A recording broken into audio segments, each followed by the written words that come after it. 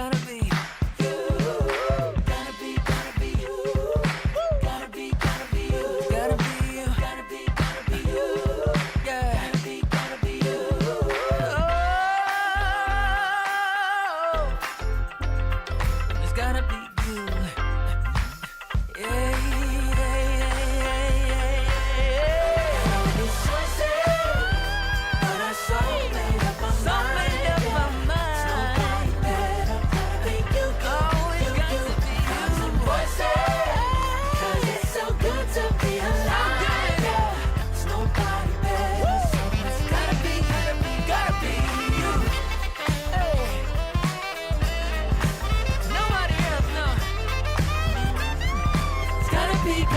Gotta be you.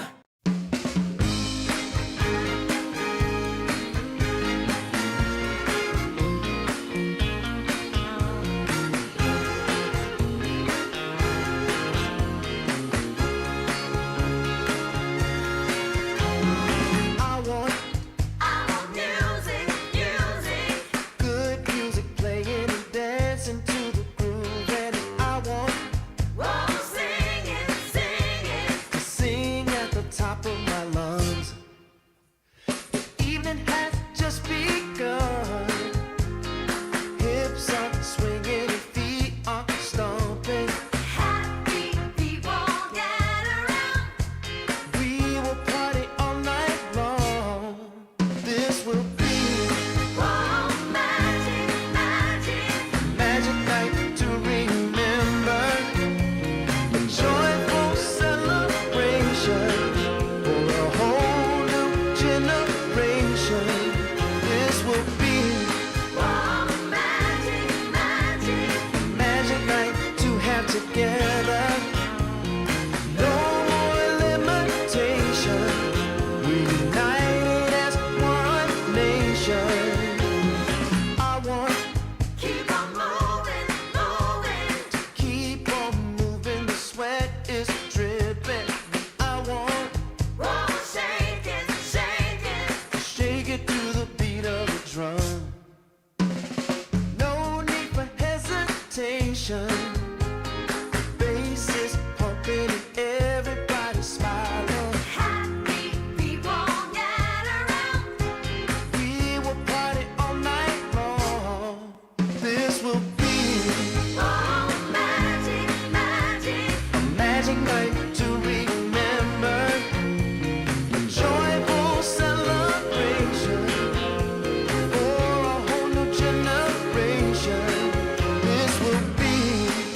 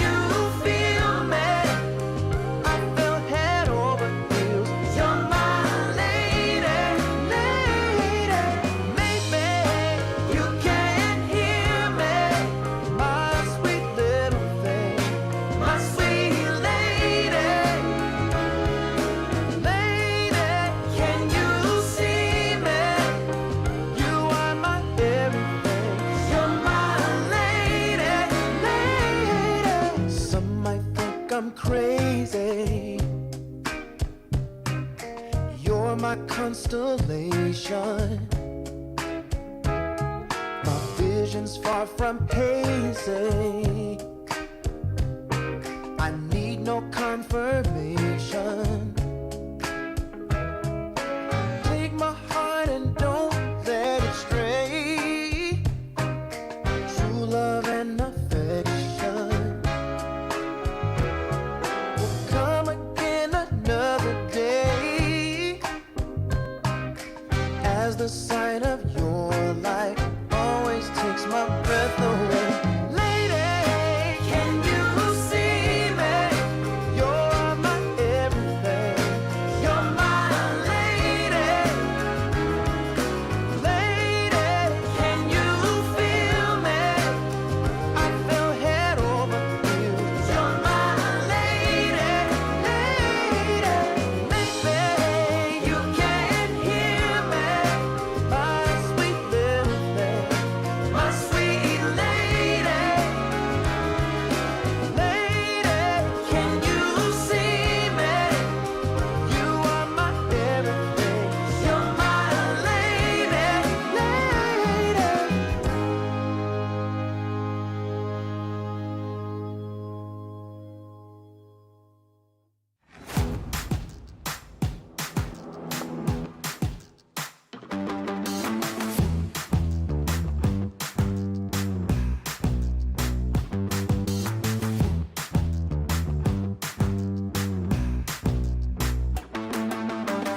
Let's go get the party started.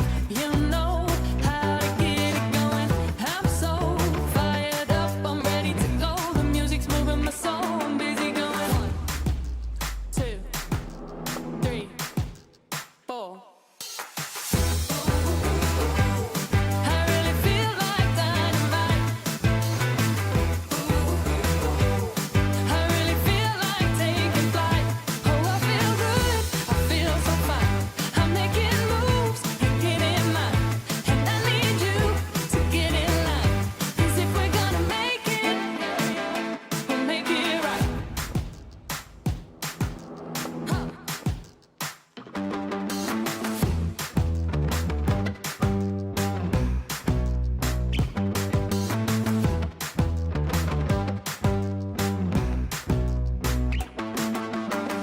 Let's go get the party started. You know how to get it going. I'm so fired up, I'm ready to go. The music's moving my soul, I'm busy going.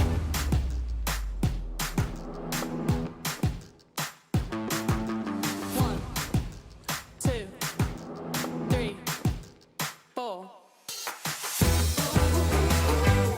I really feel like dynamite. I really feel like taking flight. Oh, I feel good, I feel so fine. I'm making moves and getting mine. And I need you to get in line. 'Cause if we're gonna make it, we'll make it right.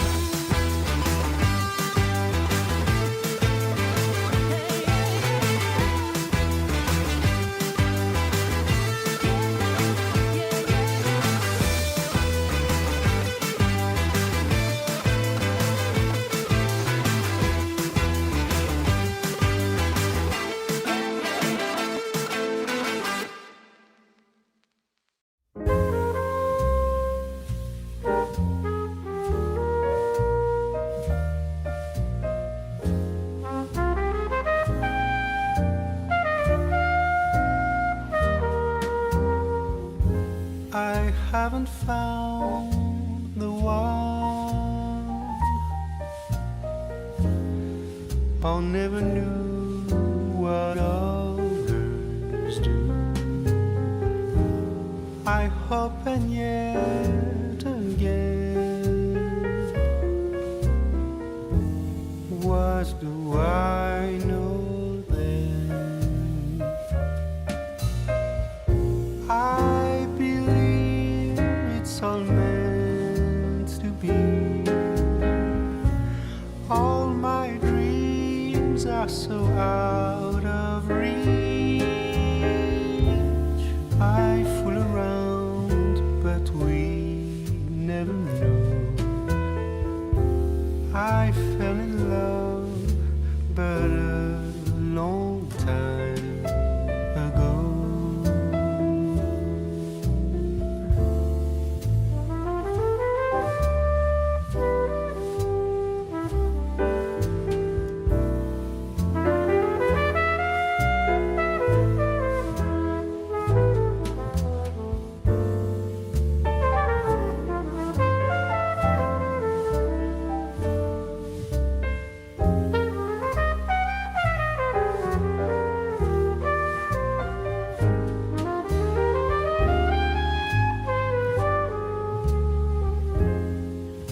I sing the same old song,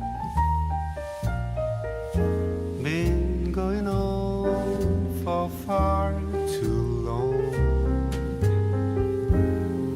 I hope and yet again, what do I know then? I believe we're all meant to be.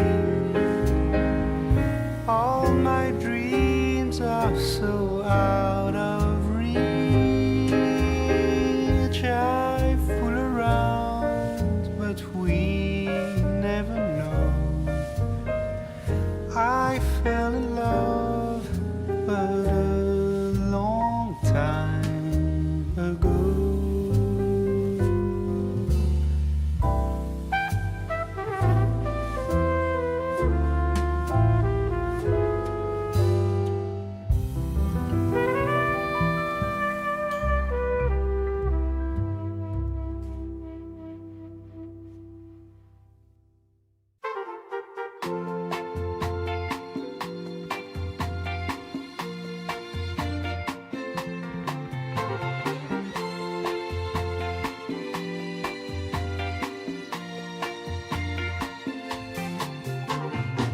I got the sun in my pocket and the moon above my head.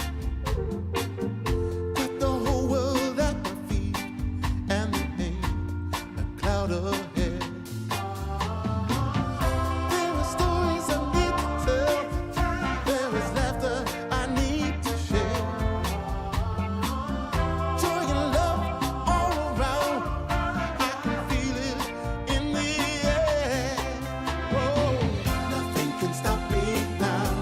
There's nothing at all that can make me fall.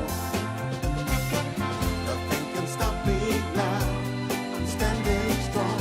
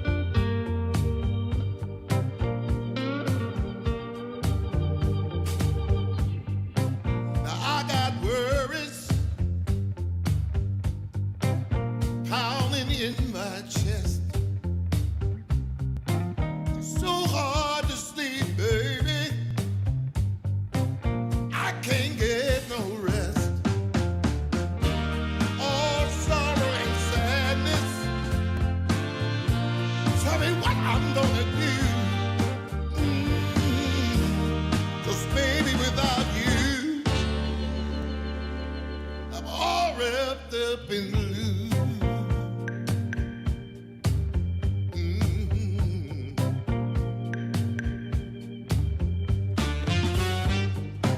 I thought it would be easy to make it on my own. But baby, now I know what it means to be alone. I'm lost in the shadows. Tell me, what can I do? 'Cause baby, without you, I'm all wrapped up in blue. Wrapped up in blue. Wrapped up in blue. Wrapped up in blue.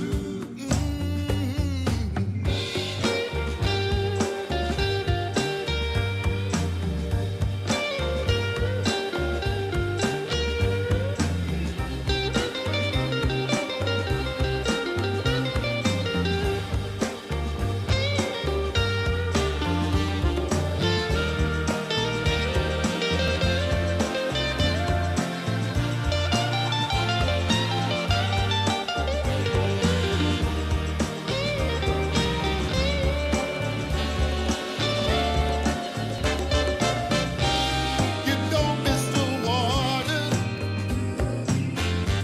till the well runs dry.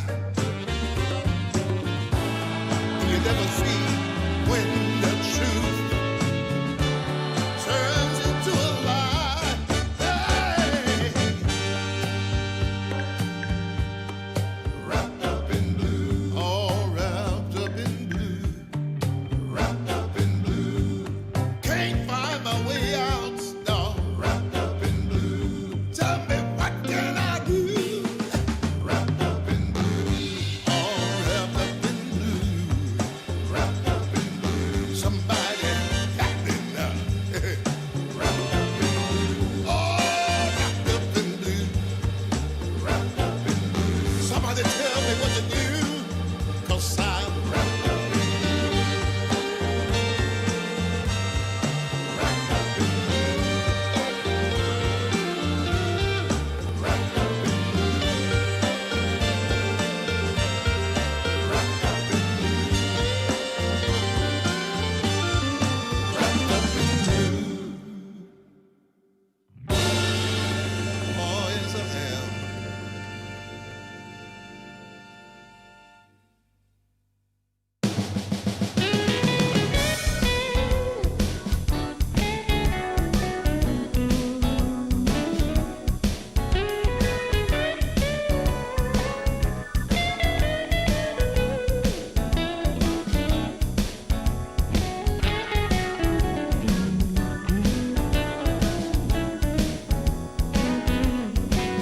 I got the prettiest little girl. She's as pretty as can be. Yeah, yeah. I got the prettiest little girl. She's as pretty as can be. But what I don't understand is what she sees in me. Ooh, I've been drinking too much, staying out all night. I can't remember my left from my right. I'm kinda blurry from my head to my toes. It might seem like nothing, but there's one thing I know. I got the prettiest little girl. She's as pretty as can be. But what I don't understand is what she sees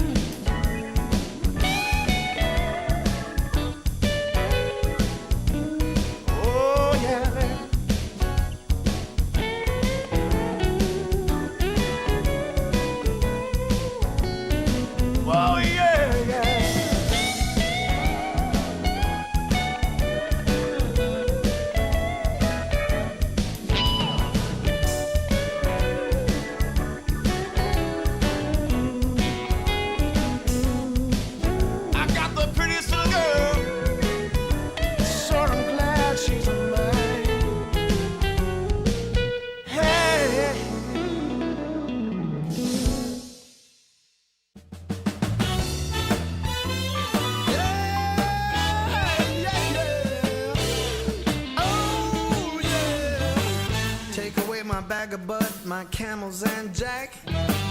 Go ahead and take them all, I don't want them back. Those nasty things mean really nothing to me, 'cause lately it's so plain to see. All I want is you, honey, is so true. Give it to me, baby, all I need is you. Yeah, yeah, yeah. Come on, you can take away my mint Cadillac, take my Harley too, I don't need them back. I got an engine, Lord, it runs so right.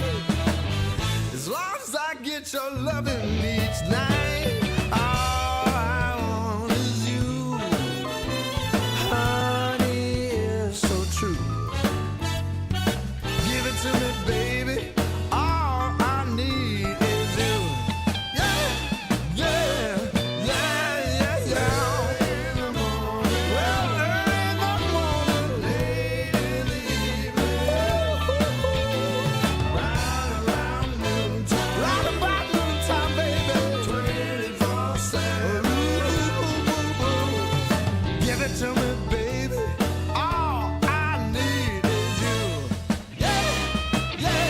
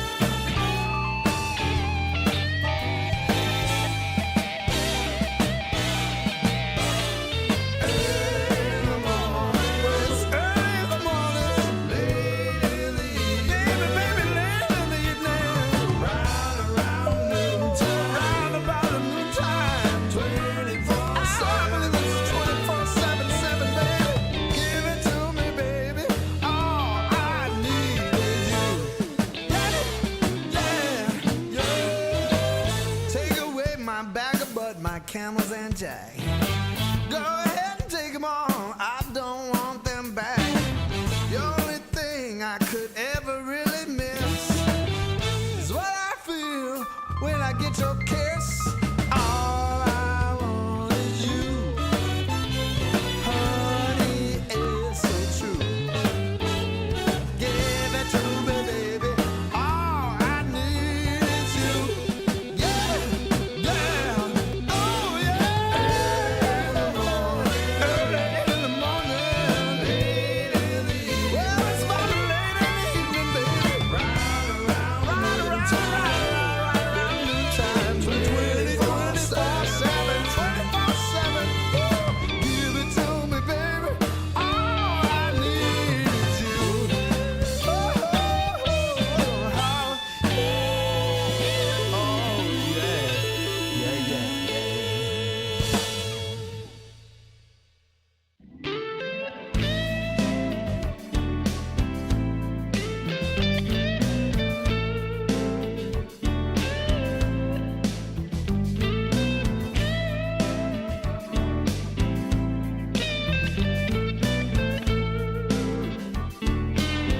I've been running from a dark cloud.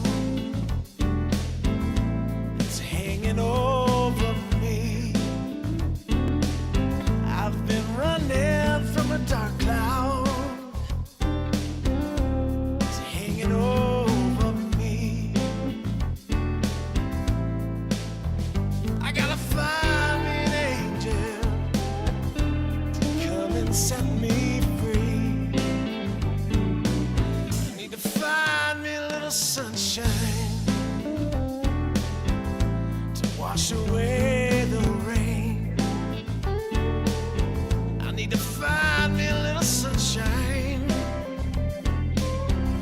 to wash away the rain. It's the only thing I know that will take away the pain.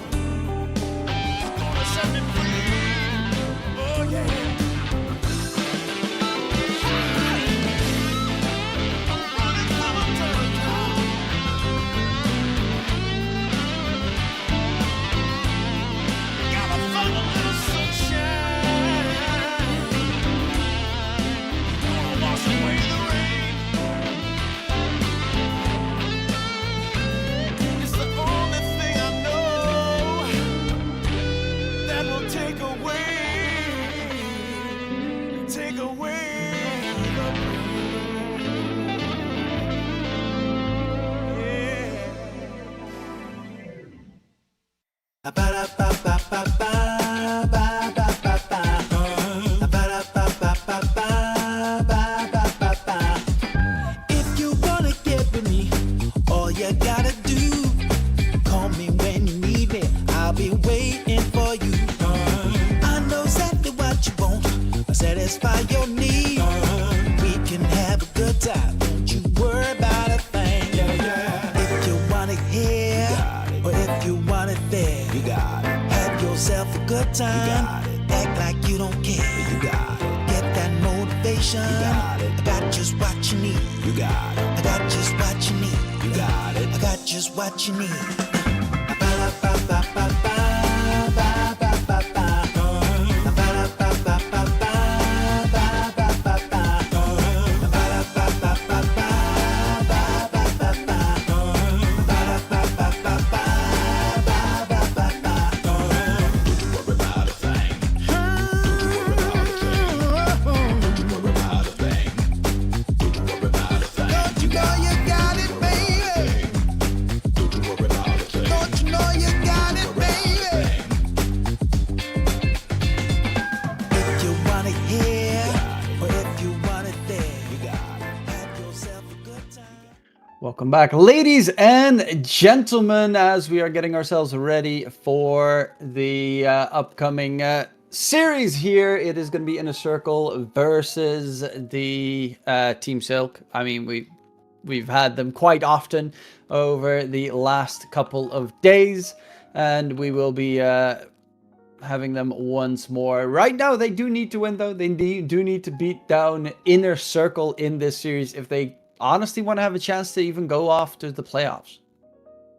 Yeah, they've had a pretty bad score, right? They played 3 series, I think. They lost all 3. You could argue they played against like the better teams. They haven't played against Aurora yet, but definitely if they lose this one, the situation's going to be very bad for them. They're already at the bottom of the group in 8th.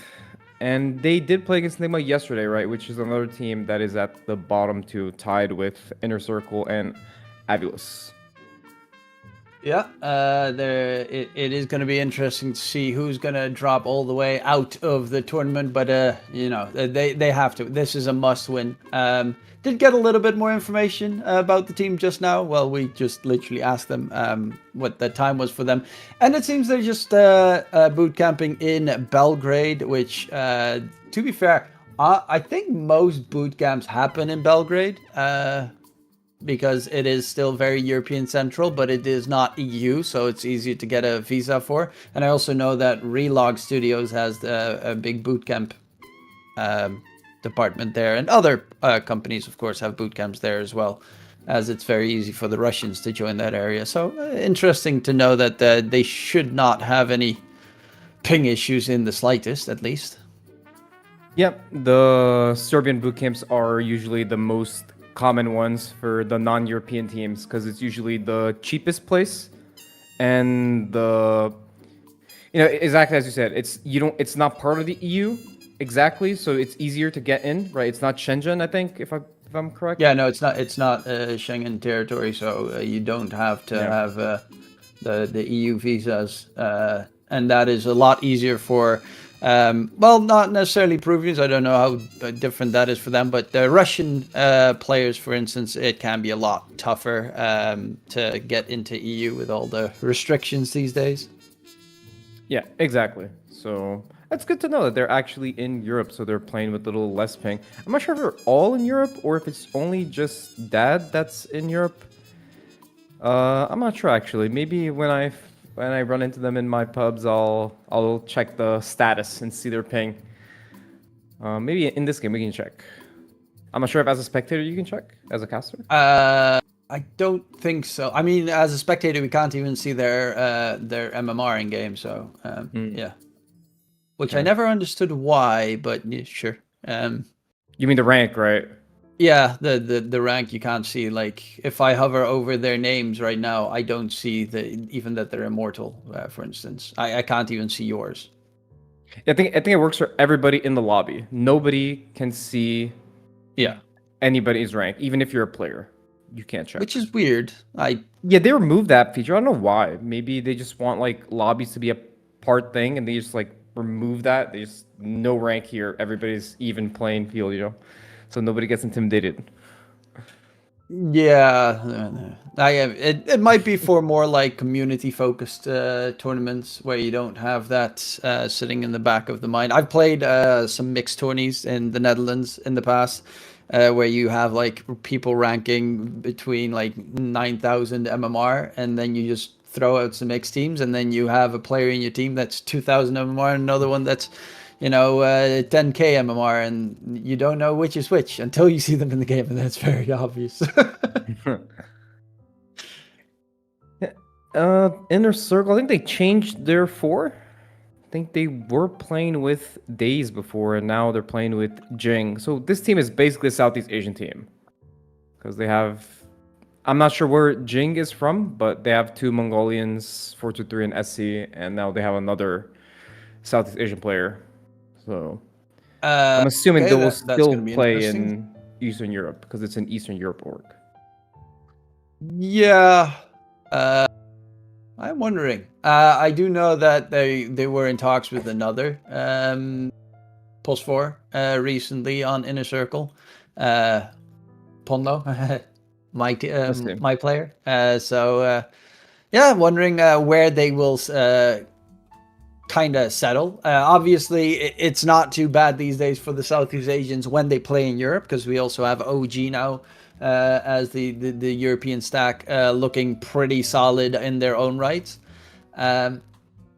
The Southeast Asians, though, that play in Southeast Asia, significantly less so. I've been watching a little bit of the Blast tournament, and Reconics has not been looking great. Like, they look really good in Southeast Asia, but the international scene has not been suiting them that well, and considering the best team that they had in the region was picked up by OG, you immediately see like a drop off. It's kind of what you used to have in NA with Shopify Rebellion, obviously, where it's just and in South America you had it for a while with Heroic, but right now you got the Peru rejects that are making it pretty interesting in the region as well. But that's always any Parker stack.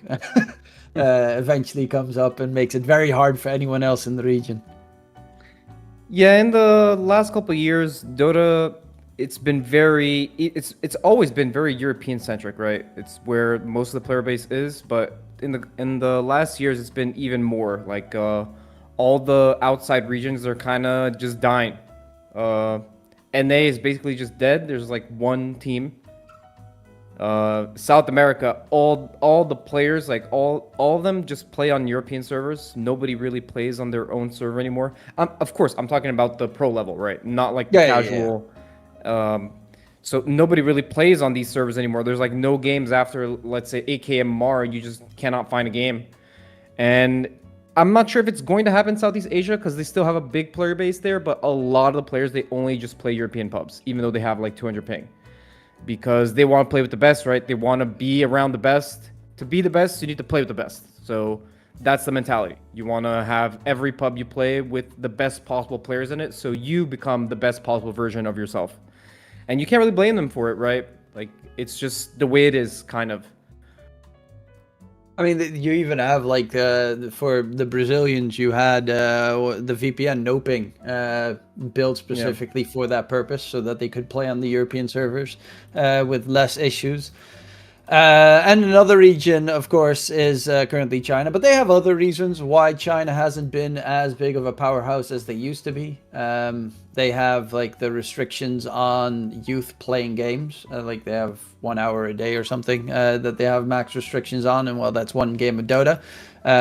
So you don't have too many big talents coming from the region. It's all the old guard, essentially, Yang and Ame and all those guys that are still FY that are still playing in the region. But eventually I do think that China's going to die out once those guys all decide to retire, if they all decide to retire.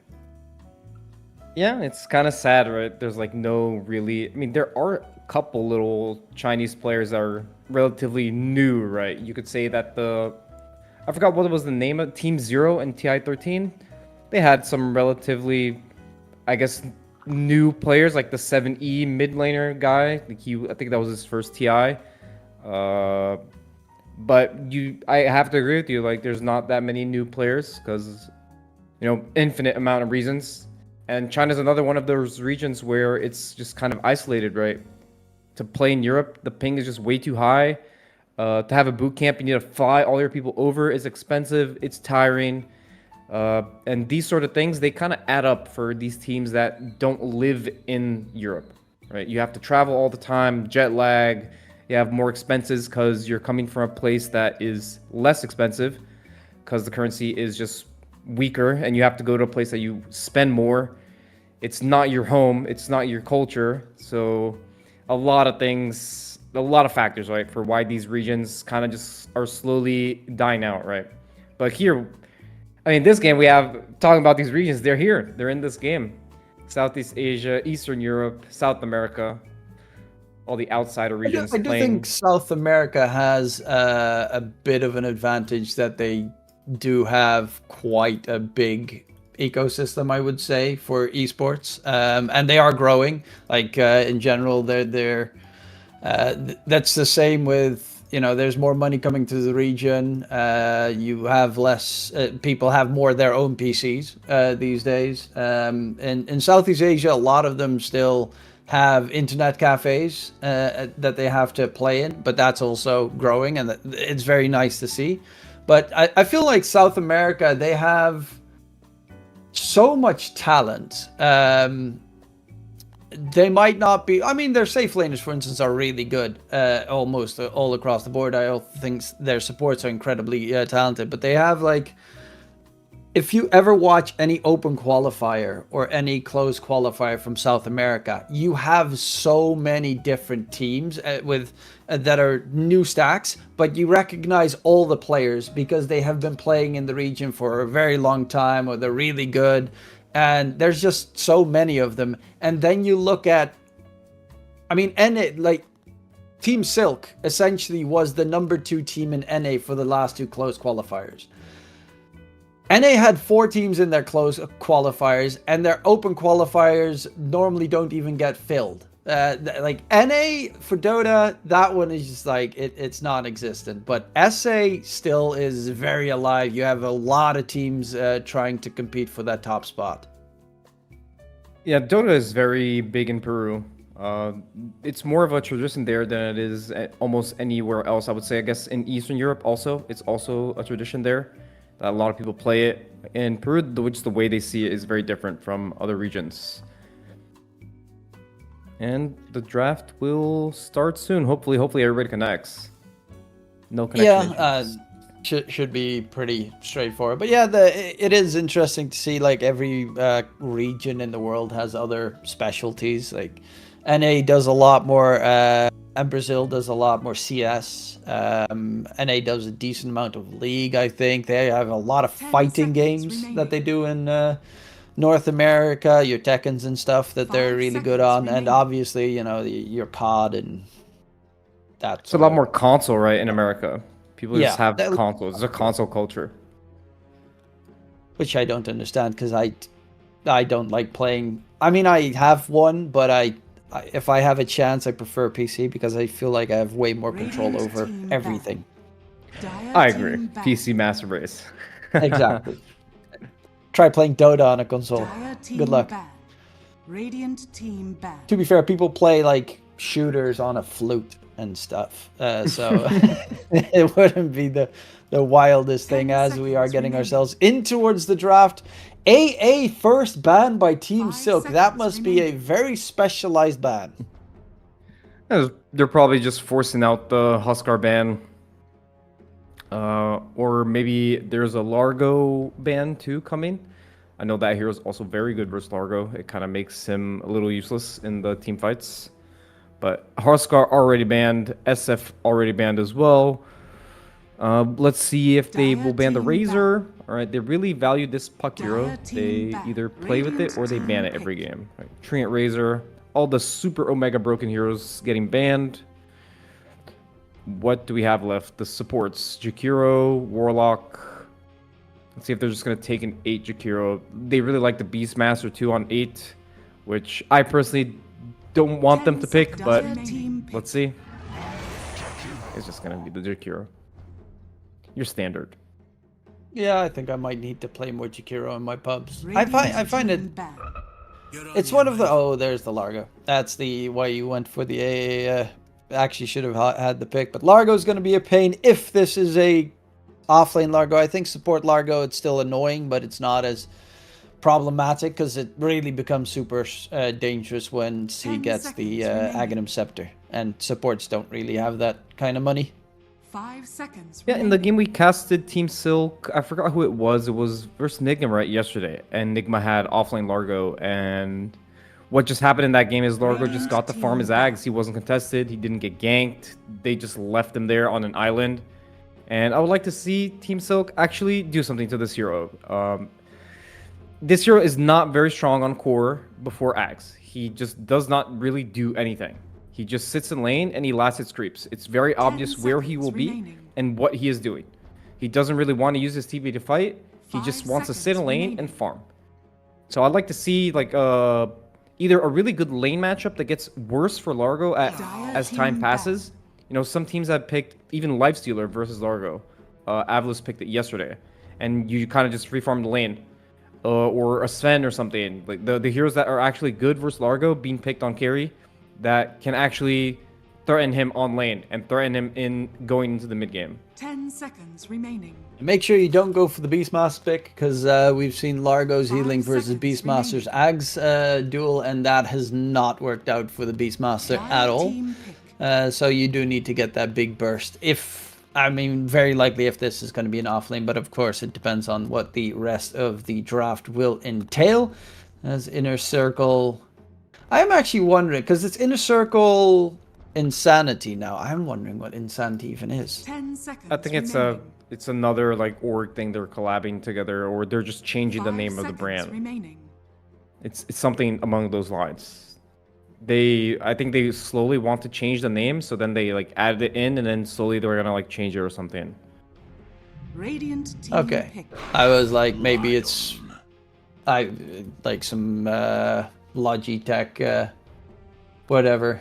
I mean, did they just put their old flag over the new flag? The new flag over the old flag, or does it Yeah, just look weird to me? something's wrong about that flag. Yeah, that looks weird. But we do get to see Lion and Underlord. Underlord good against the Largos, AoE damage at the very least. You build up a pipe pretty early on the hero, unless you go for that weird Aghanim Scepter rush that we saw that yesterday. It worked because you did have Safe Flame 5 Razor with seconds the remaining. Crimson Guard, the super defensive build that they went for. Yeah. But normally you still just go for pipe first, and then maybe Ags. I like this Underlord pick, even though in theory you could argue that Largo should be good in the fights versus Underlord, because Underlord doesn't really do any burst damage. But I do think a hero with the pipe and auras, AoE spells, are good against Largo, because that's kind of how he wants to play the fight. He wants to like run around, play his banjo. The root is very good versus Largo too. You could argue that, oh, Largo has a dispel, he can just dispel the root. Yeah, but it's one dispel 10 that he's seconds choosing to use remaining. on himself for a root. It's not that 5 seconds OP. remaining. It's not that direct counter, right? It's like saying Oracle counters Underlord. It's not that straightforward, right? If you're choosing to use your spell for one root, then you won't have your spell for, let's say, Jakiro spells or for another ally. You're just using it on yourself, right? So it is not the end of the world for the Underlord in terms of the matchup. And they took the Lion with the Largo, which is, you know, it's interesting to think about it, because Largo wants stuns since he doesn't really have disables. But this Lion Jakiro matchup is very hard for Lion. He's just gonna get bodied in the lane if Jakiro plays it correctly. He's just gonna get right-clicked, and there's no chance, I think, versus Jakiro plus another counter pick they're 10 gonna pick now, seconds which should be a remaining. good hero in lane versus Largo. But they do think they need a stun, so they 5 pick line. seconds That's remaining. probably their just logic behind it. Yeah, currently inner circles. Their control spells aren't the greatest at the moment. But yeah, they're up against a pretty dangerous team in terms of control. You also have the PA Warlock, that's their safe lane duo. Shadow Shaman on the other side. Obviously, level 15 Shadow Shaman is a problem for PA with the Hex Break against the evasion. So that's always something that the PA has to be wary of if the game does go to that later time. But yeah, pretty squishy on the inner circle here, except for Largo, obviously. But PA line Warlock very squishy in the early game, so you might want to get a mid laner that gets very aggressive and in your face to try and make sure you don't get to late game against the PA. Yeah, there's a lot of good heroes in the pool versus PA. They won't go for the gyro. The gyro Jakiro lane is very potent versus the Largo Lion. I think it's a good hero for them to play aggressive on the lane. The Lion gonna take a lot of harass. And I also think it's pretty interesting the way Inner 10 Circle is looking at this seconds Underlord lane. They kind of just want to expose the lane level 5 1. seconds They want to to use your Fatal team Bonds, back. go on them with PA and Blood Grenade, because Underlord is pretty decent versus PA in the game. Like, the more levels he gets, the less damage this hero does in lane. Like, PA doesn't have any magic spells versus Underlord. If he gets 2 points in Aura and the lane is not over by that point, he's probably just going to be chilling in this lane. Radiant team But banned. they want to go for the first blood, the level 1 attack and just domination of the lane with the Warlock, and maybe even line TP into this lane so they can snowball. Which is an interesting approach versus Underlord. It can be a little all-any. If you make a little mistake or something, Underlord can just 10 chill for a couple seconds minutes, remaining. and then you just cannot kill him anymore. So let's see if they 5 execute this seconds correctly. remaining. They played lane correctly, and they snowball off this lane. It's also interesting Dominating to back. see because of this, as you mentioned, the Underlord Shadow Shaman versus the Warlock PA. If he does survive that initial part of the laning stage, Shaman is just never going to be in the lane Radiant anymore. team Underlord can pick. 1v2 against the Warlock PA very easily. And then Dire Shaman team can pick. go around ganking the side lanes. They're going to get a Timber as their last pick, which is quite interesting considering you don't necessarily know your mid matchup just yet. But I mean, very early game centric. You've got 2 supports with incredible push. 10 You've seconds got remaining. Gyrocopter these days goes for the Dragonlance seconds Manta style remaining. build instead of the Aghanim Scepter build. So a very early activated Gyrocopter. So you could get a lot pushed off the map very early on to get the advantage before PA gets big. Yeah, the Timber pick, it makes a lot of sense if you think about the Largo and the Warlock. Even the PA, it's a hero that he excels versus physical damage, so it's very good versus PA in the game. He scales really well against PA. And Largo doesn't really touch this hero, right? He just goes in, he does a lot of burst damage versus Largo, doesn't give him enough time to heal. Choose your And Largo's a strength hero, right? So he just takes 1 billion damage from the Whirling Death. It's a very common counter that people are picking versus the Largo. It is very good, especially considering that Largo is a slow hero that doesn't really gank the Timber. So he's just a sitting bag of gold for the Timber to go over and collect multiple times during the game. That's kind of how the Timbersaw interaction with the Largo is. And they finish up with the Ember mid, which is a Vessel Buyer. It's more magic damage for them, a good partner for the Line and the Warlock. So Warlock can use Shadow Word, and they can kill the Timber. They can kill the Underlord right before they get these items and try to snowball the game. It also is a very signature niche hero.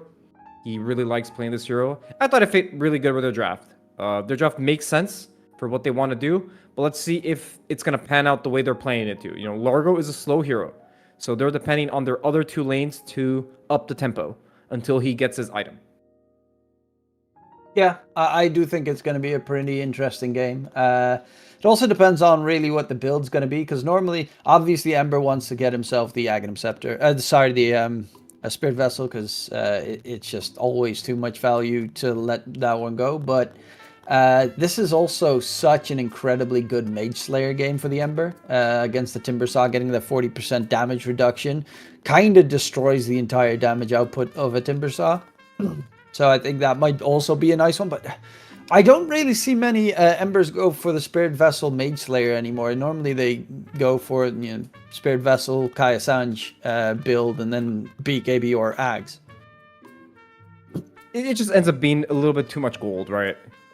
Usually the way you want to build is you want to buy a medium item, and those can be Blade Mail. It was Blade Mail in the meta before, right?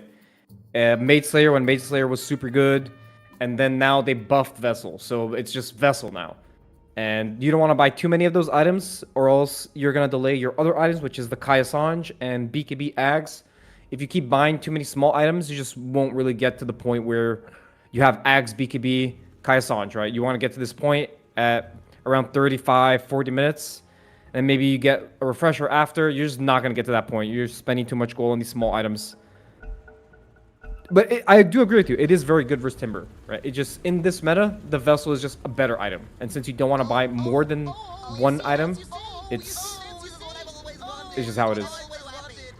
I do actually think that Team Silk have a pretty good chance this game. Obviously, PA, ultra late game is hell to deal with, but I like the Radiant's aggressive lineup. I love the fact that they have two supports with great pushing power. Gyro is a great pusher. Timbersaw could technically get a shard and push, and even Underlord with like 500 extra atrophy aura damage is a very solid pushing hero. So I love the fact that they have more a mid-game tempo-oriented lineup, and they have everything around it to make sure that if they get an advantage, they can actually benefit off of it. Because the Dire team is absolutely dreadful at defending towers. Yeah, they really need the Largo to get his items so he can go first and then be like a wall. But that takes a long time for him to get to that point. They definitely don't want to be the ones defending. They want to be the ones attacking. A little level 1 And you also have to deal with this pretty tough lane for the Largo. Jakiro, obviously you can get rid of the dots, but Gyrocopter is a different story. He did actually go for the secondary strikes facet on Gyrocopter instead of the movement speed increase from Rocket Barrage. Yeah, I don't really understand the logic that the Gyro players use to choose their facet. I feel like every game it's just a little different. Sometimes they take the one that they speed around, the other time they take this one. I'm not sure. I feel like both are fine. It doesn't really make that big of a difference. I feel like the big fat movement speed buff is a bit more handy normally, because who cares about cooldown? I mean, the early game cooldown damage is nice and absolutely fantastic, but it's just that it's like great for the early game, and then in the mid-late game it's whatever. I kind of agree. It's kind of fun to go fast, right? I feel like the other facet is just more fun. Standard lane there any other phase. interesting facets? Let's see. You could say that PA1 is interesting, right? A lot of people are taking the other one, the Sweet Release, and he took Methodical. I know that Nightfall also takes Methodical. He just does not like the other one. Yeah, it really differs between playstyles. I do think that, I mean, obviously, Methodical is more guaranteed. So people like the fact that you have a guarantee, like it's not RNG. But with the other one, if you get to the point of triple stifling dagger, it's just boom, boom, boom, everyone dies, and you're like, yay! Especially with Rapier, it just becomes so much better. He doesn't want to have fun. That's the only reason I can see behind that the pick here. Pretty standard laning phase. I mean, level 1, the Dire did a smoke to try to get first blood. It's always very good to get kills with Warlock, even if it's a trade, because you get charges on the book. They didn't really get anything. They just ended up blocking bottom wave, which doesn't really make a big difference versus Gyro, since Gyro wants to push the lane anyways. So I would say it was kind of a win for Radiant. Them not getting caught and the wave getting blocked, and it doesn't really matter. Because top lane, they started up well.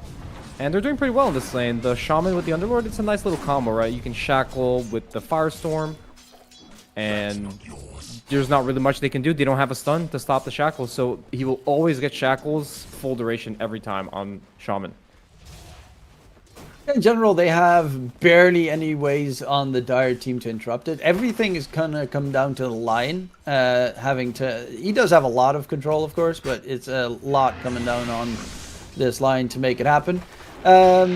The Lion also did go for the Essence Eater facet, which I see. I think the more supportive Lions go for, but I also see quite a couple of Lions pick up the other one, where you get the melee hit on finger.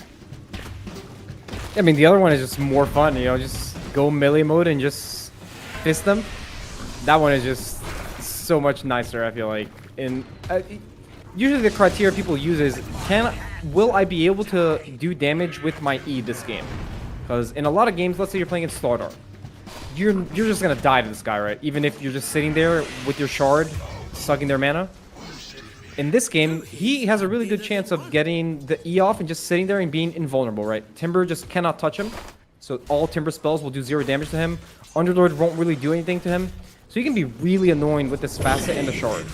Usually when it's a bad shard game, let's say you won't be able just to sit there and zuck them, you just take the other facet and you just play for the all-in with the fist. 4-2-3, bit of a fight top lane. But yeah, you don't really want to duel an Underlord with level 2 Firestorm at this point. It's a scary, strong hero. But yeah, what you mentioned, it does make a lot of sense, especially against the Timber Shot. Getting that shard at a decent time is going to be pretty impactful. In general, BKB is really good for the Dire team. Top lane, 4-2-3 does die. Adrian Fatal Bonds should finish him off. SC is going to get right-click down. Shadow Shaman still has ungodly right-click damage on the hero and will manage to get the SE kill. So even 2 range creeps dying underneath the tower, that's quite a decent amount of experience that the Dire is missing. Snatched from your grasp. That's what I was talking about in the draft. You know, this lane can be very volatile for Inner Circle. If they get the early kills and they snowball the lane like crazy, it can be really good for them. But the way the lane went, they didn't really get any kills, and now Underlord's level 4. Now this PA cannot do anything to this guy. He just cannot interact with him. He will do 0 damage to him. They just need to pull and farm, which is not ideal for a Warlock, right? Warlock wants to get kills, play aggressive. And I feel like the Underlord's super happy. He wants those Black Rim War stacks, but currently only on the 2. And then it always makes you think, should I just have gone for the other facets instead? Yeah, Bigger maybe. AoE damage on my golems. Easy fun. And bottom lane, another fight. Very hard Jing lane just for Inner keeps Circle. dying. It's 4th very hard death lane. already. I mean, this lane is unplayable. I'm not sure exactly what... I understood that they wanted to have a stun, and then they picked line with the Largo. But Largo's already kind of a trash laner. He kind of just doesn't do anything. He sits there and he CS's. And it's a line versus Kiro. It's already a bad matchup. And you add the Gyro into it, it's just unplayable for this guy. He's having a rough one.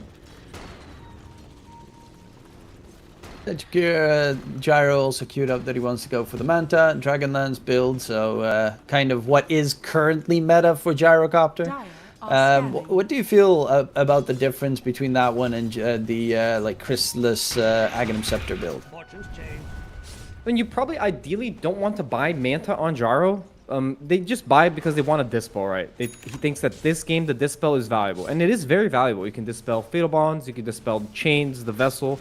So it's just an item to help him live and not die. If you were go to the Ags, you're just tanky, but you will still die because you don't have a Dispel.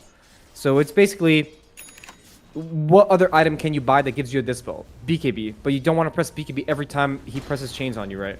So I like it. I understand why he's buying it. But I think in the ideal Gyro build is you don't buy these items and you buy the Daedalus as fast as possible, BKB Satanic, right? But since it's probably better for him to get these items, he will feed less. He will probably get to that point faster with these items than he would if he just rushed them. That's probably like the main reason why they go for this build, when the Dispel is very valuable. Okay, interesting insight. Yeah, I see. Like, even Gyrocopters, you're 40 minutes in the game and they don't have an Ags, and I'm like, but it's so good. It is very good, yeah. And they have Satanic without better, Ags, and right? I'm like, it hurts. is. I mean, the longer the game goes, the better the Axe gets, right? Because your hit just does more and more damage, and then it combos with the Satanic and the Daedalus. It's just Yeah, but so you nice. also need to get it before, you know, the game's over, which Yes, not always that's tends to happen. As currently the lanes are very even between the sides. Lay's already queued up that he wants to go for the Aghanim Scepter. Unsurprising for the off-lane Largo. Adrian has himself a Ring of Health, so the Underlord should be just perfectly fine. PA does have level 6, so you do have crit, but Underlord is hard to kill, has his own level 6. Doesn't have Fiend's Gate available though, so he can't help the Timbersaw in mid, for instance, right now. Speaking of which, there's a fight brewing up. Fatal Bonds onto 3. Niche gonna jump to the other side, get the amplified damage rune bottled up. Lays even ran in towards mid to help it. So 4 hero rotation to secure the rune for Niche. Good by Inner Circle. They identified that they need to play through mid this game. They don't really have plays on the side lanes, so they just stack heroes on mid. They get Ember the rune, and they're just praying to God for this Ember to do something for them. Because right now, line doesn't really have many options. Attacking this Underlord is not really an option without the Ember. Because he is becoming a monster on this Underlord. He's already almost top net worth, and it's just going to keep on going higher from here, right? Ember TP top. Yep, There it is. they are going in. Niche takes quite a lot of damage in the process. Janik with the lockdown. Niche, is he going to get right click down? No, he's going to be able to get away. They did manage to get the double kill topside.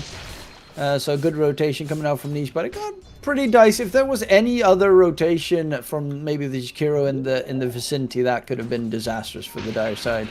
Radiant's middle tower. I mean, the Underlord is playing way too far up, right? He knows that Ember has a DD rune. He knows that Ember has TP, and he's just farming in front of the tower. He's a little bit too cocky. Just needed to Firestorm that wave and chill a little bit and wait for more heroes to connect. Or they, as you said, if they had more heroes ready. Ooh, and another kill for Ember using the DD rune. The rune just overpowered in Dota, right? He just gets 3 kills on Ember because he has a DD rune. It's almost Vessel completely done as well. And very early Vessel is going to really get that snowball going. And Ember is one of those heroes that if he gets going, it's very hard to stop him. Warlock TPing in mid, gives him a heal. They're ready to contest the next rune. He has Golem, no mana though. Okay, he'll have for 1 spell.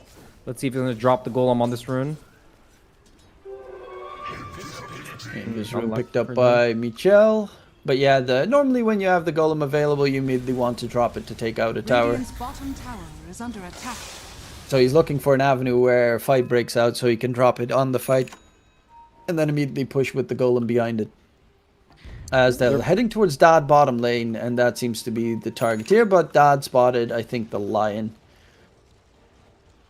So he's immediately That good at reading these movements. In the other series we casted, he also read this rotation to his lane at the siege wave. He reads it. He just backs off, goes to farm jungle Radiant's camps. bottom tower is It's a under little attack. sad, right, that they're gonna give this tower like Dire's this when they middle have tower is under Underlord attack. doesn't even have his ult Dire's skilled. structures are Not sure about that one, but ideally you want to defend this tower with Underlord ult, especially versus Largo. Like this hero, he's not that strong. He just has an Ogre Club in his inventory. And Ember didn't really have a rune Radiant's either. bottom tower has fallen. They just choose to Also let a it go. very different Dire's build middle compared tower to is yesterday. under Yesterday we saw a 1-4-4 build on Underlord. Now it's a 4-0-4 build. Yeah, I like this build a lot more. I think it just does so much more. The other build, I think he maxed Pit first because he was going for the Ags. But now, Dire are there's no scattered. even reason for you to max Pit. The value point, 1 point in it is just so much better. I think he didn't even have to max Aura. He just put 1 value point into Pit just to have it, right? It's like we saw yesterday, we saw Tomato. Who was it on Abba? That he didn't have his ult skilled and he had 4 points in Yeah. his passive. Radiant's middle tower is Yeah, and then under just attack. instantly died. Yeah. Because You don't need and that then- 4th point, you know? You don't need it, Radiant but structures are you're just being falling. greedy. And they are going to take tier 1 for tier 1 trade, but mid lane being pushed in. They have the Golem dropped as well by the Warlock, Radiant's middle just for the tower pushing is under power, attack. as the tier 1 tower is going to drop. It seems the Warlock can tank it a bit with the Golem. Dire's Yeah, it should top be able to get tower is taken under down. attack. And Radiant's that's middle a tower has big piece of the map opened up with the bottom and mid tier 1 towers gone. They can now fully invade that Radiant jungle. Yeah, game state is very good for Inner Circle right now. They got away with their Largo in lane. They even took the tower in his lane, so he just gets it just opens the map even more for him. He farms more jungle camps. He gets to his ag timing even faster. He's not getting punished. He just complete free farm, right? Very similar to the other game we casted. The Largo is just uncontested. And when this guy gets an ags, he's gonna become a monster. Yeah, it's going to be really hard to beat them down. They don't have necessarily heavy burst damage, except for the Timber Saw. Gyro a little bit, but it's more controlled damage than anything. And the Timber Saw with the biggest burst damage is the least farmed hero in the game right now. As Wonder Kid did struggle in that mid lane against the Ember Spirit, and is trying to at least catch back up, but even then, he's going for the Kaya, and it's going to take a while before he gets a blink to get that instantaneous jump. Yeah, very poor on Timber, very low impact. He doesn't even have a bottle. I didn't know about that one, that the mid Timbers don't even buy bottle. Couldn't really get any runes either.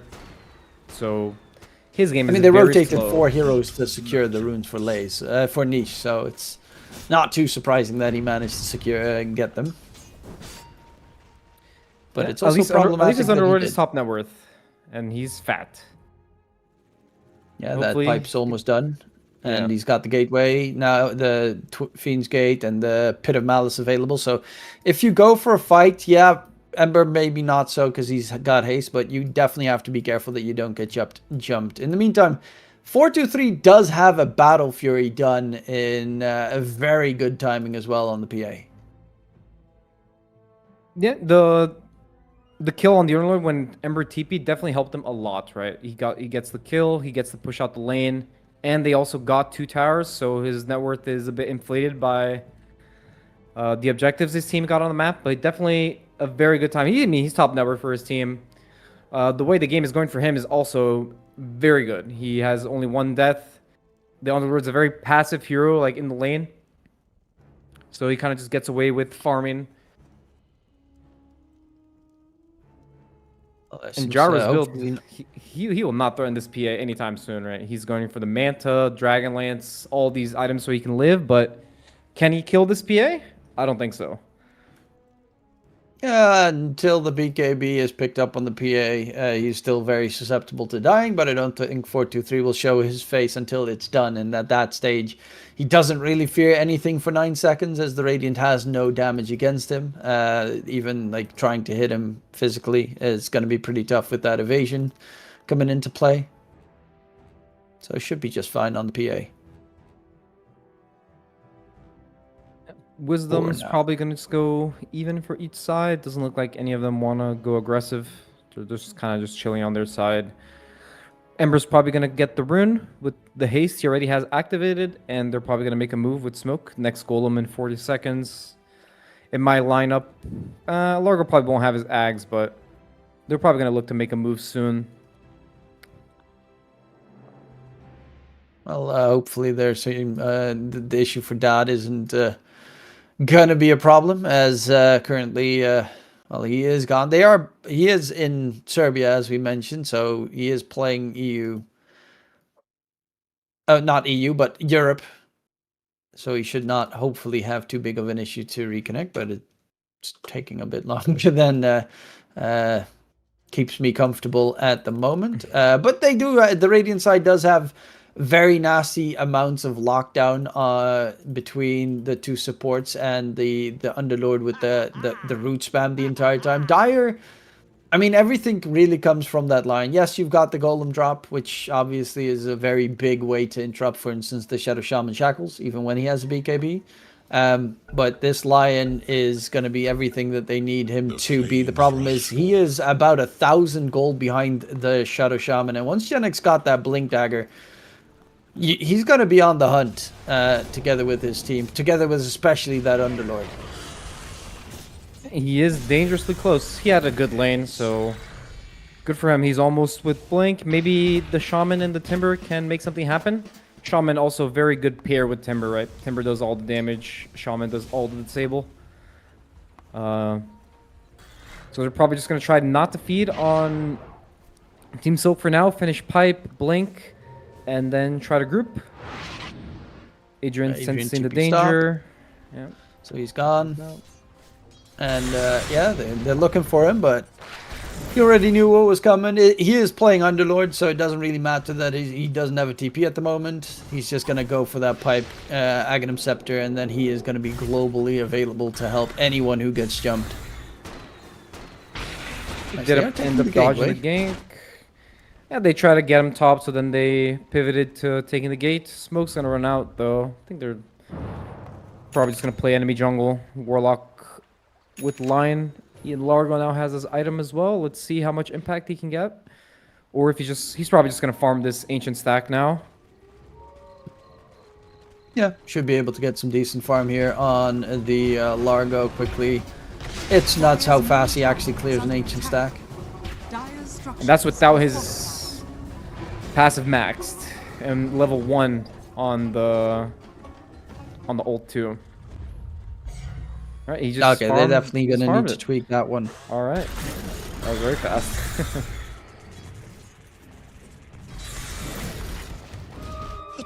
Radiant smoked up. Shaman has blink. They're following Gyro down this lane. Siege waves are out, so good time to smoke always. You always want to attack on the siege wave. If you get a good fight, you get good damage on enemies' towers. And they're going to follow this wave. I like Underlord to go mid and defend this wave and not join his team. Let's see how he moves. It's going to be a little bit too obvious, right? Nobody's showing on the map.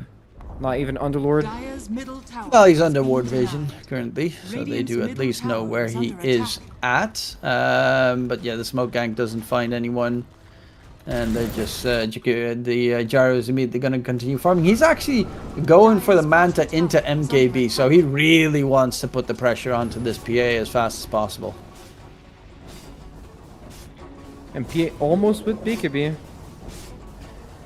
2 components still, but the way he's farming fast. They're just not really connecting on him. They're not finding the opening. He's dodging, well, not even dodging, he's just farming in his jungle, and they're not even getting close to that jungle.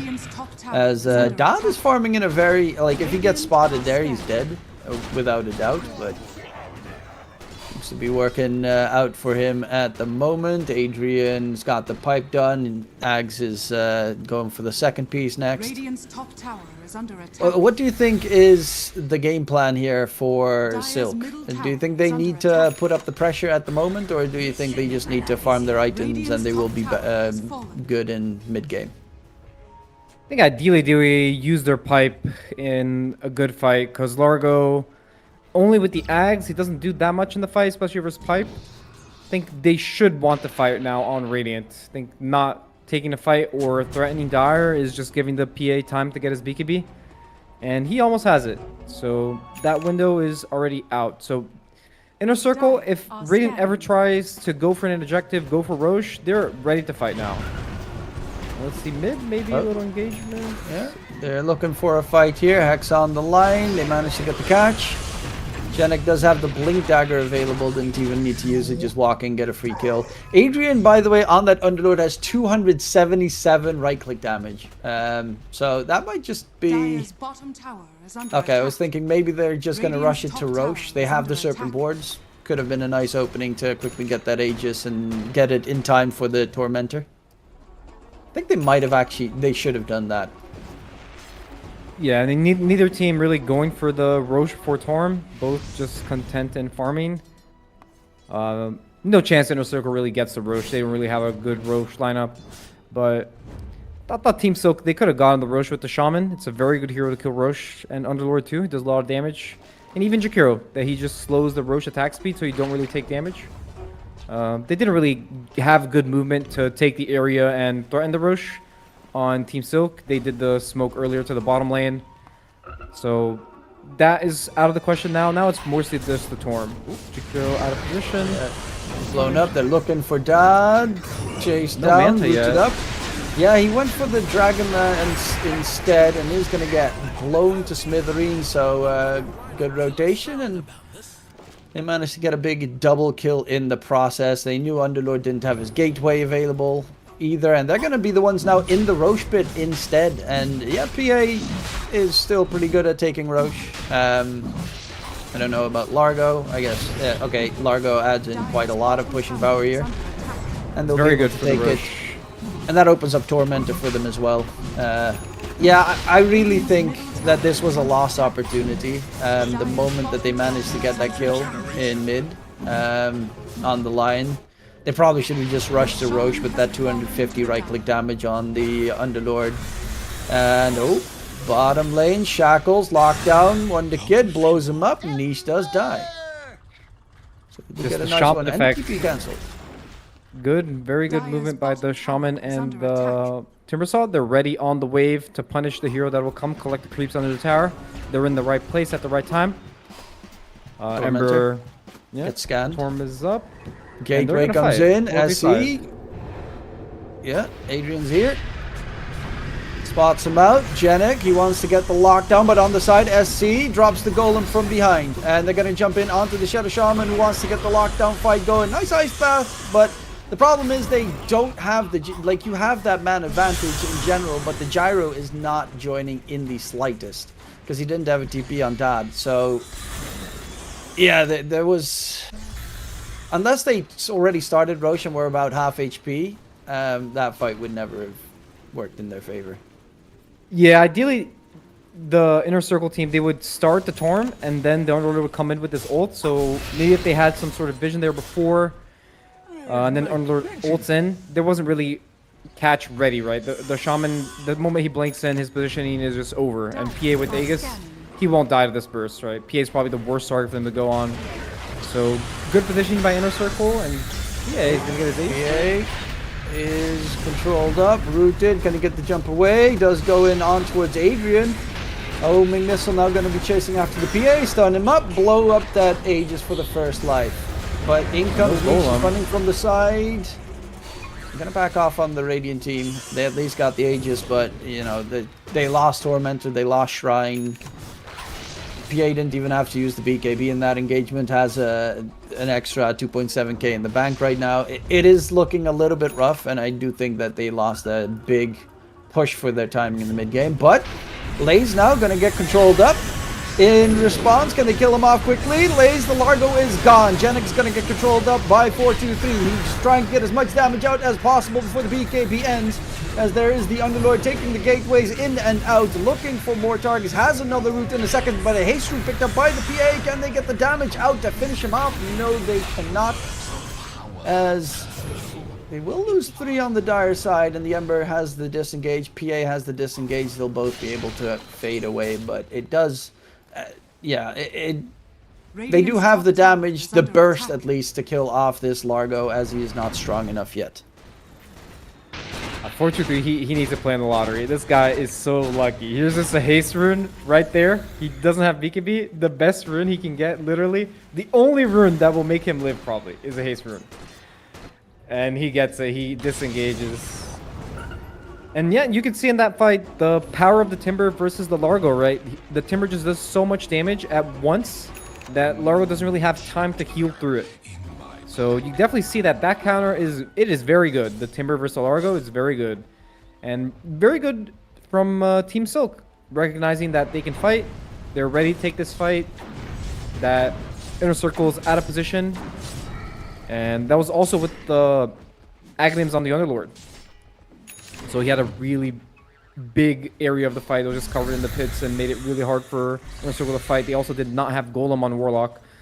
So spells resetting for Inner Circle. Let's see how they want to do it now. No objectives really to go for if they're just going to farm the map. But farming the map versus Underlord is kind of dangerous, right? You're always in threat of him just connecting with the ult. So let's see if they're tight together. They need to be ready to fight when the Underlord ult comes in. They can't just get picked off and die one by one.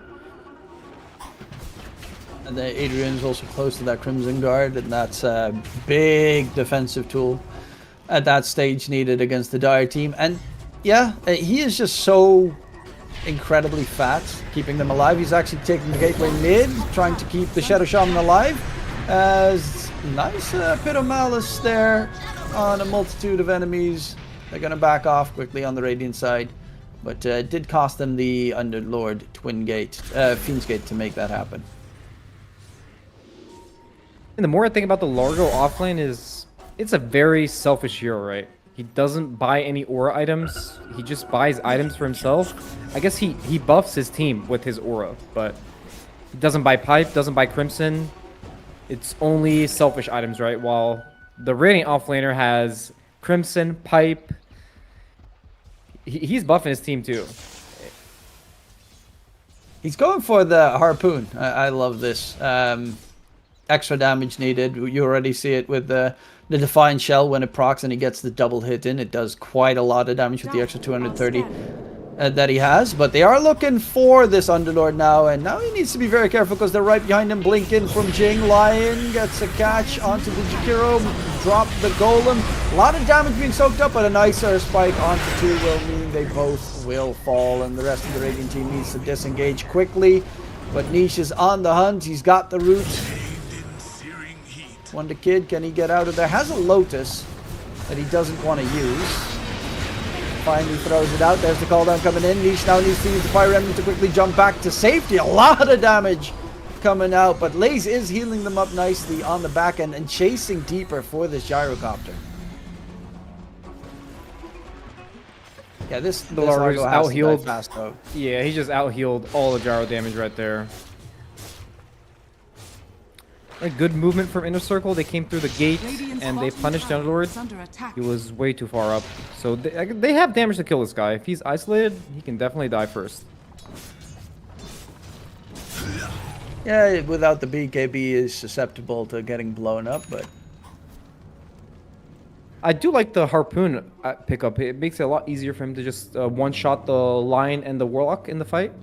But does he need the BKB? I kind of feel like he does. yeah.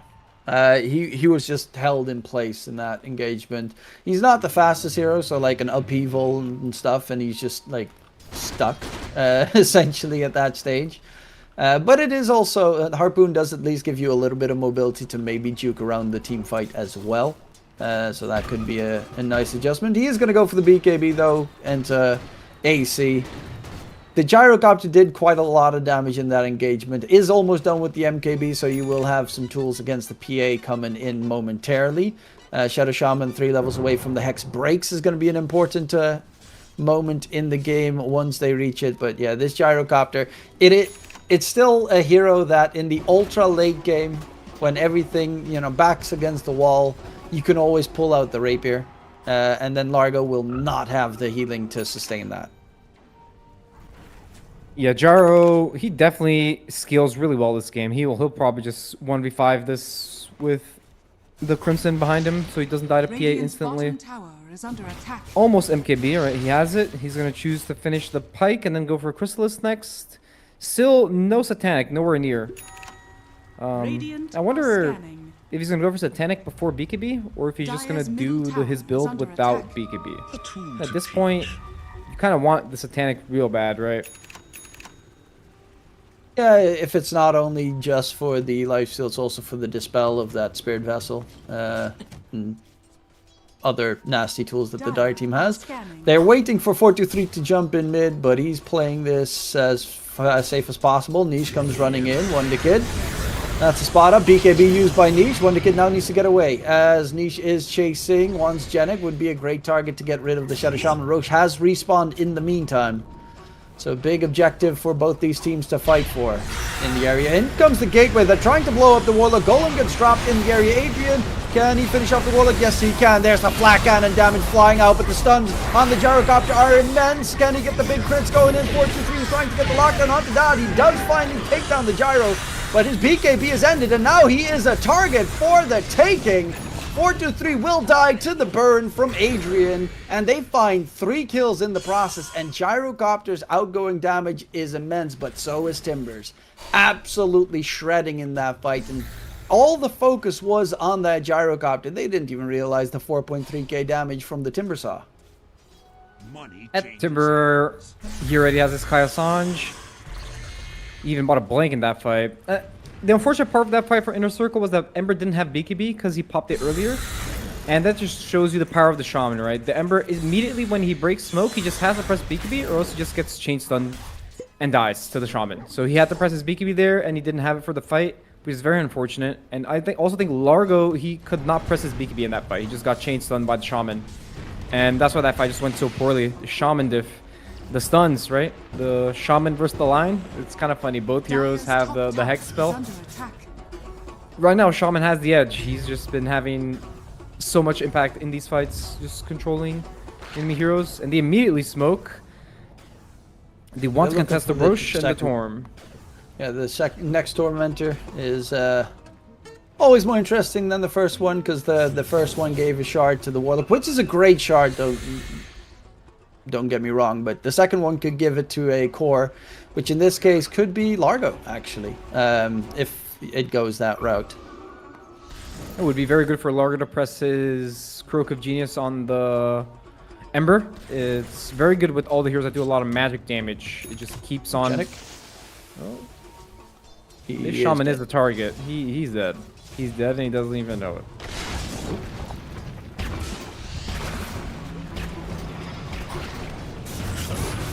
Very easily controlled up. Roche is up. Now walking in. Dead Shaman for 45. And that seems that they should be just able to walk in and get the second Roche.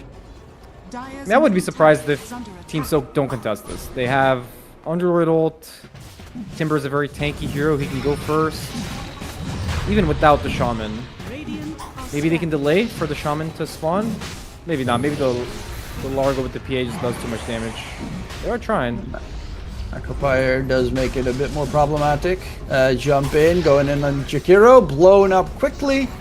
And yeah, now there's no Jakiro for 45, so that's going to be the Aegis. Very likely going to turn that one in a Tormentor as well. Dire's top tower is under attack. And a little bit of a whiff there on the Radiant supports. Just letting it slip ever so slightly, giving a free Aegis to the PA, who's got a Satanic, so he's already hard to kill. And they also have now the banner for a potential high ground push, which their team does suck at. Like, they have a horrible high ground lineup. I really like the Satanic on PA. It gives him a way to dispel the roots from Underlord and gives him more sustain in the fight, so he can jump in and not just instantly die if he doesn't press his BKB. He can maybe press Satanic and regen up. And Underlord, this guy, he's on the other side of the map. Is he going to use his ult? Oh, he's just going to straight up just TP. He's dead. Possibly. Does he have enough lockdown? He has the twin Yeah. gate that he can use, but Fiend's Gate. Nah, he's just gonna. He knows he's dead. Doesn't even have money for a buyback. So you might as well have gone for the Fiend's Gate play if you don't have buyback money. Yeah, I guess you're going to spawn and you're going to have it again. The cooldown is basically your respawn timer. I guess now they don't know if he, buys back and instantly gates in. That might be the reason why he doesn't want to use it, but Very awkward sequence, right? The Shaman dies first and they lose Roche, and now the Underlord is just dead in the corner of the enemy's map. Very awkward sequence of events for Team Silk. You can feel like they're a little confused about what they want to do on the map as a team together. So they kind of just feed in different parts of the map. I think if they can go together and force a team fight, even into Aegis, they can still win the fight. They just need to stop getting picked off on the map, especially on the Shaman. The Shaman needs to have a good position in the fight. And another smoke for Inner Circle. Will they catch Team Silk again? Underlord's still dead.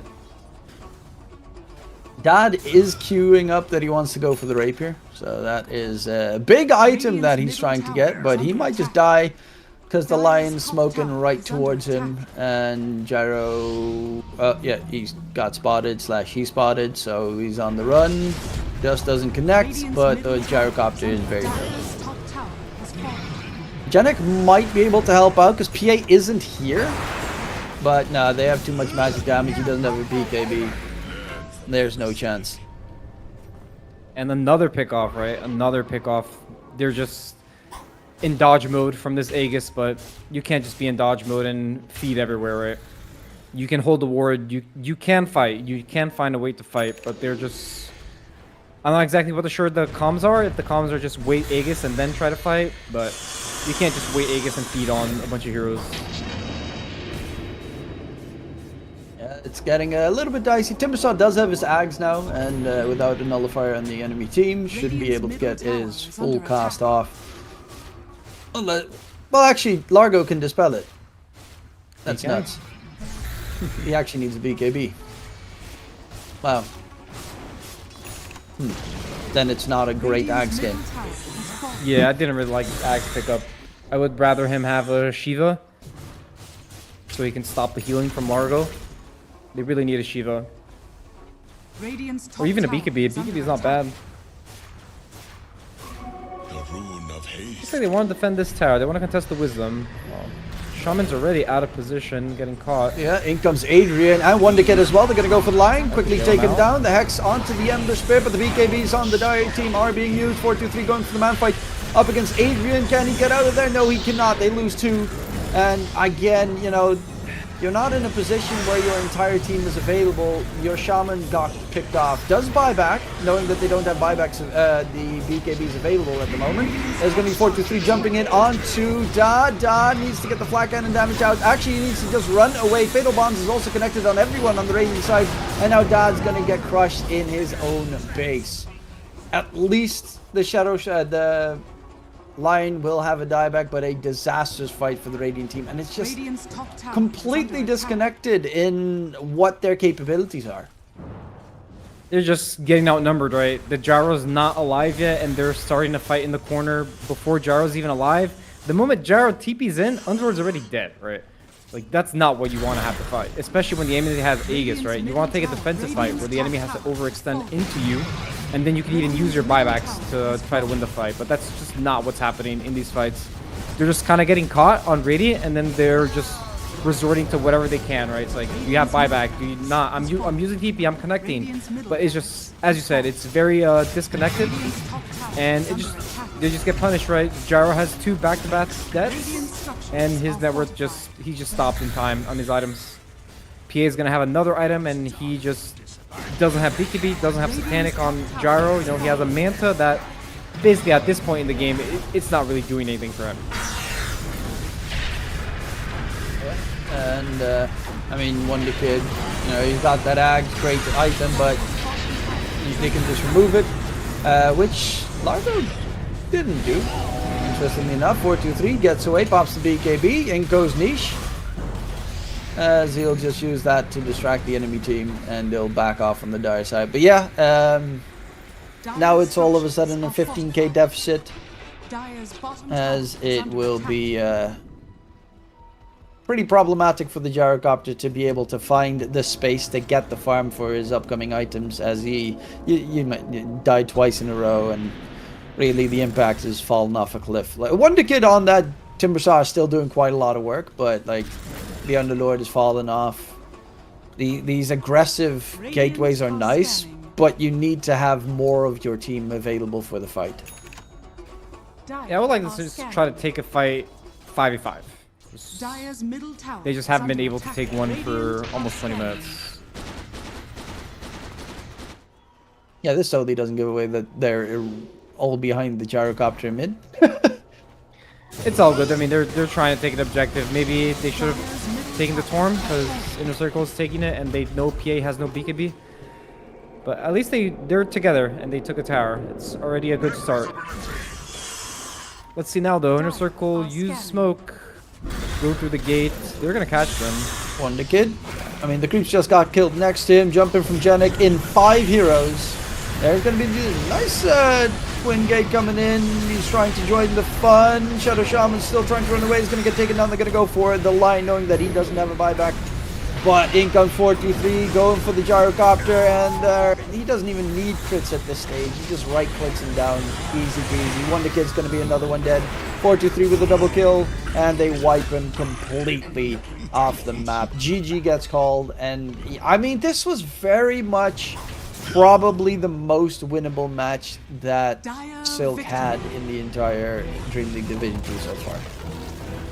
It was. I thought they had a good start. I thought their laning phase was decent, but they just never hit a timing to go together, right?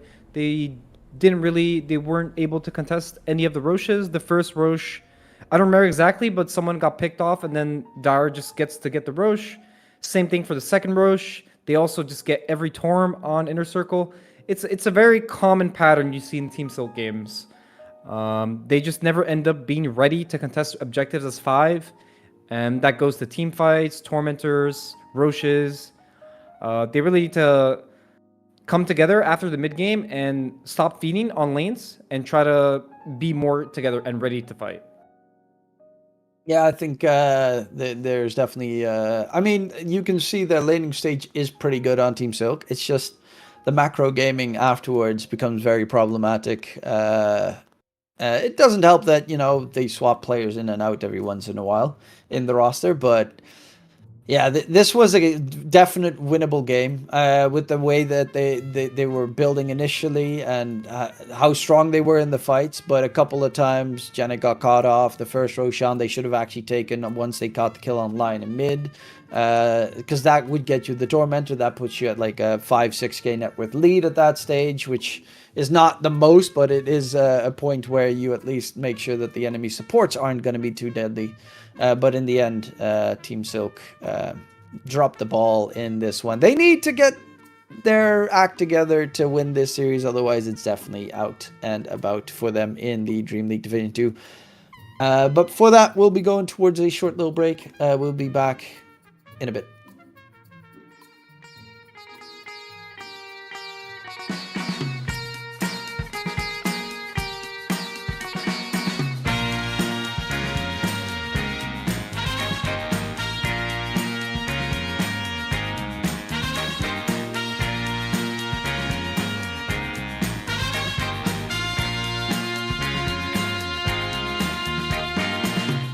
What you need is love and understanding. Find a heart whose love is true. Deep down, there's only one companion who's there for you when you need him to be. Your heart was broken in 1,000 pieces. So much pain that you've been through. Here stands a man who's your salvation. Just ask yourself, am I ready for you? 100% now. I'm ready. 100% now. Yes, I'm ready. Eyes wide open. I'm ready to move. 100% now. Take a chance in a new direction. Any place you wanna go. I don't have all the right answers, but one thing I know, I'm so ready for you. 100% now. I'm ready. 100%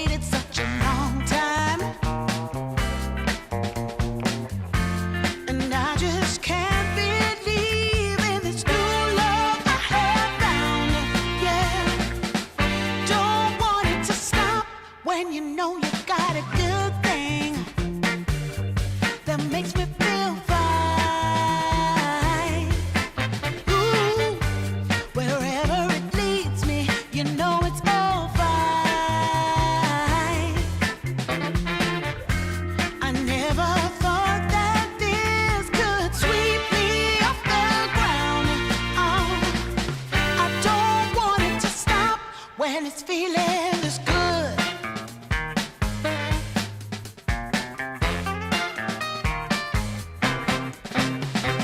Whenever you're around, my heart begins to pound.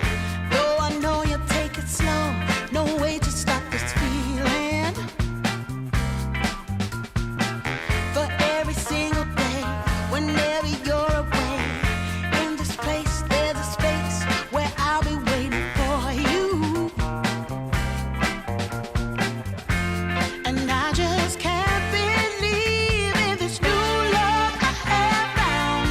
Yeah, I don't want it to stop when you know you got a good thing that makes me feel fine. Ooh, wherever it leads me, you know it's all fine. I never thought that this could sweep me off the ground. I don't want it to stop.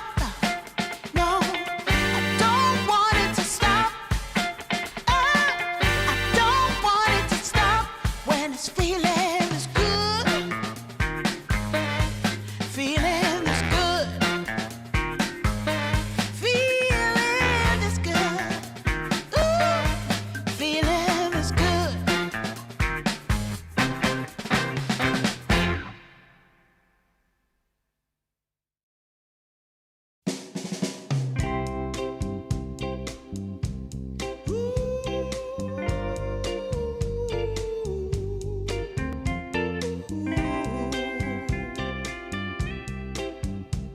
Yeah, yeah. I've been waiting a long time, just longing for a glance from you. Yeah, a chance to look in those big brown eyes. No telling what my heart would do. Hey, when we met, I sure knew it felt as good as it could be. In that moment, though it felt so good, I wondered why you noticed me. If you gave me just a little time, it would sure ease my troubled mind. Don't tell me that you don't feel the same inside. Don't tell me who. These are feelings that I ought to hide.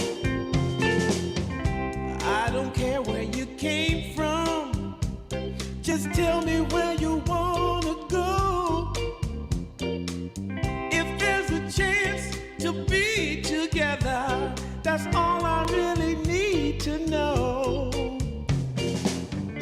Is it real or make believe that keeps me thinking of you? If you've got time to walk with me, I'll show you how my heart is true. And here I stand waiting for you. Tell me, baby, what I gotta do. Don't tell me that you don't feel the same inside. Don't tell me who. These are feelings that I ought to hide. Don't tell me. Welcome back, ladies and gentlemen. As we are getting ourselves ready for the second match of the series, my name is Dikatrum, joined by the wonderful Ellis, and well, game one, you know, you can see why they made it to the upper bracket finals of the NA close qualifiers, Team Silk, but you know, up against these teams, it's a lot tougher to break through than you know, NA for that matter, as they are really struggling with their mid-game calls. Yeah, you can definitely see that during the early parts of the game, they do pretty well. They're a pretty consistent team. They can click their buttons well. They have a good understanding.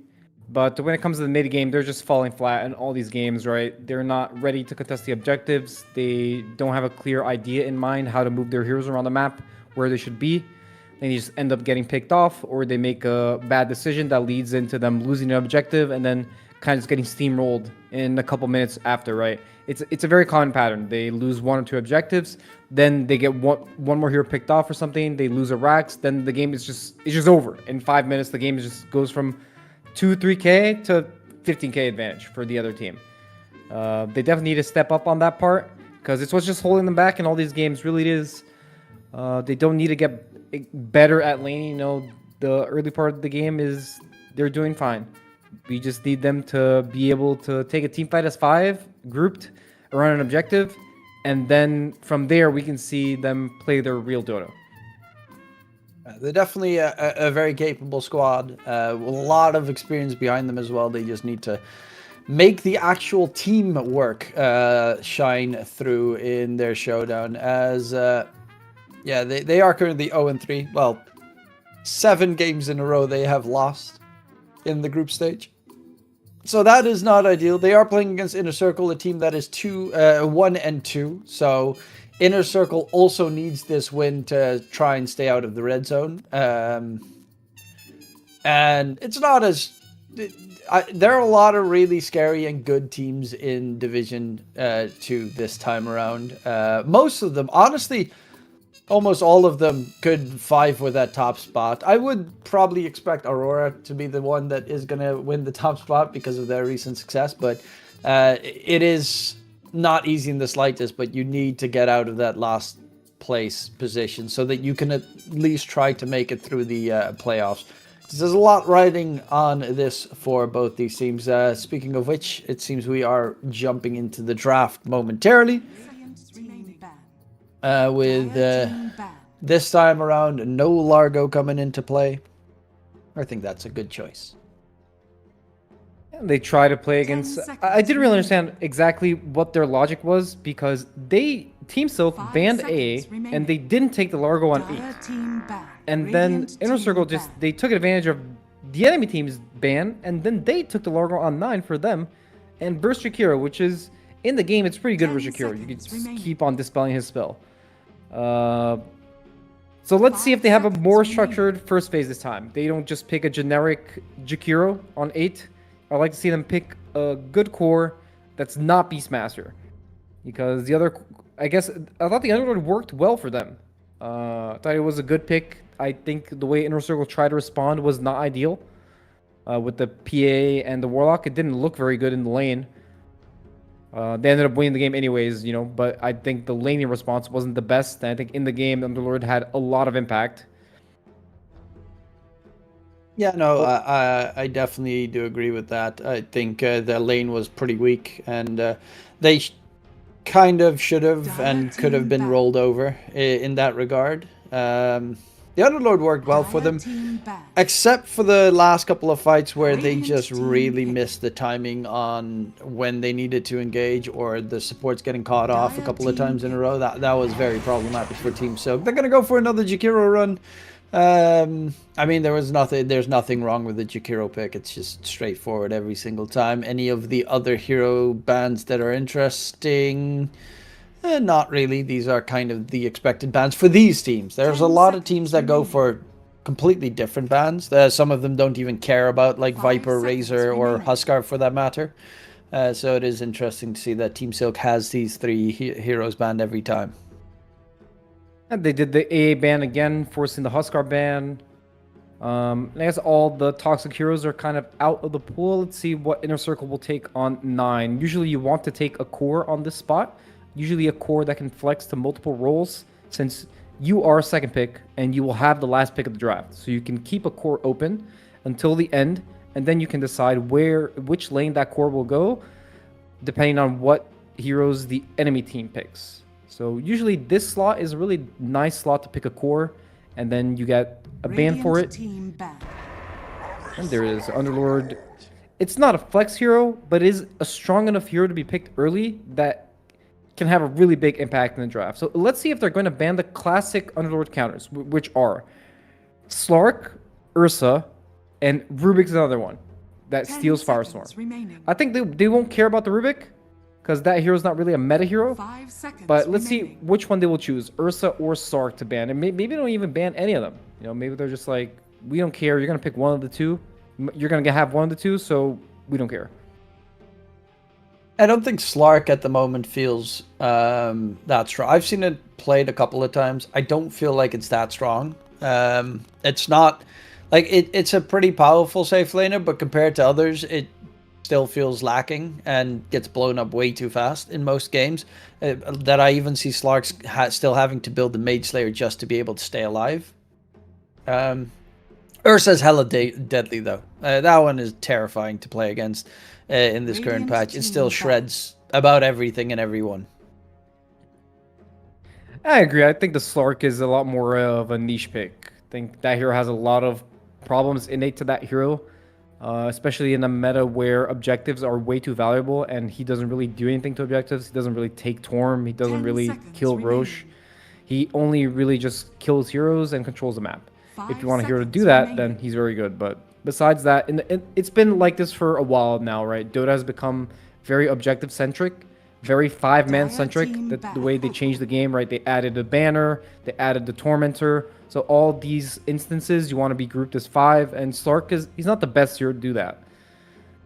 Ursa, though, let's see what they will choose to ban. Silk, they banned 2 supports, which is kind of a generic sort of ban. 10 I'm never seconds really a remaining. fan of banning supports because you can always replace a support with something else. 5 You know? seconds I remaining. guess their logic is Jakiro and Warlock are banned, so the best 5s are banned. We're gonna force Inner Circle to play a different 5 that's not one of the 3 meta 5s. Which is Treant, Jakiro, and Warlock. I can understand that logic. The Sky ban is just a Dire ban that's a team pick. decent hero versus Jakiro in lane. I wouldn't even say it's good. It's just decent because you can trade a little bit better with them since you have the magic damage shield, so you don't take that much damage. And Inner Circle, they choose the ban of Ursa. They don't want to play against hero with Underlord. I think it's a very good ban. I think when you play Underlord, you definitely want that hero 10 banned. seconds Not that it's remaining. unplayable against it. A lot of teams choose to play against the Ursa, and you 5 itemize with seconds Yules and all that remaining. stuff, but they just don't want to deal with it. It definitely is a direct counter to Underlord. Radiant team pick. So They the joined Shadow Shaman. the combo. Yeah, it was a pretty strong laning duo last game, so not too surprising that they pick it up themselves. Yeah, the Skywrath Mage ban is 10 interesting. seconds If remaining. that normally means that you want to go for something like a Puck or a Storm in the 5 mid lane. seconds remaining. To try and because against Skywrath Mage those get completely screwed over. Oh well, Storm these days less so because he does go for the Guardian Greaves build. But it also makes the Radiant combo with team like an pick. Ember Spirit on the opposing side a little bit less strong. They are going to go for that Rubik that you mentioned, stealing Firestorm and Pit of Malice. Incredible spells to steal for the hero. Dire team So that's always a neat one. It also doesn't necessarily immediately show what Rubik it is, because it could definitely be a mid Rubik depending on what the next picks are for Inner Circle. Yeah, I even think that mid is probably a better role for Rubik than support, honestly. And he can get to the Ags, he can seconds actually remaining. have high levels. This hero's not a weak laner at all. 5 It is very good seconds versus Underlord. remaining. You can always win the game with Rubik versus Underlord. When you steal the spell, it just does so much heckin' damage that it's the only really situation where you even see this Rubik hero even picked. Because this hero is just so bad that you need to have this specific situation for him to be picked. So let's see what the 5 is going to be for Inner Circle. If it's going to be a Chen or some lane dominating 5 that Rubik suffers a lot against, and they're going to feel like, oh, we don't want to put this Rubik Dire in this team lane that's pick. going to lose. There's a Chen, the classic range hero Radiant counter team pick. in lane. So they have a really solid safe lane with DK Chen. And now, what will Silk do? Will they want to dodge this lane for the Rubik and just put the Rubik mid against any hero? They'll just ban 2 heroes and just put it against anything? Or will they pick 10 seconds remaining. another 4? Or will they pick a mid here? 5 seconds remaining.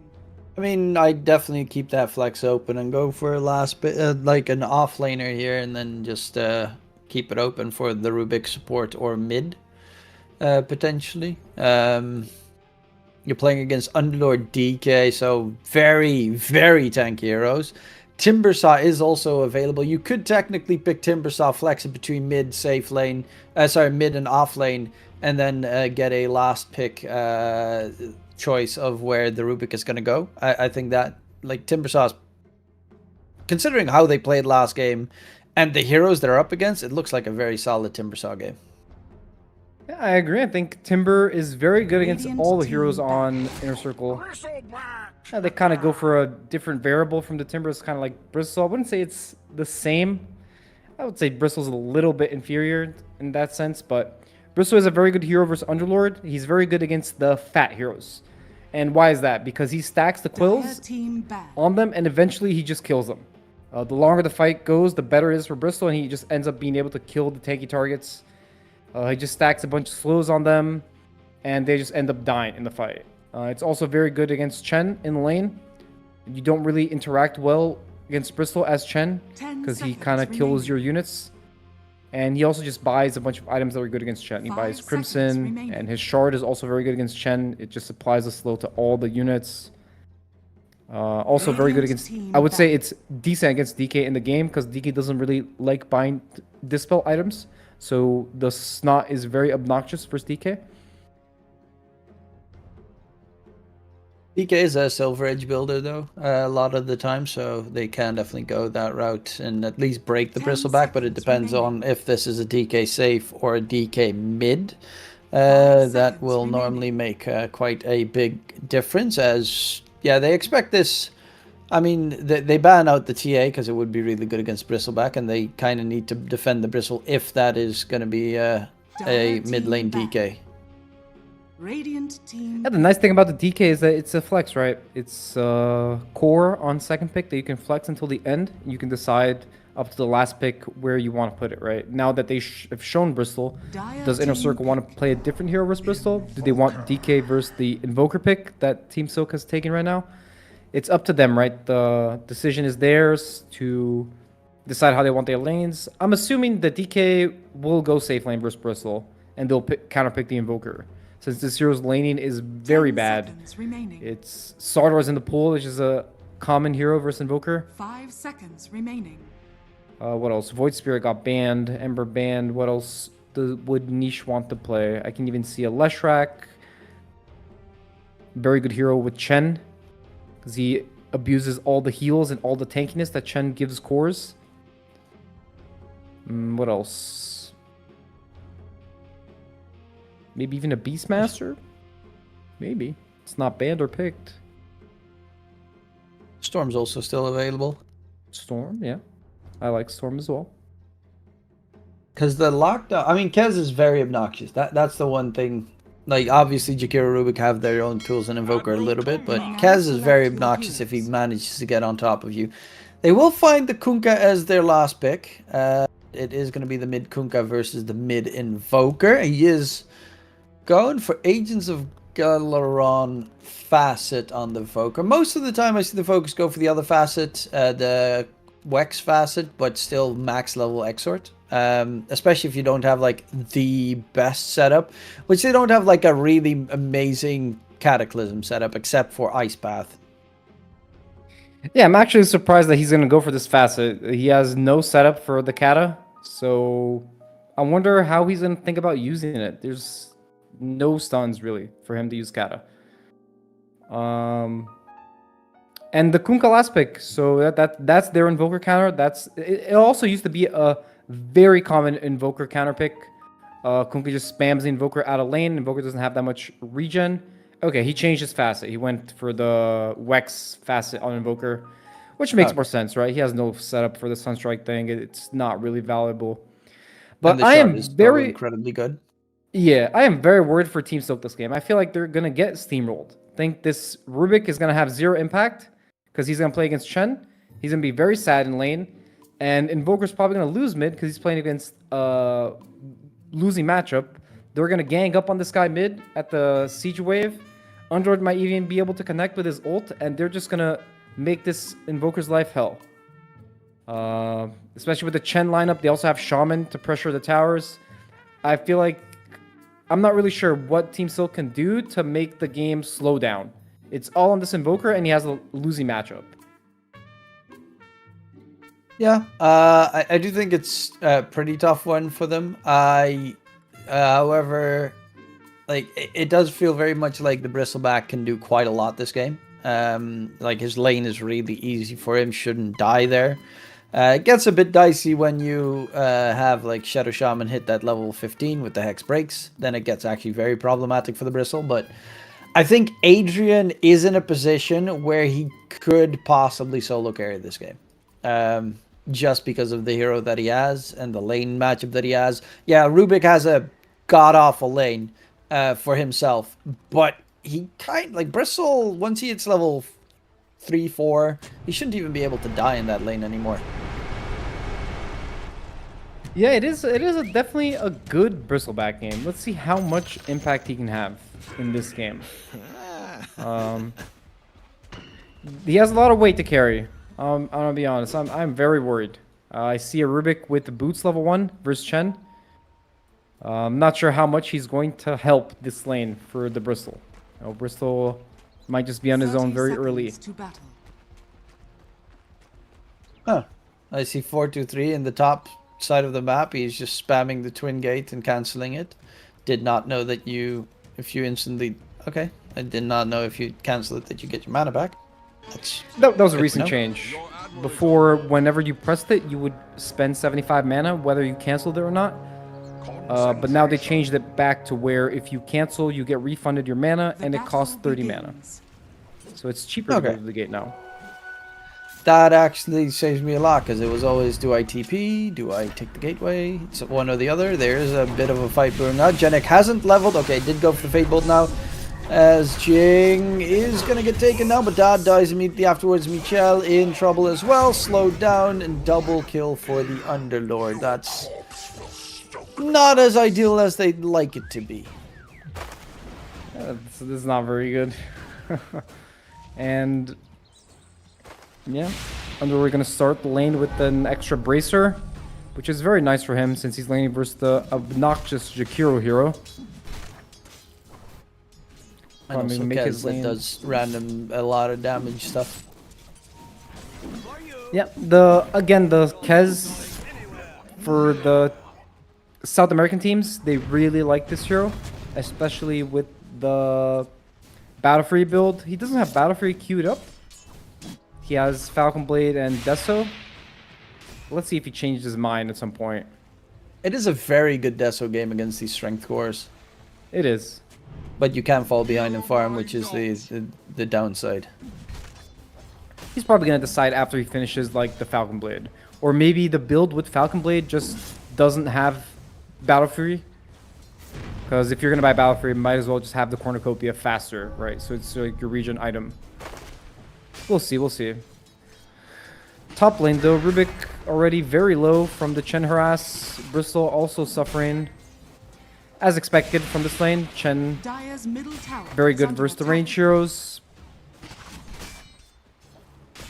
Yeah, he tries to zone him out as much as possible, and Genek also not great for pulling. He's actually just pulling the small camp to annoy the Chen a little bit. But this game, okay, Fokker did go for Wex level 2, so not going to start off with the Sunstrikes on the side. They will take down Adrian top lane. That is a little bit too early to lose the Bristleback. And that is fairly problematic, as currently Wonder Kid, you talked about, you know, counterpicked. He's got 4 last hits against 13 from the Kunkka. Yeah, this matchup is a hard one, especially now. This Invoker, he just has no base damage. Kunkka just has almost 15 damage more than him, so it's so easy for Kunkka just to deny all the creeps and to keep harassing it with Tidebringer. And he doesn't really care that much about Invoker burning his mana. He can always go back to base with X and refill. He can always just have like a pocket mango too to be able to use his spells. And he doesn't even have to go for bottle on Kunkka. He just can go for all the stat items and keep out CSing the Invoker in this matchup. And just keeps getting harder and harder for Invoker to get XP. At some point, Kunkka's going to hit level 6. And if the heroes connect to him, one boat and Invoker is just dead every time. So let's see how Wonder Kid can play his way out of this atrocious matchup. Well, it's at least not as bad as the bottom lane. They will get a kill onto Jing. Back in the day, you had the when Brew Broodmother still had summon creeps as just a base spell, the summon spiders. That matchup was the saddest to ever watch a Evoker play. It was straight up just unplayable at level 2, right? It was just not playable. Yeah, you just got overran. You had no AoE spells to deal with the spiders, so you just got mauled. Right now, he's also getting quite heavily mauled by Niche. As Wonder Kid, he also doesn't have like the best supports to make a rotationary gank happen. Like Rubik is okay with the drag back, but because he is Quas Wex, it's also not really the biggest damage output that he has in the early game. Yeah, Rubik's not really the type of hero you want with Invoker, right? With Invoker, you kind of want that melee hero to get in there for you, tank some spells. Radiant's Rubik is has just been another kind of Oh. support Invoker hero. A backliner, another death for the Bristol. It's rough. It's a rough lane. It technically shouldn't be too rough, but yeah, the Rubik just doesn't do too much. He is rotating bottom, trying to get the catch onto the Underlord. They slow him down. There is that telekinesis lift. Can he reach? Yes, he can. There's a Chen coming in from behind. Laze is going for the man fight. Chen is walking in. SE, though, can he get the kill in response onto Jenik? Dad's pretty low, so he can't actually help out the Rubik. As the creep wave will push underneath the tower in the meantime. It does give Adrian at least some solo time against the DK and should keep him a little bit healthier. Radiant's A good rotation for the structures are Rubik. fortified. It's a classic. If you can't have impact in your lane, just go to another lane and try to Dire's gank top and have tower impact. is under attack. So it's good. What he did was good. He made the Chen chase him. So that opens up space for Bristol to be able to pull a wave top, to farm a wave for free. You know, it's dragging the enemy's attention to another lane, which is good. They even got a kill on the Underlord, and now he's around mid. Maybe he can do something to this Kunkka. Kunkka's kind of low. They're rotating their supports too, but I mean, he's also out of mana, which means that EMP doesn't really do much damage in that regard either. And Ern is a bit off the mark here for Wonder Kid, but he is, yeah, Niche knows that they're nearby, otherwise he's got the Observe Ward placed in mid, so he even spots the Rubik walking about, but with the Chen coming in for the 6-minute runes, and the Shadow Shaman as well, might see a little bit of a fight break out as Jenik's trying to zone them out. Torrent does get thrown out. Niche dropping low, actually taking a lot of damage here. Is level 6, but no mana for the Ghost Ship. Lifted up, dragged back. Tornado comes out. 2-man connection. They get the kill. And it will be a haste rune picked up by the Shadow Shaman in the process, but a nice gank on to the very farmed Kunkka. Another really good rotation from Team Silk. They having a hard time in the side lane, so they just bring 3 heroes mid. They outmaneuvered Dire. They got the attack first, and they got the rune. So a very good sequence for them. Let's see where they go from here. Invoker starts want to use his TP now that he has Urn. Wisdom is coming. Let's see if Invoker watches a lane to go to. Right, he's already TPing top. He wants to defend the Wisdom and get some Urn charges. Yeah, a nice 2-man tornado connects. EMP drains all their mana, but it's hard to defend that Shrine of Wisdom at this stage. Michelle gonna get dragged back, but the DK might die in response. Can they get on top of the area? Wonder Kid, yes, he denies it for the time being. Adrian still being chased by 423 though, and Adrian's gonna die in the meantime. Wonder Kid's just gonna be chilling in the area as Niche cannot steal it with the Voker there. If Torrent hits him, wouldn't that lift him out of the area? No, the Torrent, it interacts on the... There's 3 axes, right? It interacts only with the Z axis. It would not remove him from it. If it was a disruption, though, for sure, or an ODW, he would get the Wisdom. Okay, that's kind of nice. Wonder Kid, though. Waiting for Adrian to just do a quill spray there for a free kill. But Wonder Kid's rotation's been pretty impactful. Is ahead of the Kunkka now in terms of farm. So That was very bad for Kunkka what impressive. happened. He died mid, then he used his TP to top to contest the Wisdom, did not get the Wisdom, and only got a support kill. And then he wasted he's all about his to mana, die and he mid. might just die again. Is he gonna stay alive? Shackles on the Jakiro. Niche is gonna survive just barely. Or not. Jenik with the Fade Bolt. Kill steal, as they like to say. Kill secure. as the Rubik is 3-0-4, and even Da jumping in to get rid of the Chen. So they're getting very aggressive. Currently, DK is top net worth, and the Underlord is now third. But these couple of rotations really fix their horrible laning stage on the Radiant side. He's owning on Rubik. I'm a Rubik hater, and it's my most played hero, but he's owning. He didn't really have that much impact in lane. He went to other lanes, made stuff happen, you know, came back into the game. He did exactly what you want your pause 4 to do. Do some clowny stuff, get some kills, somehow be almost level 6 at 10 minutes without sapping XP, right? Perfect. Very good gameplay from the Rubik and from the Invoker. I also thought his rotation was very clean, the way he played that. Didn't let the Kunkka get the wisdom. And soon he's going to have a Vessel. So the game is not as bad as I thought it would be for Team Silk. So props to them. They're doing good in the early game, as they usually always do, right? They always do pretty decent in the early game. Your admiral is on board.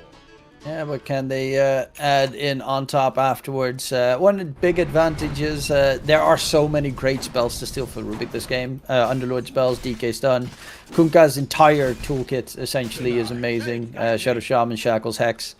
So he does have quite a good game for playmaking potential, but also needs to get to the point of having the farm to make those plays happen.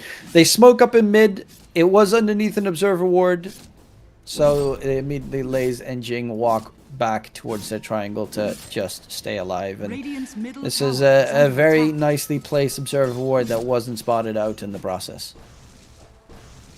Yeah, I understand why they're doing this move. The Rubik just hit level 6 and he wants to go to the Underlord lane to steal his spell. But I think the way they did it was a little bit too rushed. I think maybe Rubik could have just used his TP and taken this spell, because they kind of end up sacrificing the 10-minute rune for it. And it's very obvious, right, when the enemy's not on the rune that they're doing something. So it just, besides getting scouted, it was just very obvious that they're still bottom, and still they get the fight. It's in front of the tower, though. DK, Mask of Madness, TP in. And it is in front of the tower, plus Lays did only put 2 points in the Firestorm, knowing that he's playing against Rubik. Some of them even go for only 1 point in Firestorm because you're playing against Rubik. But still, it is a very strong spell to steal as 4-2-3. So, Underlord dropped the gate, Twin Gate, top lane to get the DK back towards the top lane. He is going to get his mana drained, but there are mass TPs coming in the area. They're going to go for Wonder Kid at the moment as well. X-Smart Ghost Ship comes flying out, and Wonder Kid gets knocked down dirty. Stolen Ghost Ship, though, does give a lot of sustain to these Radiant heroes, but 4-2-3. He doesn't have the Elder Dragon form just yet. Is looking for a good target. Janik would be great. Niche has the X-Mark. Torrent gets stolen. Janik does not get the cast off in time. 4-2-3 needs to be careful because Bristleback is hurting with all those viscous nasal with the quill spray stacks raining up. But even getting pushed back there by the Wildwing Ripper, as they will not be able to get much out of this fight. I mean, Bristleback didn't have his Goose skilled for that fight. He just hit level 9, and now he skilled it. So, kind of sus. Not gonna lie, kind of sus. He's just running around pressing his W, not slowing anybody. When they went on the DK there, he just did not press his Goose because he didn't have it skilled. Maybe it could have made a difference there. But Invoker definitely overplaying his hand. Diving the tower a little bit too far. They knew that Underlord didn't have his ult, so he couldn't connect. But the rest of the team, for the 4 heroes, were ready to connect and defend the DK. And another rotation by Wonder Kid with the DD. Nice. Keeps the pace up. It's the vessel delivered now, and they'll go for the tier 1 tower in the top lane. Very good Vessel game against these Dire heroes. Hell, even against the Chen with the Hand of God shenanigans. So, nice item to have picked up. Wondering when he's going to divert a little bit into the Exort aspect of Invoker. That's still no points in Exort. I'm not really sure what the Invoker builds are, when they skill Exort or not, what the criteria they use. Let's see, he's doing the full Wex, and he doesn't even... Does he buy Ags now? Is that what he does? Most of them do. They get a Spirit Vessel Ags, because with Ags you can just Tornado to kill off a creep wave. Which is so dumb that that's like the big advantage of the... I don't like this Ags. It feels so incredibly underwhelming compared to Cataclysm. But of course, for Cataclysm, you do need a bit of setup to make it happen. But it just feels so weird. I've even seen a lot of Vokers that go for this facet, the Mind of Tornaris facet, that they just max level Exort in the laning Really? stage. I see. And play Quas Exort with like 2 points in Wex at 1 point for the Aghanim Scepter first item. I see.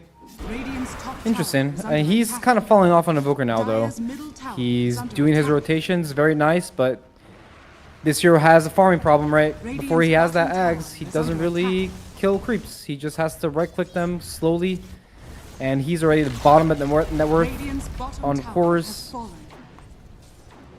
Let's Yeah, say that's stealing what's stuff the right now on Evoker. interesting part. That's why they go for the Exort max level, because it just gets you farm. You have the fire, the Forge Spirits to help you, and you can just drop a Chaos Meteor on a big creep wave and stuff. And that's something that, indeed, as you mentioned, for Invoker, Wex Invoker completely lacks. I see. Rubik is successful on his Dire's middle tower is under attack. way to steal the Underlord spell, and Underlord only has 2 points in his queue. So he's probably doing it on purpose, not to give the Rubik the max damage yet. Let's see if he's going to max it, or if he's just going to keep it at 2 points. It would be interesting if he just keeps it at 2 points and just doesn't let the Rubik... Because the Rubik's going to do so much more damage than Underlord, because he has the Arcane Supremacy. Yeah, I've even seen, in general, a lot of... It happens quite often that you play against Rubik and you get completely different... everything you keep it at level 1, which... Like, there was a moment when, what is it called? Wild Axes from Beastmaster with the Aghanim Scepter, that they just... that it was... had no cooldown, that they just kept it at level 1, or didn't even level it, because they were playing against Rubik, or... Ice Path from Jakiro, just keep it at level 1 and never level it any higher because it's too good if you give it away. Dire Stuff like once that. again. It is kind of funny, right, this interaction. You just don't steal the spell, because he's going to steal it. Genic. There's a fight in mid. Adrian is looking for knee. Spirit Vessel is doing quite a bit here, but they got to get the control in again. Wonder Kid, you know, he's not that tanky. He shouldn't be completely on the other side of the entire river. In comes Dad. He was going for the man fight here. Does do a bit of damage in response, and the circle wards are pretty nice, but the Dire team is just so incredibly tanky with their heroes, their 3 cores, that it gets pretty rough. X Mark, Niche going for Adrian on the side. 4-2-3 gets stunned up. And still trying to get the ulti cast off the Raptor Dance. He can't get the cast, and the armlet toggle from the DK is successful. Adrian now going to be left behind, and Adrian, there's a nice tornado, but he's going to be left in the dumps, and a big engagement. They lose 5 Radiant heroes in that engagement, and they get nothing. Yeah, the Invoker's position kind of sus. He's just in between the towers and dying, especially when Dire, they have so many tools to punish heroes that are out of position. The Kunkka X, the Underlord ult with the pit, even DK just stunning you, the Shaman controlling you. They have so many ways to punish heroes that go too far forward, and Invoker is just... He's in between the towers, you know? Not sure if he should be the one that's in between the tower. Maybe it should be a Bristol. But you can definitely feel that they're feeling a little desperate on Radiant. Like, it's not like the game is out of control, but the way they're playing and the way they're feeding all these kills is making the game become out of control now. Now the game is in a bad spot. They're down 5,000 gold. They're not going to be able to kill the Roche probably, even though they have Bristol and Deso. They're probably going to be in a bad spot to kill this Roshan. And probably Inner Circle, they might just be able to get this Roche. Radiant's If they middle throw tower one more is time under with the attack. Chen and the DK, they can definitely kill it. DK is shadow bladed, taking the gateway, canceling actually taking the gateway. But yeah, DK got spotted by the Voker, just popped Shadow Blade, and Invisibility's invulnerability top lane. There's a fight brewing up here. Wonder Kid going for the Chen, but there's a big fat Crimson Guard soaking up so much of the damage. As the Chen will finally get taken down. They, in the meantime, lost Dad in the bottom lane. Gateway taken. 4-2-3 is here with the Shadow Blade. They're going to get the control in on Genic, but he's looking for the bigger fish to take down. However, they will not show themselves. And it is, I mean, this Foker's just got, Rubik's about to catch up to him. It's got no net worth. You know, his early rotations were nice, but if you don't farm on a mid lane hero, you become a Radiant's support. top tower has fallen. Yeah, he's slowly on his way to becoming the third support of this team. Another pick off on Shapiro. They're kind of just bleeding out of control at this point. The Kez also died while we were looking at top lane. Not looking the best for Team Silk. Yeah, this is quite a disaster. 7k behind. You give the Dire team Tormentor as well, then you're looking at like a 10k lead almost. Niche on that Kunkka is going for the Ags, has the Spirit Vessel done. Ags is very close to being done. Voker is going for Ags as well, has the point booster. I just really don't like the Ags. I don't, it just feels so, you add in a couple of extra tornadoes around it. I guess the Quaswex Exort +1 level is great to have, obviously. But yeah, tornado with the small little twisters around it just feels almost negligible. I guess it's just Ice Frog's way to have the Zero be able to push waves when he goes for the Wex build, I guess. That's his idea. And he's dead again. Dire's middle tower is under Shakira also attack. feeds on mid wave while splitting on the tower. Looks like Inner Circle is in a good position to take Torm and then be able to contest Roche. So they're gonna start moving over now. They're already 10k ahead. Pipe almost Almost 10K. done. On Underlord, Chen's got Guardian Greaves. Yeah, they're also building up even tankier, and DK just quickly gets the Tormentor for the Shadow Shaman. So 10k net worth lead now for Inner Circle.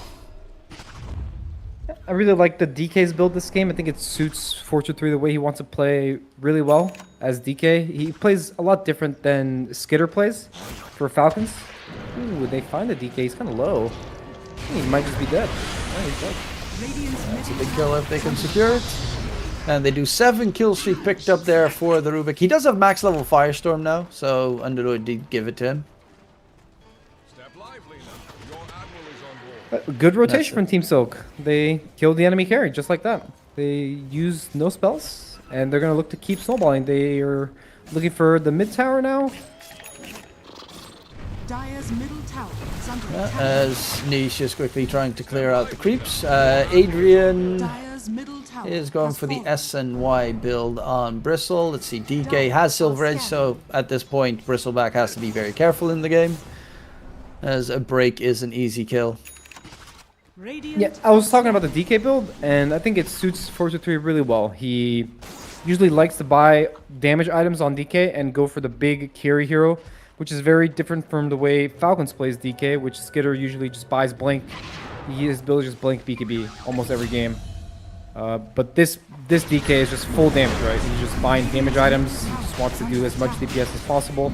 And I think it suits the way Forza 3 plays this hero a lot. He's usually the main damage source of his team. He already has the fat people on his team. They don't really have an initiator that well. I guess it's a shaman, but I think with the Silver Edge, it's enough for him to be able to threaten the Bristle on the map and not let the Bristle just have free reign. Because as you said, the Bristle has a really good game this game, right?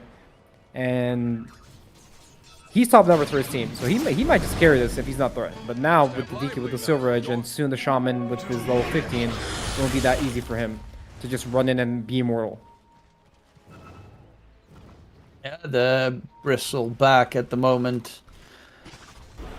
Like he has to do the heavy lifting, but at this point is going to be very hard for him with the DK alive and kicking. Michel going to get caught off. Does have the 4-staff now done. Roche is about a third dead, so they should be able to finish it off without any more rotations coming in to stop it. Dad in the meantime is going for his own BKB. Sunstrike, is he going to steal it? No. But Dodd with the BKB and the Deso does do a decent amount of damage, and that gives him an opening to actually right-click, but this DK does do a lot of damage himself. I love it. I prefer it if DK, especially safe lane DKs, do not build the Blink Dagger. I think that's such a I think it's a great item, especially for mid lane DK possibly, but safe lane just feels like you need stats. Yeah, for sure. I mean, you can see how much damage he does with Silver Edge and Mask of Madness. I mean, he has one item, right? He has Silver Edge, and Armlet is also very valuable on Strength Heroes. It's one of the most OP items for the money you can buy Radiant's for middle the tower Armlet. It is just under gives so attack. much damage. And he's going BKB Got it. next. He needs BKB to fight, or else he's gonna get all his mana burned. He's gonna get kited by an Invoker. Chen has overtaken the Voker in terms of experience and net worth. Fight in mid. Shackles DK. He does have that Aegis available. Ghost ship comes flying in on the side, and it's a Ghost ship fleet. As a lot of damage was dealt. Don popped his ulti when he was nowhere near anyone else. And the Bristol needs to turn his back. There's the parry as well coming into play. 423 still alive with that first life. So they will get the kill onto Dad because he doesn't have it. Well, he did have BKB, but he just doesn't have the damage just yet. 423 running forward. The Bristleback. The toggles are there for 423. Not even going to lose that Aegis. Lays gets a triple kill, and that is going to be the tier 2 tower gone momentarily as well. Is under attack. Yeah, it's just... It looks nice until everything plays out, and then it goes horribly, horribly wrong. Ghost ship fleet. So you have the sustain from the run buff, you have the guard, the Crimson Guard, the pipe, the Guardian Greaves, the Solar Crest even from the Chen. So many tools to just keep everyone alive, and the Radiant. But the Foker being this poor just has no damage. Yeah, it looked pretty good, as you were saying. They were set up to defend that tower. They baited the DK to be out of position, but he's the Aegis hero. He's going first. Chen is pressing every button he has on this DK, keeping him alive. Crimson Pipe, all the auras, they already have them on Inner Circle. And Radiant, they have a total of 0 auras. They only have a Lotus Orb on the Bristol, so they all have very individual... I guess they have a Greaves on Rurik. That's the only one they really have. But no chance they can do any damage through this Chen and this Underlord. They just block so much of Radiant's damage that Invoker just feels like a creep at this point. He just kind of doesn't really do anything. He just burns their mana. Yeah, it is not great. Janik now gonna get spotted out, dusted up. Guardian Greaves trying to keep himself alive, but is gonna get taken down. The Bristleback controlled up, roots all over the place, Lotus twice, but it doesn't matter if you've got Pit of Malice and Aghanim Scepter, Underlord, Twin Gate, Fiend's Gate against you, and they're gonna go for the tier 2 tower. And yeah, at this point, just they gotta Radiant's finish top tower has and clear the fallen. map. And they're just steamrolling them right now. Radiant's top tower is under Just getting attack. picked off over and over and over. It's very like the first game, where one hero's out of position, another hero tries to help, and that hero also dies. Then they lose a side of racks, and then it's probably going to happen again in a couple minutes. Radiant's top barracks has And fallen. there's like no signs of life really for Team Silk at this point.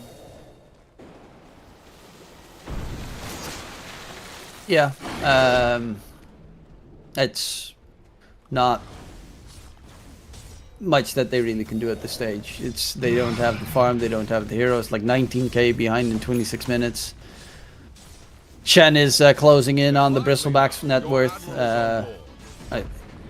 It's just, yeah, he has the Vlads now done as well on the Chen, so more auras coming in for the Dire team. Tower is under attack. Radiant's middle tower has fallen. And they're probably just gonna go high ground.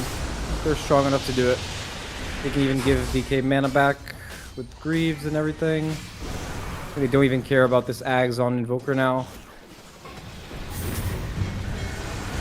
Clear out of position, gonna die to the boat.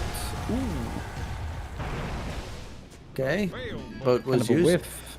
Yeah. Rubik is in Elder Dragon form, so, you know, value or Radiant's something. middle tower is under attack. Underlord has Ags, so he's looking to Is under attack. use his ult at tier 4 and get them all. Bit of Malice stuff stolen. That's actually not too bad. Aegis is going to expire in 15 seconds. But they're going to jump in. Dad. Nice interruption of the possible control there from Jing. And DK, he does have an BKB available, so he should be able to just run away. So Janik is very obnoxious with the stolen Bit of Malice. Forcing BKB pop. 43 to pop the BKB. They have no way of interrupting it. Okay. Well, He's just out. bad. Just pops the BKB. Cool, cool. I guess he was trying to bash the DK on Kez, so he wanted to press BKB and try to stop him from TPing. Getting a little bit too excited now, Team Silk. They're out of the base. I think out of the base, they're not that strong. Kez has no BKB. Yep, Underlord. Underlord Seizing joining in. They Voker. get the catch onto Voker. Silence comes in. Wonder Kid can he get himself out of there? He does have the Aghanim Scepter on the Voker now, so the big tornado shenanigans is there. But there's so many auras. Look how little damage Laze takes. Shaman is almost dying on the side to the Rubik though. As Laze is going to get taken down. No, he's not. He's surviving. Shadow Shaman actually bought back. Laze will eventually get taken down. And the Shaman is going to TP right in. They know there's no BKB on Dad. But Dad is going in for that Shadow Shaman. Bristle's also in the area. Dad healing up back to full control on the DK with the Ice Bath. DK 423 dropping low is about to be taken down and a huge kill secured. He's trying to get as much out of it as possible, but Dad is not dropping just yet. Even Glimmer to keep him going. They get a almost full team wipe. To be fair, they die back to that Shadow Shaman, and that's a lot of net worth back in their favor. And this was a hell of a whiff.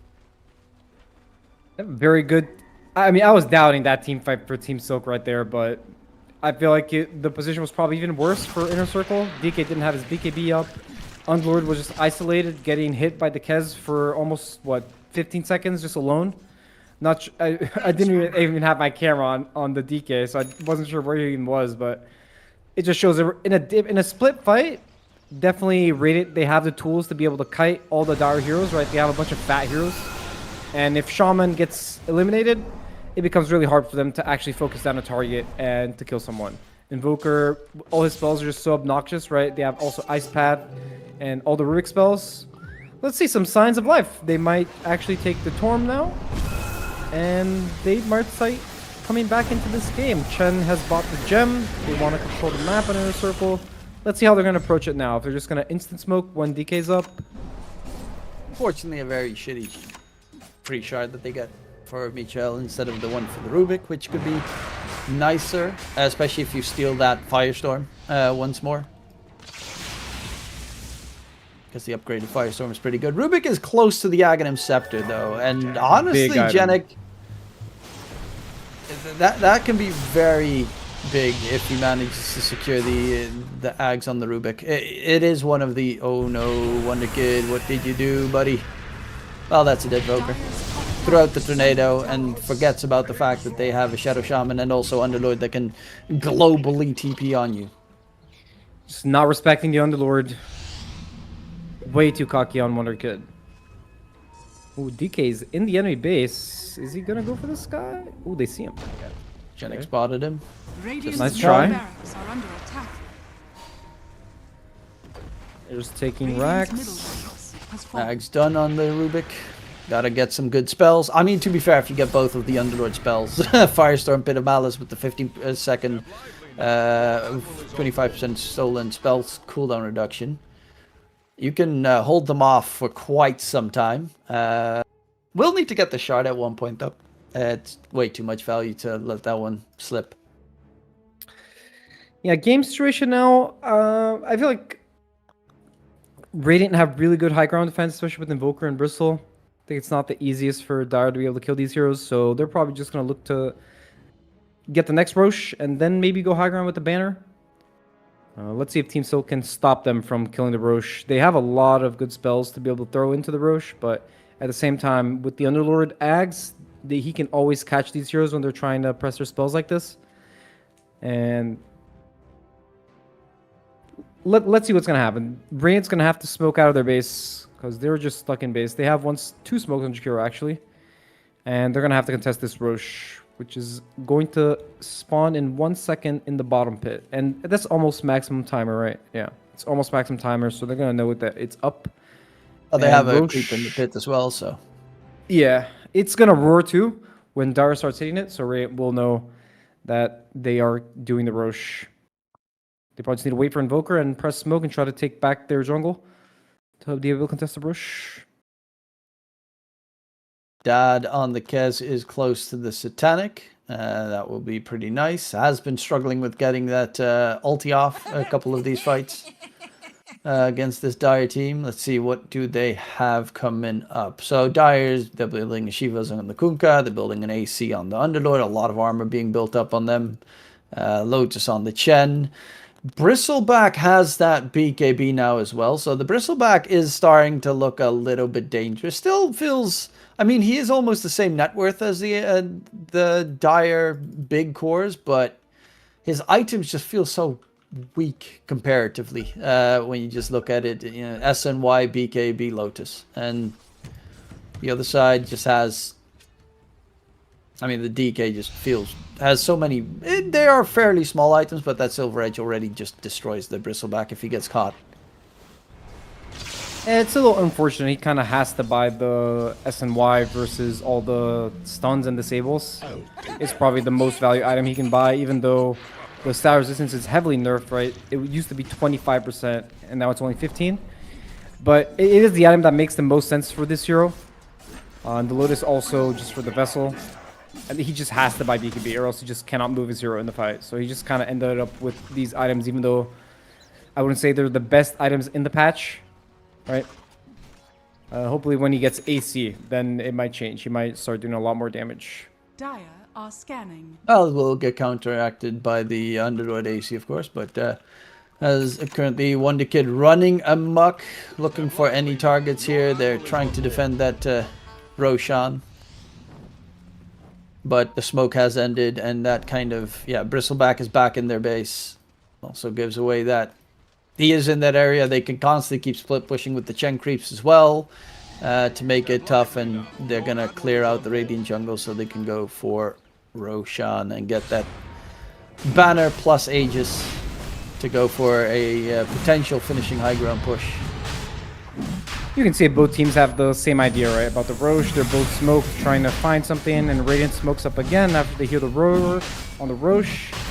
And good, they need to contest this Rosh. They cannot let Inner Circle just have this for free and just go high ground with the banner. And Inner Circle knows.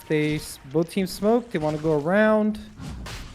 Yeah, Janik would be a big target if they can get him Radiant are first. scanning. They're actually going for Roche themselves in the pit. 4-2-3 pops the BKB. Going for the man fight here. Dad has that ulti still available. Roche is going to get taken by the Dire, and the Aegis is for the DK.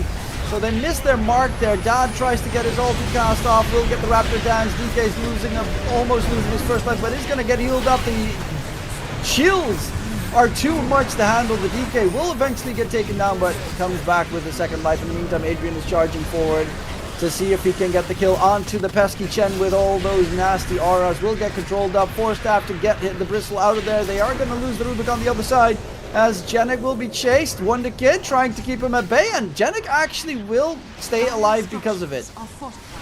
43 is the one dying instead. Great job coming in from them. Radiant's As middle Janik tower is under attack. with the Torrent onto the Shadow Shaman as well. Janik, can he stay alive? He's tickling down. The dots, are they enough? One more right click. He's out of in range. Is he out of range?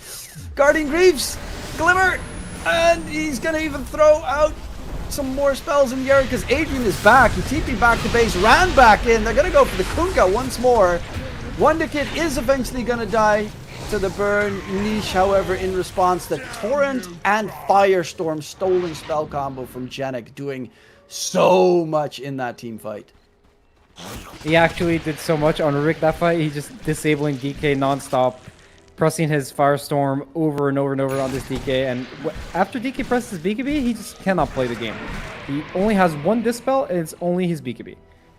And Rubik is carrying hard. They cannot just let this hero press his spell. So in that situation, there's a Roshan going on, so the DK commits into the pit, and he can't really go for the Rubik. And they don't really have any other heroes that can really go for the back line. They just have all these tanky heroes that just try to tank spells, and Rubik is shining. He's kind of carrying this game, and it keeps getting worse from here for Dire. Rubik's just going to keep doing more and more and more the more items he gets, and they don't really have a clear solution, right, to this Rubik. What are they going to do? Is DK going to buy a Blink and go on this guy? Is Shaman going to solo go on him? They have so many disables for Shaman. If Shaman gets exposed, he might just die instantly. Radiant So Spot it's is a tricky top. one. Could be a nice kill if they can skew it. He does have a BKB and Fiend Skate, so he can just TP out. Well, there is the Kez nearby, so Lays takes some damage. The bash comes in. The lockdown is there. Lays dropping low. And the God trying to keep him alive is going to get interrupted. Raptor dances absolutely zero. On the side, though, they're going to find Genek. Nice Ice Path to hold the Shadow Shaman in place, but the Rubik is dead. That's a big target secure. Break onto the Bristle. He's the second one dead. Shadow Shaman doesn't even fall as the Jakiro on the run right now is going to be finished off. And can they get the last couple of heroes out of there? A horribly bad attempt, as you know, against the BKB Underlord. He is fairly tanky, but you definitely are going to need more than the Kez, and I really do think that the Raptor dances that he's been throwing out this game just done nothing most of the time. Dire's bottom tower is under Yeah, attack. that was.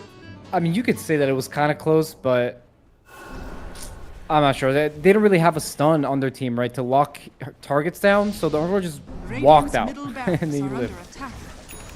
Very unfortunate series of events. Now they're gonna lose their racks. They don't have buyback on Radiant's Rubik. They middle might just get barracks mega has creeped fallen. here.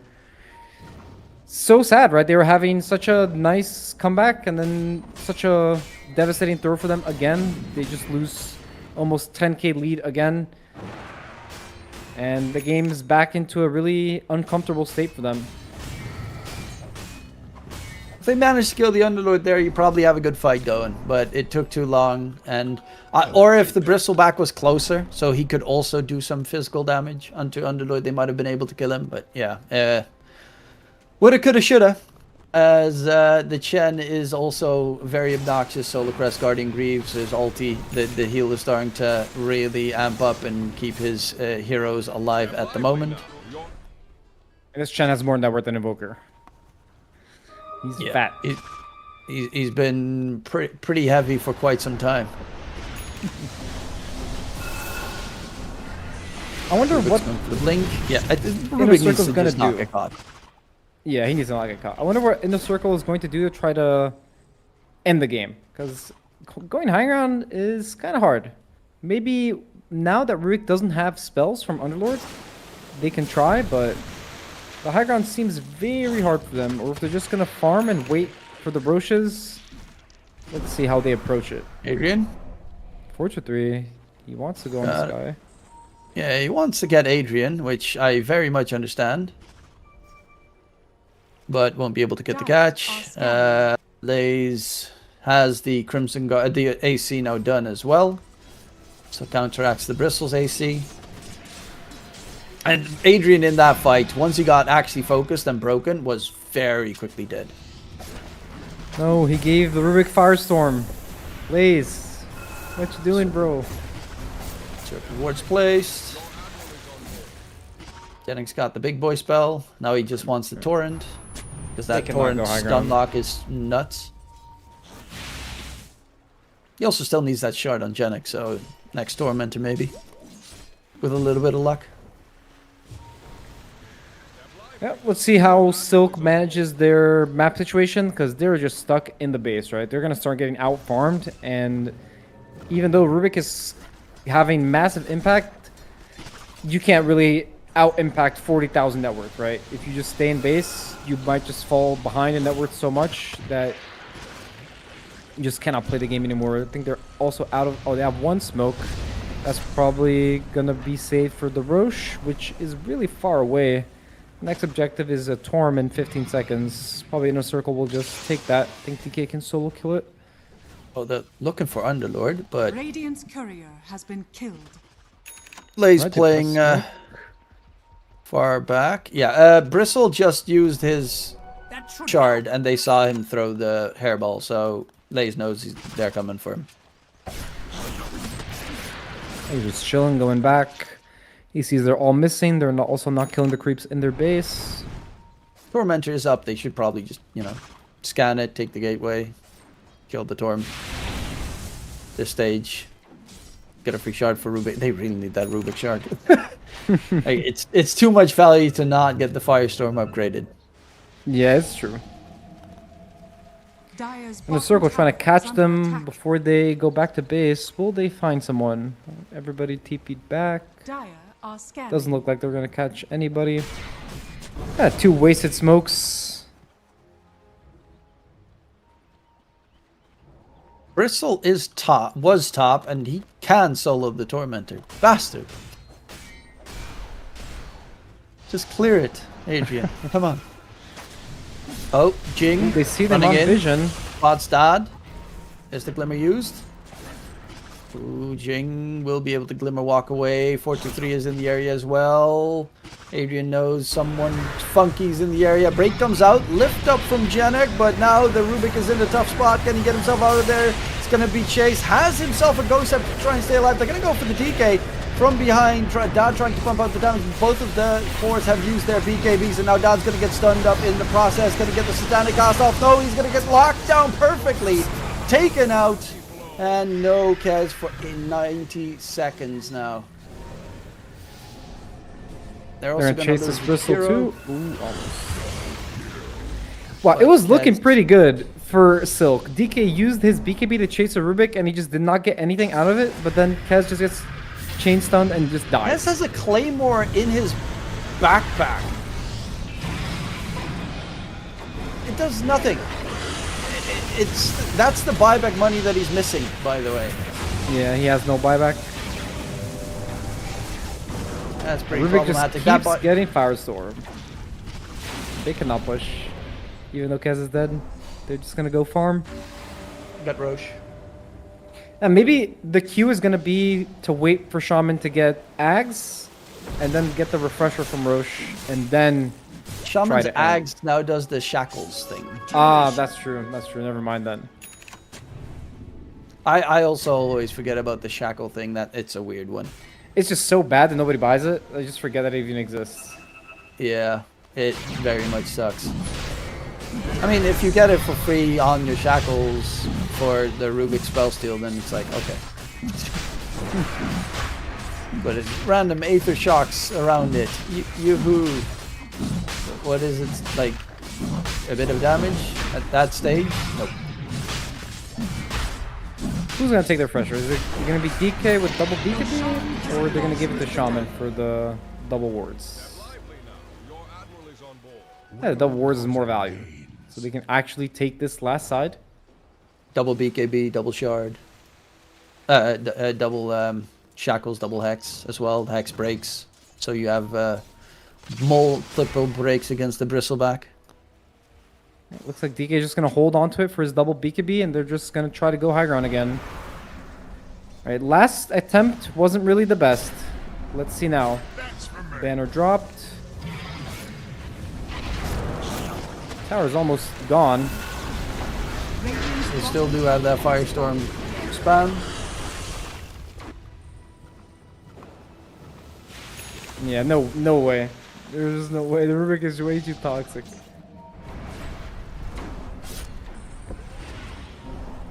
Yeah, they have so much nice wave clear as well. DK doesn't have a blink, so he can't like jump the back line. None of their cores have blinks to jump the back line. Like you have the gateway, which is kind of nice, but the twin gate, the Fiend's Gate. I always have the wrong gate in my mind. Fiend's Gate. Oh, Adrian. X Mark versus X Mark, because Yannick stole the X Mark. Yeah, that interaction count. is very funny actually. If you just press X mark on the guy that's already X'd and you immediately press it again to cancel it, it just cancels the X completely.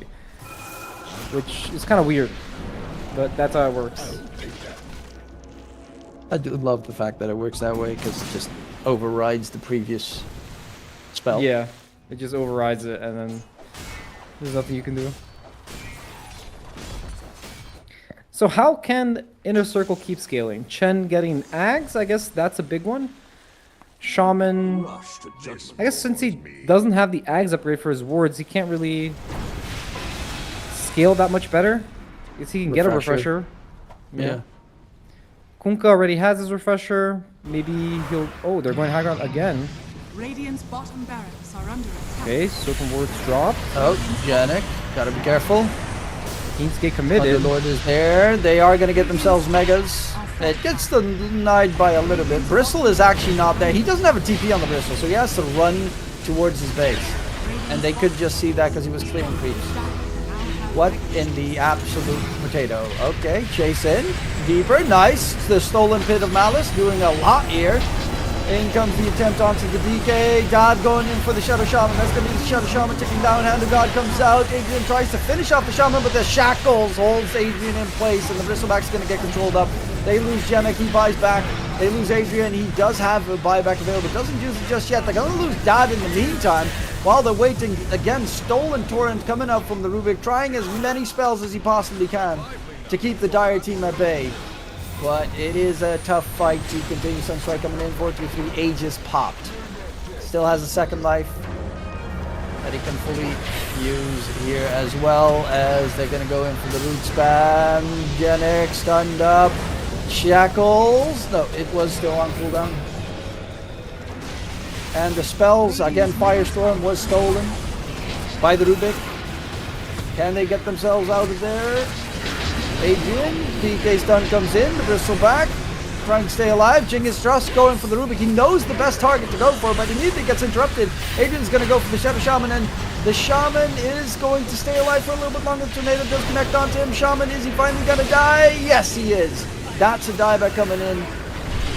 That is number one, but the Rubik's going to get controlled on the side here. They will be able to finally finish off the Rubik. He's staying alive for so incredibly freaking long, but does die in the end. Ancient is under attack. And now the Ancient is ripe for the taking without the Rubik available to defend it. Trying to throw it as many spells as possible. Sunstrike ain't going to do diddly squat, and it will be Inner Circle taking the series 2-0. Game was probably a little bit closer than it should have been. From the lead that Inner Circle had, they kind of had that little throw in the triangle. But they managed to end the game. You know, the Roche just scales way too hard, right? You get the Aegis, you get Refresher, you get Cheese. You just have so many tools to be able to end the game.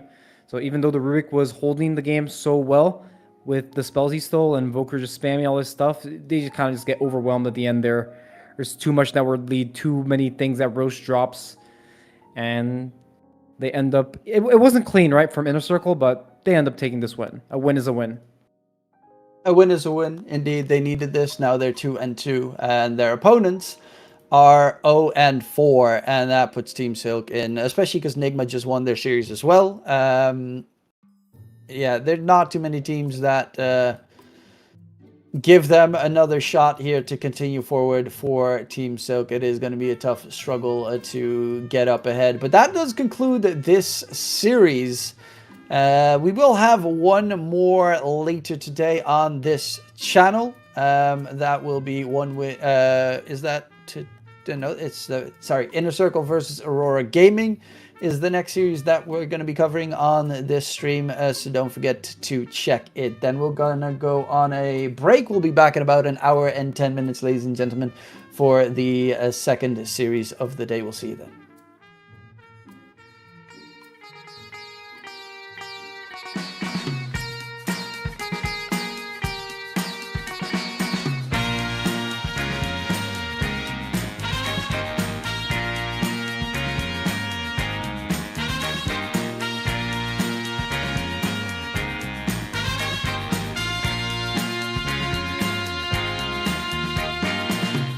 What you need is love and understanding.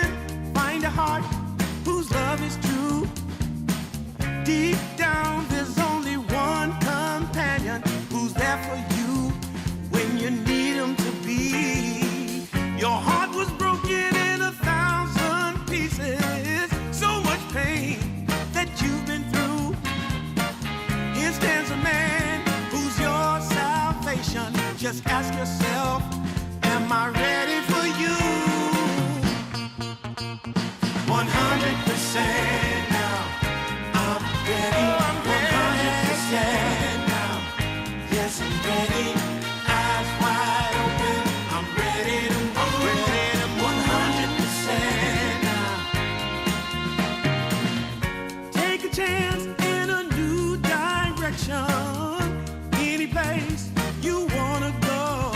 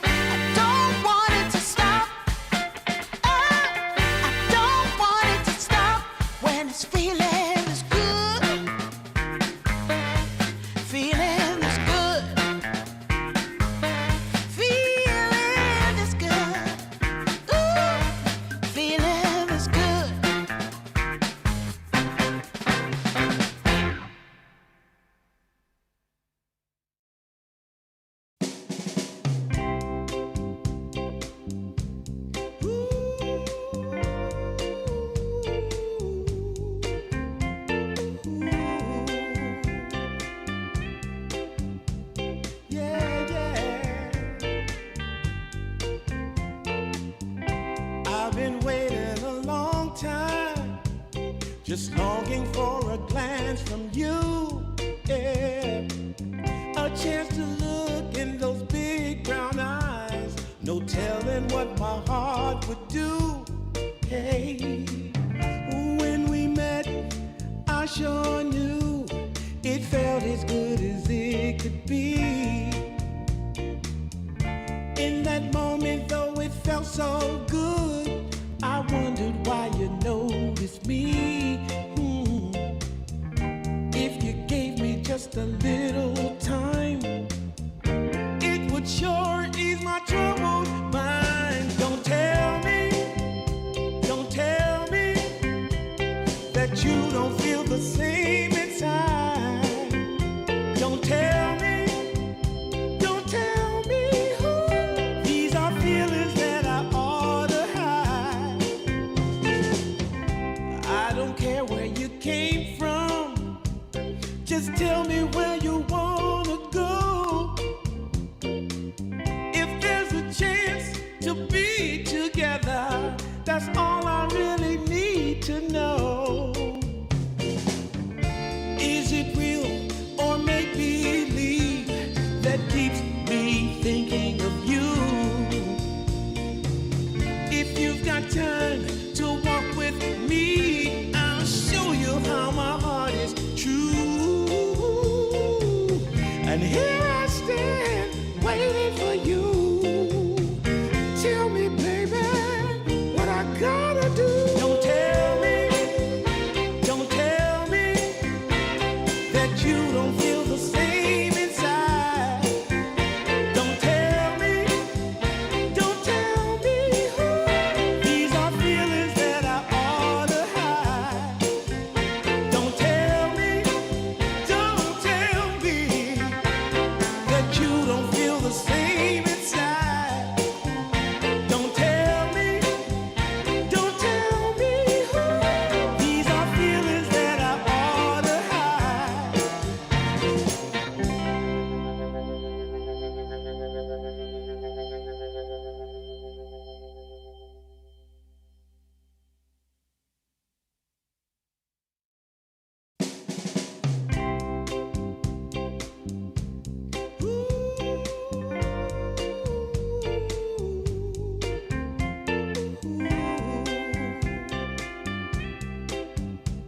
Yeah, yeah. I've been waiting a long time, just longing for a glance from you. Yeah. A chance to look in those big brown eyes. No telling what my heart would do. Hey, when we met, I sure knew it felt as good as it could be. In that moment, though it felt so good, I wondered why you noticed me. If you gave me just a little time, it would sure ease my troubled mind. Don't tell me that you don't feel the same inside. Don't tell me these are feelings that I ought to hide. I don't care where you came from, just tell me where you wanna go.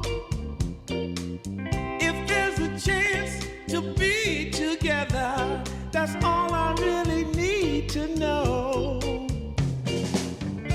Is it real or make believe that keeps me thinking of you?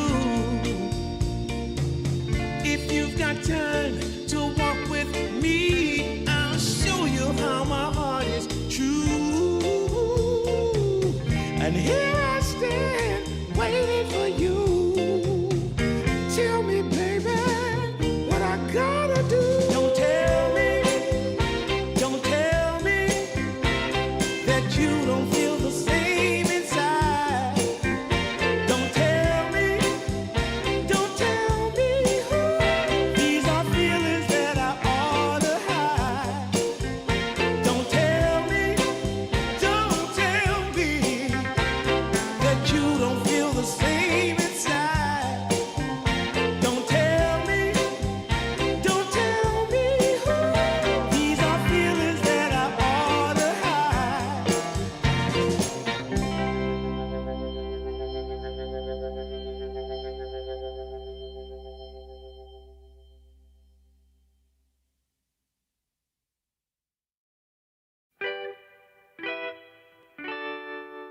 Sometimes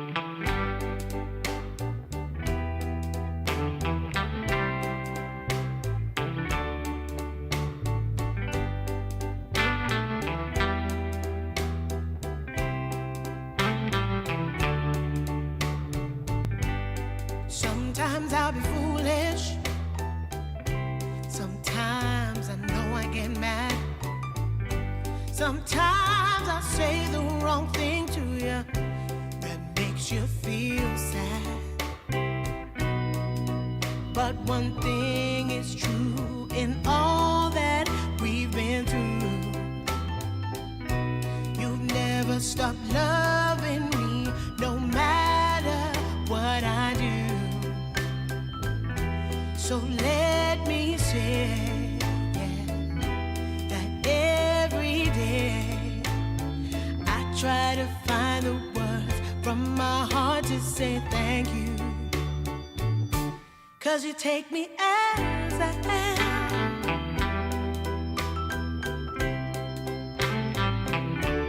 You take me as I am.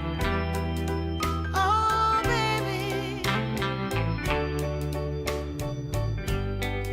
If you stop loving me, well, I would understand. But I won't take you for granted, no, no. When you hold my hand, your love makes me feel that I could fly to the moon. Not even the birds above can sing a sweeter tune. I needed to say that you find a way to make me feel anew. And I want to say thank you, 'cause you take me as I am.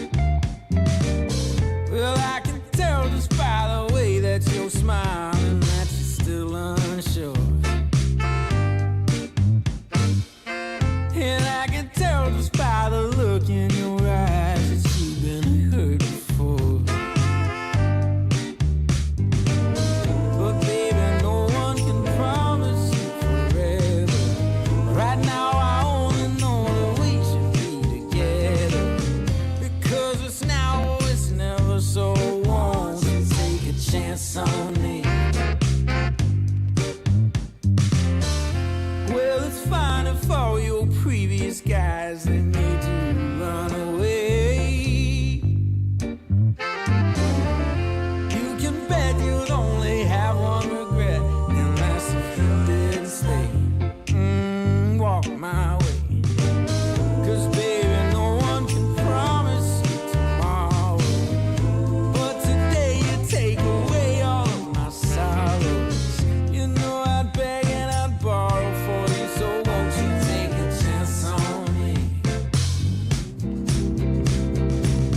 Right from the moment we met, I knew that I couldn't let my fear get the best of me.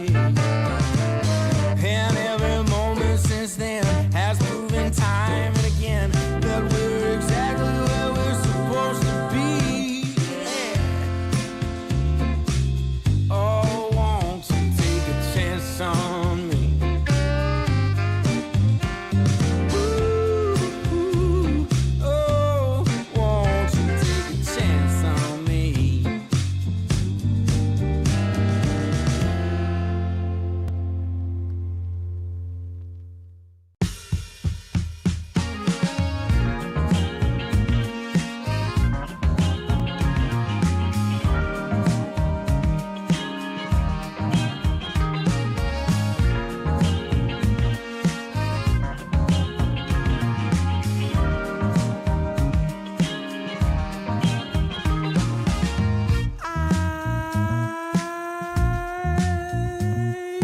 My eyes are closed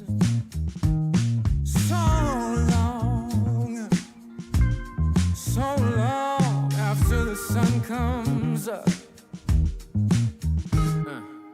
We do a dance in the dark, down the hall, pictures fall, even the neighbors call.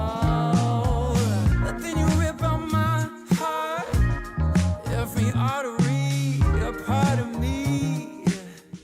Ooh, it's obvious to me that you love to watch me bleed.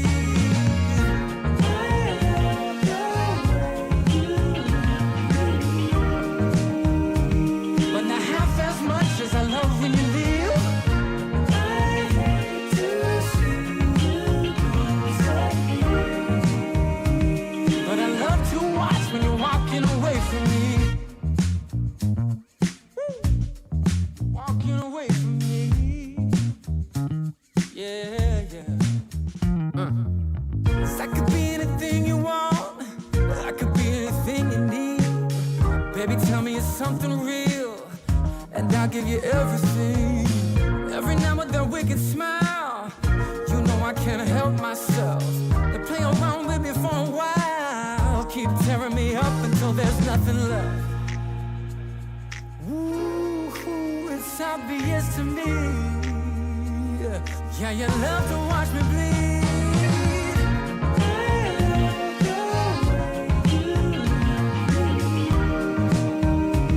But not half as much as I love when you leave. I hate to see you disappear.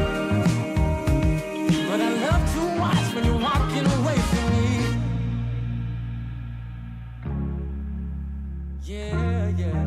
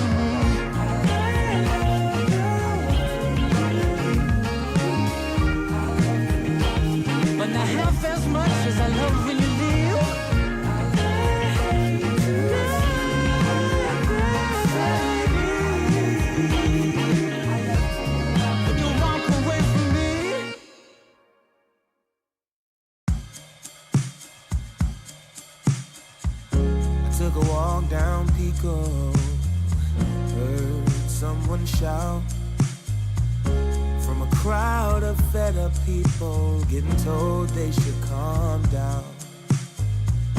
Didn't wanna fight, but the tears that fill their eyes are brought by the people sworn to preserve their rights. Oh, how could you not see it all coming? Stuck in our ways and running out of time. Time to change. We've got to at least try. But what will they do when the people are stepping out of line? Oh, oh now, oh yeah. What will they do when the people are stepping out of line? By the ocean where we hit the ground, when just one block away shops were burning down. No surprise, the peaceful pay. We can't kick our feet out till justice takes its place. Oh, how could you not see it all coming? Stuck in our ways and running out of time. Time to change. We've got to at least try. But what will they do when the people are stepping out of line? Oh,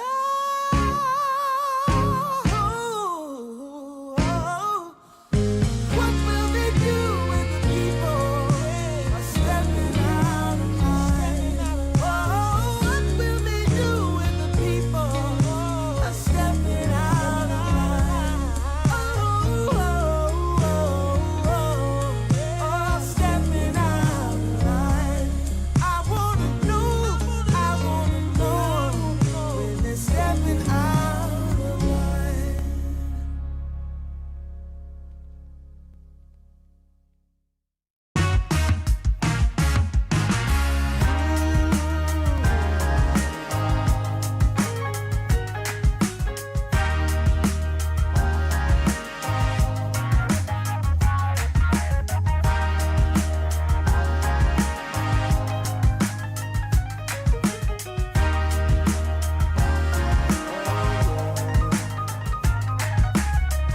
Turned on the dime when I saw you walking by.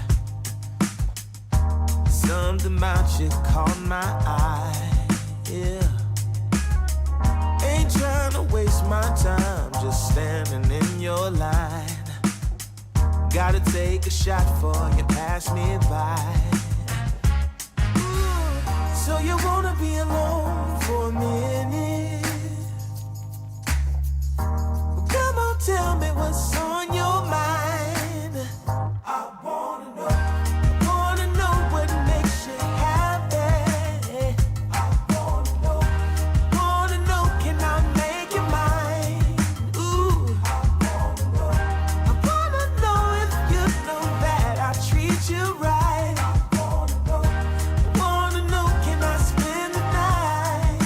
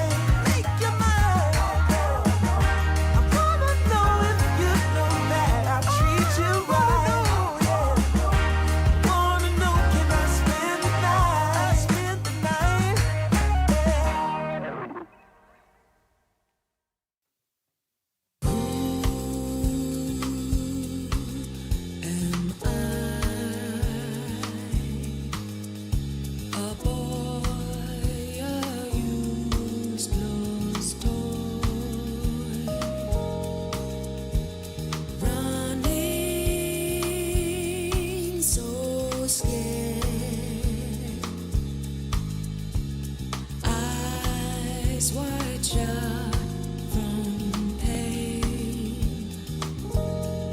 This fight,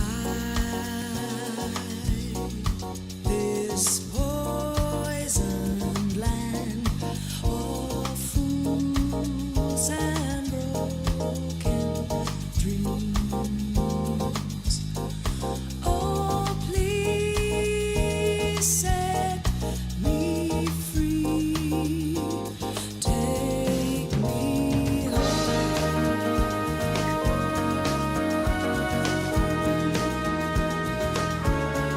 So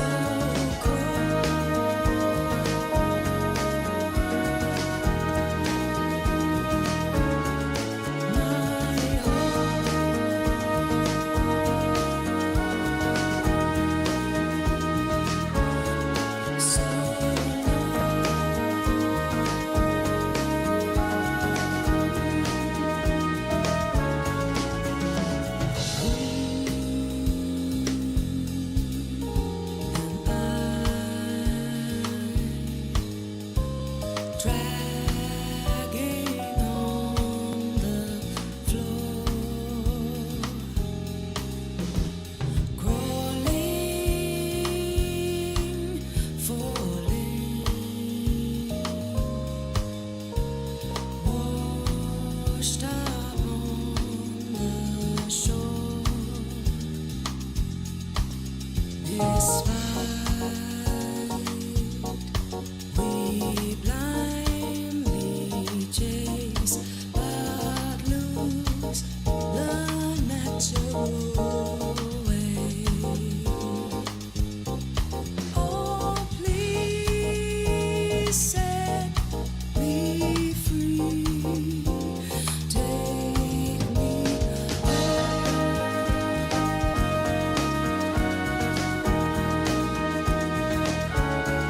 So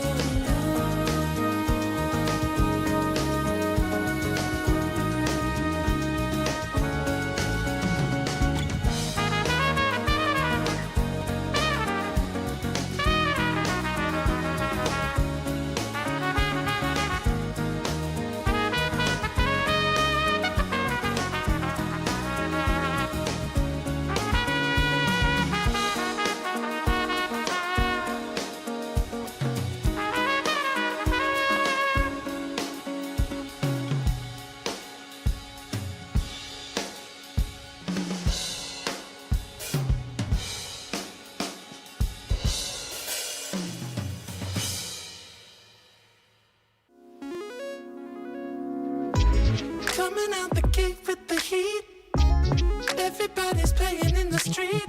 We got the summertime magic in this beat. Sun is in my eye, feeling high. Only good vibes, I'm alive. And if you see me driving by, don't be shy. I'm so excited. You know just what I wanna do.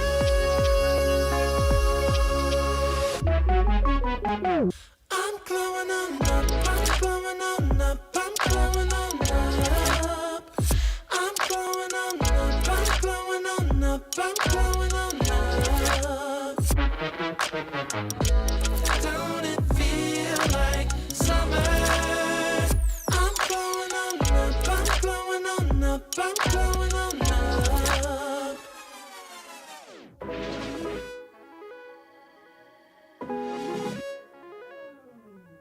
Blow up, show up, soak up aromas, float to Sonoma, roll up to Nola, trope up, blow up, slow up, show up, get real, choke up, you're flowing, you're glowing. Astral samosa, you're landing on Europa, your horns blowing, you're chosen, all the deep cuts you know. I got the pre-glow and the post-glow, inspiration knows no boundaries where it flows. Your fingertips to the globe's tilt, to the universe on stilts, hold on and chill. I'm so excited. You know just what I wanna do.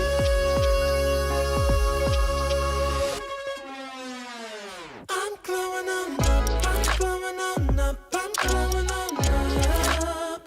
I'm glowing on up, I'm glowing on up, I'm glowing on up. Don't it feel like summer? I'm glowing on up, I'm glowing on up, I'm glowing on up. I'm glowing on up, I'm glowing on up, I'm glowing on up. I'm glowing on up, I'm glowing on up, I'm glowing on up. Don't it feel like summer?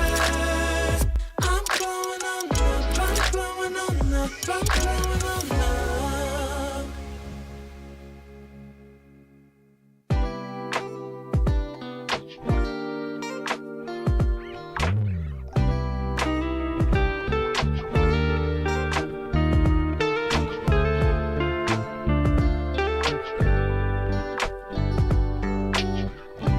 We're gonna keep it going. We got this now, you know.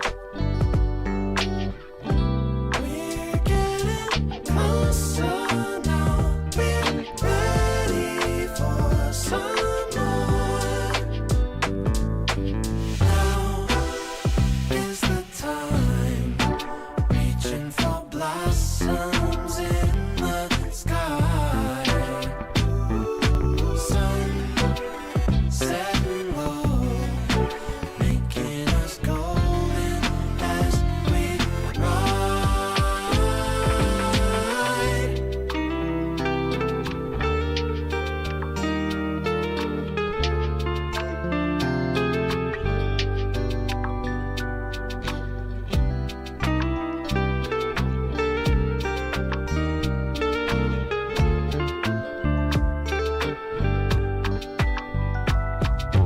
Now is the time, reaching for blossoms in the sky. Sun setting low, making us golden as we ride.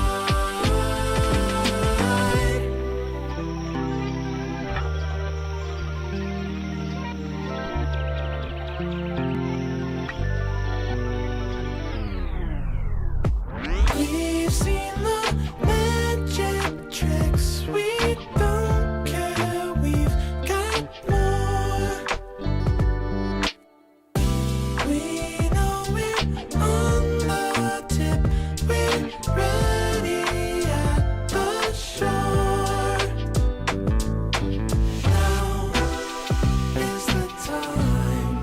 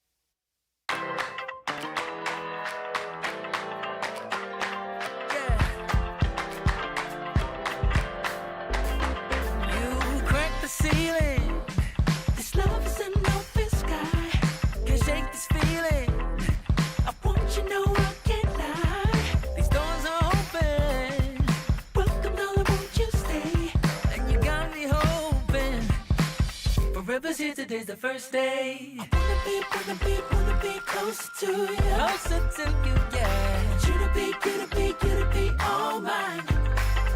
I got all these choices, but I so made up my mind, yeah. There's nobody better, gotta be you. A thousand voices, 'cause it's so good to be alive, yeah. There's nobody better, so it's gotta be you. These myths are busted, the grass is greener on my side. It's done and dusted, I'm never getting off this ride. 'Cause life with you is golden, so how can I go back to silver love? I'll be holding on, can't get enough. Wanna be closer to you. Closer to you, yeah. You to be all mine. Oh,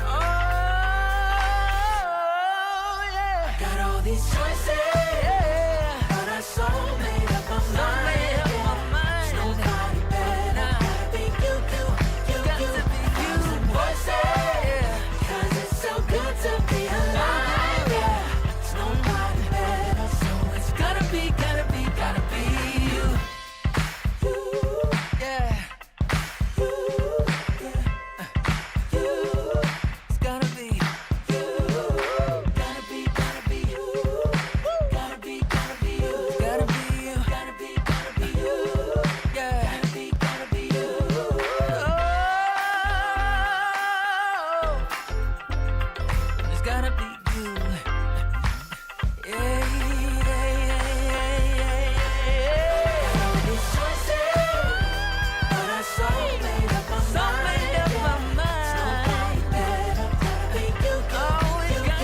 Thousand voices, 'cause it's so good to be alive, yeah. There's nobody better, so it's gotta be you. Hey. Nobody else, no. It's gotta be you.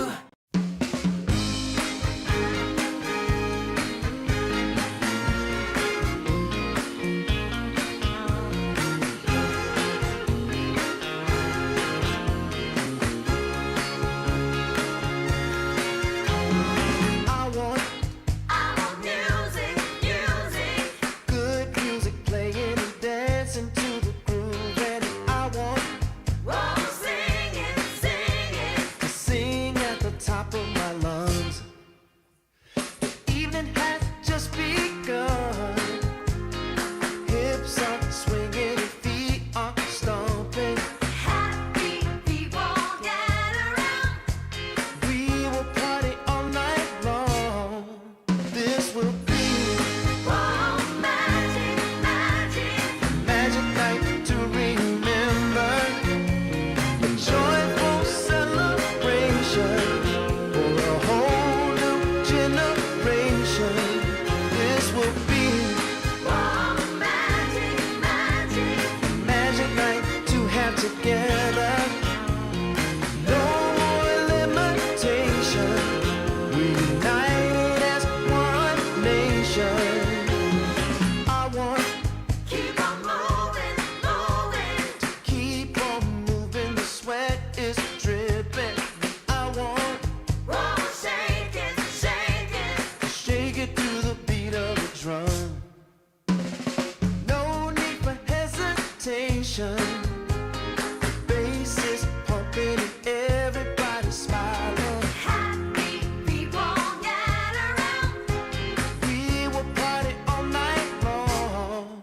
This will be Oh, magic. a magic night to remember.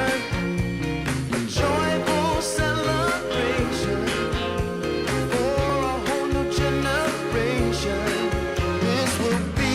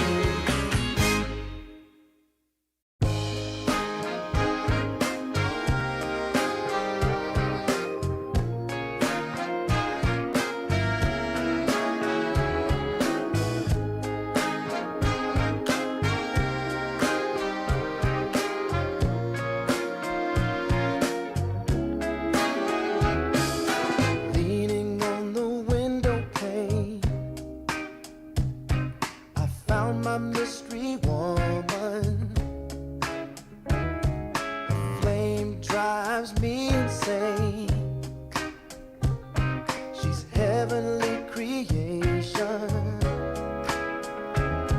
The spirit of the hot summer day, controlled by her emotion. Tomorrow seems too far away. Now I've got my shot. I'm meeting my soulmate. Lady, can you see me? You're my everything. You're my lady. Lady, can you feel me? I feel head over heels. You're my lady, lady. Maybe you can't hear me, my sweet little thing, my sweet lady. Lady, can you see me? You are my everything.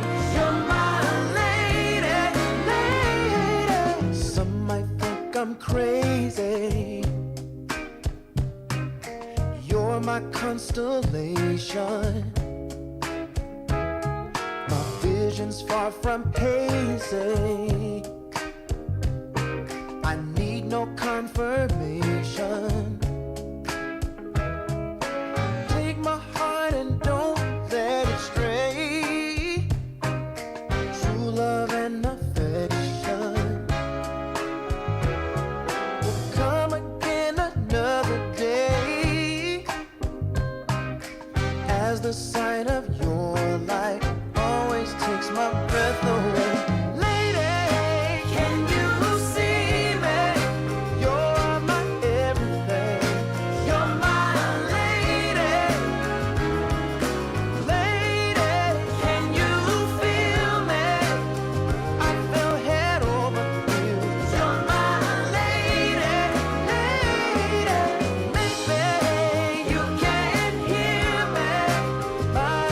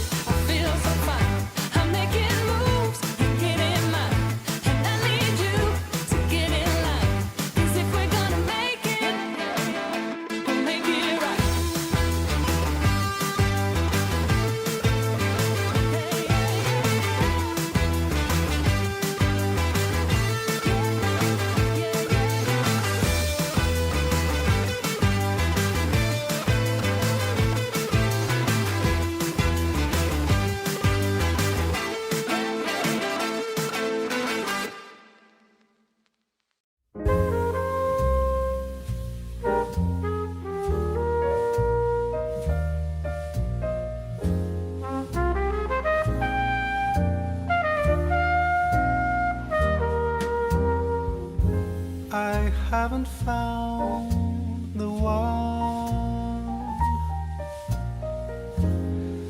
I never knew what others do.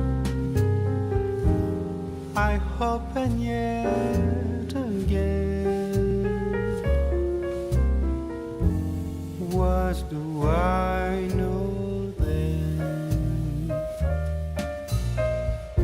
I believe it's all meant to be. All my dreams are so out of reach. I fool around, but we never know. I fell in love, but a long time ago.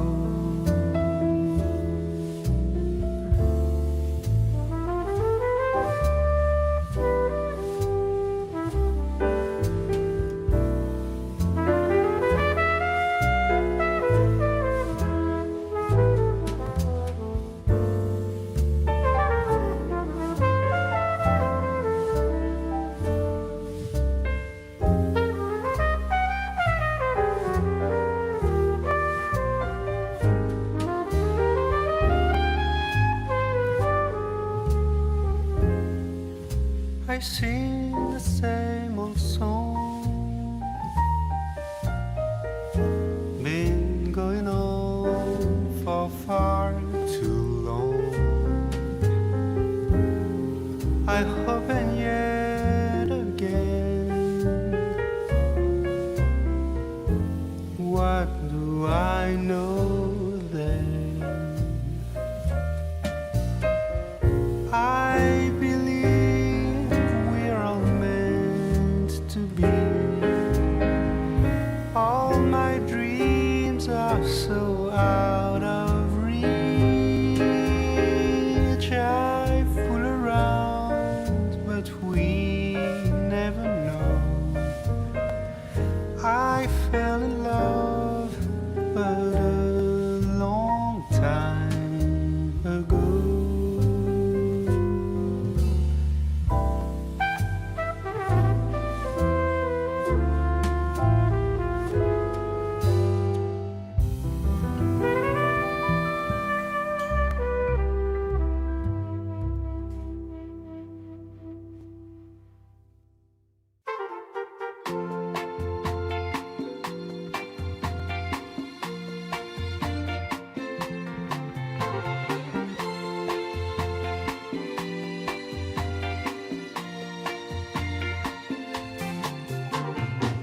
I got the sun in my pocket and the moon above my head. Got the whole world at my feet and there ain't a cloud ahead. There are stories I need to tell. There is laughter I need to share. Joy and love all around. I can feel it in the air. Oh, nothing can stop me now. There's nothing at all that can make me fall. Nothing can stop me now. I'm standing strong while I'm singing this song. Fa fa fa fa fa fa fa fa fa fa fa fa. Fa fa fa fa fa fa fa fa fa. Let's get together now, baby. We will be the perfect team. Like the hand in a glove, like cherry pie and cream. There are stories we need to tell and laughter we need to share. There's joy and love all around, good vibrations everywhere. Nothing can stop me now. There's nothing at all that can make me fall. Nothing can stop me now. I'm standing strong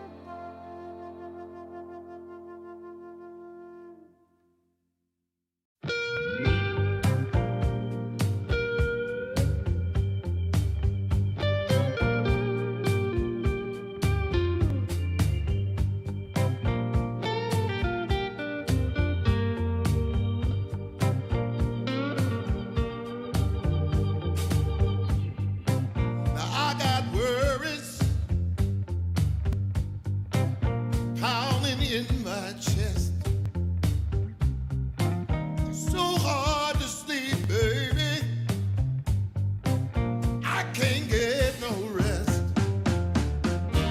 All sorrow and sadness. Tell me what I'm gonna do. 'Cause baby, without you, I'm all wrapped up in blue.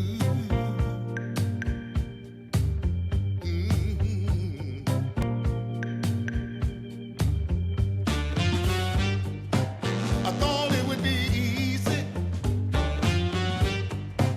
to make it on my own. But baby, now I know what it means to be alone. Lost in the shadows. Tell me what can I do? 'Cause baby, without you, I'm all wrapped up in blue. Wrapped up in blue. Wrapped up in blue. Wrapped up in blue.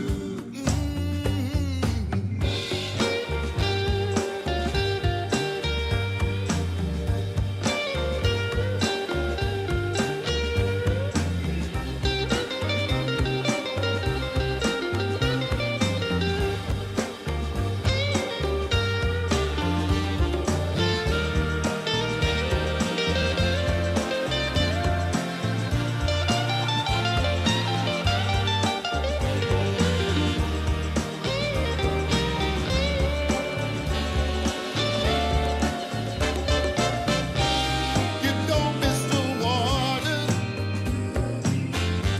till the well runs dry. And you never see when the truth turns into a lie. Hey. Wrapped up in blue, all wrapped up in blue, wrapped up in blue. Can't find my way out, no. Wrapped up in blue. Tell me what can I do? Wrapped up in blue, all wrapped up in blue, wrapped up in blue. Somebody help me now. Wrapped up in blue, all wrapped up in blue, wrapped up in blue. Somebody tell me what to do, 'cause I'm wrapped up in blue, wrapped up in blue, wrapped up in blue, wrapped up in blue, wrapped up in blue. Oh, yes, I am.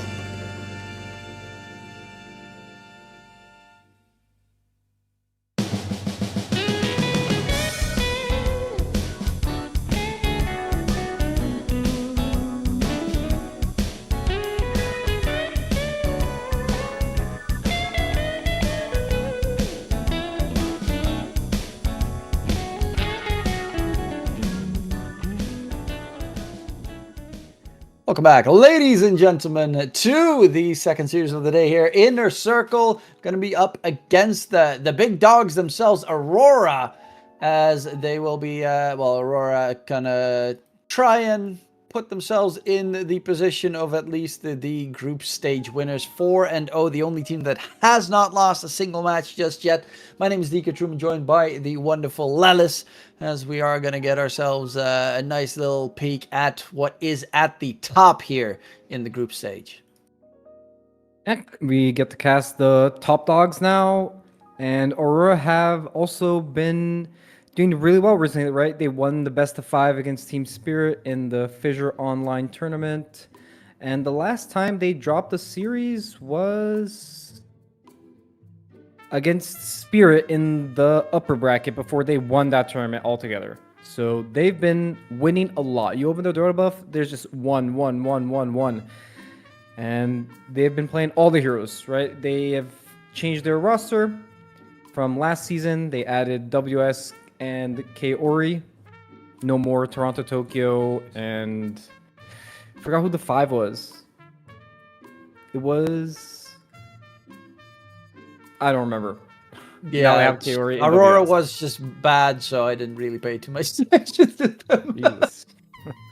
Yeah, no, sometimes you gotta say exactly what it is. They just weren't good in the previous seasons. Even though the rosters should, on paper, have been pretty solid to get to that point, but they just always underperform. Now, though, looking pretty good. They are playing with Lorinov instead of Makoto, as he did have some visa issues in the tournament. But like Mira as your plus 4 is amazing. WS was like ranked 1 in Southeast Asia and has been looking really good, especially on the stupid frog right now. He's been looking phenomenally good. So a dangerous team to face up against, and looking forward to seeing what they can do. They are going to be playing, of course, with their little Southeast Asian flair there, up against a team that has primarily Southeast Asian players in it,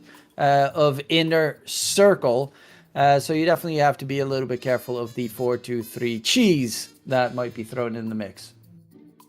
Of course, 4-2-3, very big hero pool. He plays a lot of different heroes. He plays the Bat Rider carry. He plays the Brood Mother. He plays the conventional carries. He plays everything. So, gotta keep in mind that for the draft. And I'm curious. I'm curious to see if the Frog's gonna make it through. I feel like that hero is just not gonna make it through no matter what, since both teams have been playing it. Inner Circle just played it in their last series, and what a problem to have, huh? You don't have your mid laner, and then you have Lorinov to be your stand-in. Top 10 player Europe.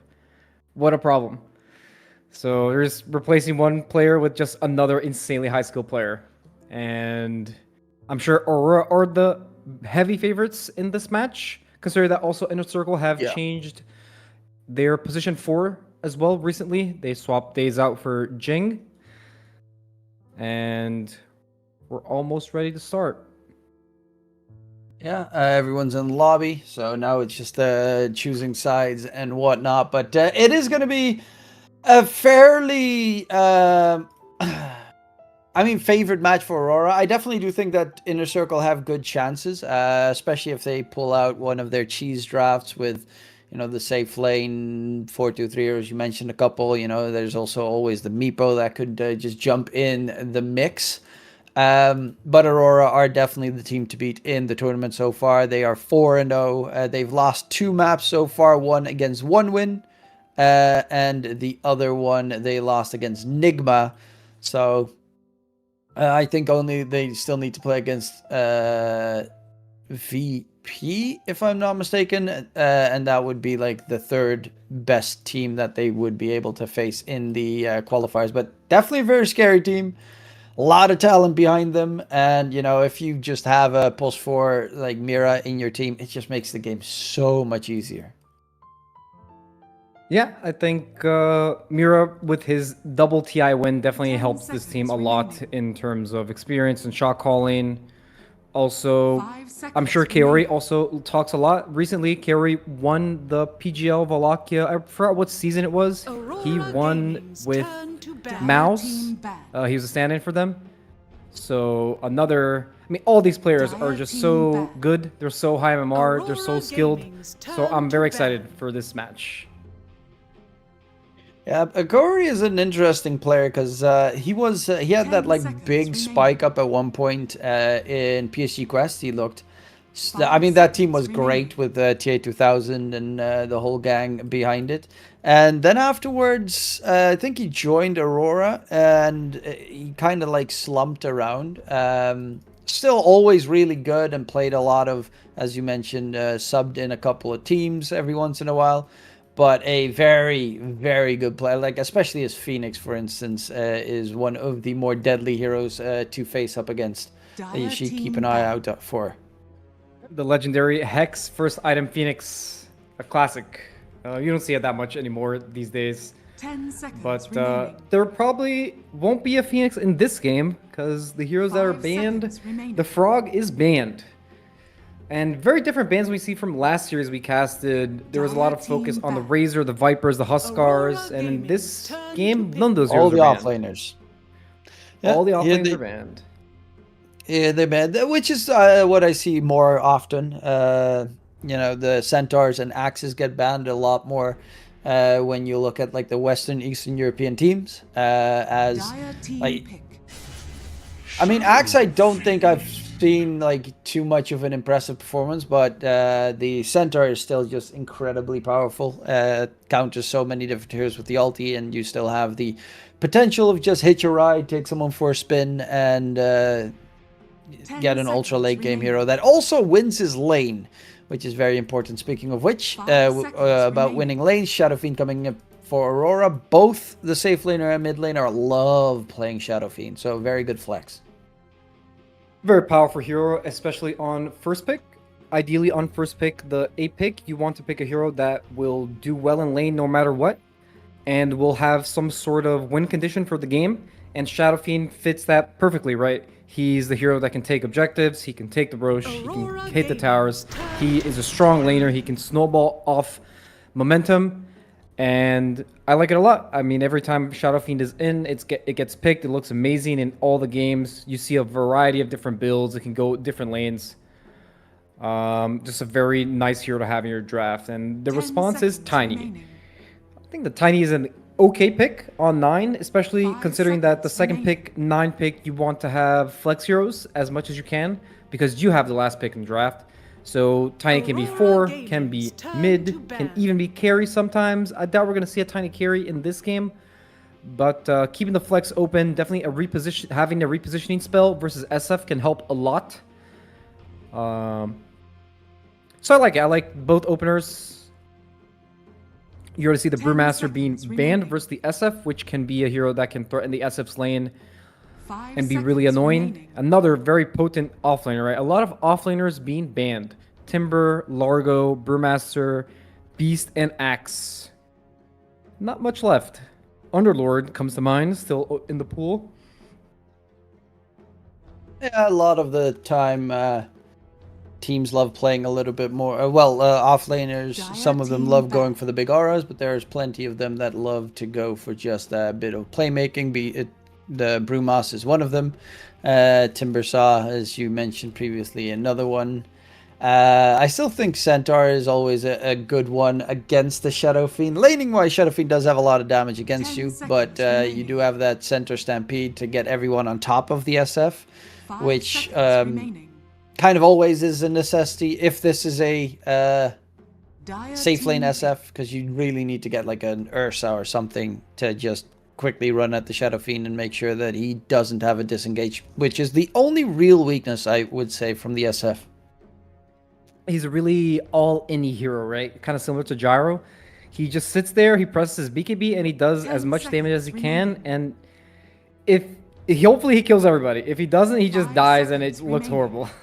But nowadays, I feel like in Dota, it's just very rewarding to just 5-man and have this turret hero to do infinite damage, because you can just take every objective in the game. The game is very objective-based nowadays. We see the Razor on 13, another flex hero that can go multiple roles, carry, mid, off lane. It can buy different items in every single role. It can be paired well with the Tiny 4, melee hero with the range hero. So they have a good opener on Inner Circle. I like their opening. They have strong heroes, especially versus what Aurora has shown, which is the SF. But let's see what the Aurora wants to do now. If they want to pick 2 supports and not show where the SF is going, or if they're just going to pick another core and just show maybe SF is mid or carry.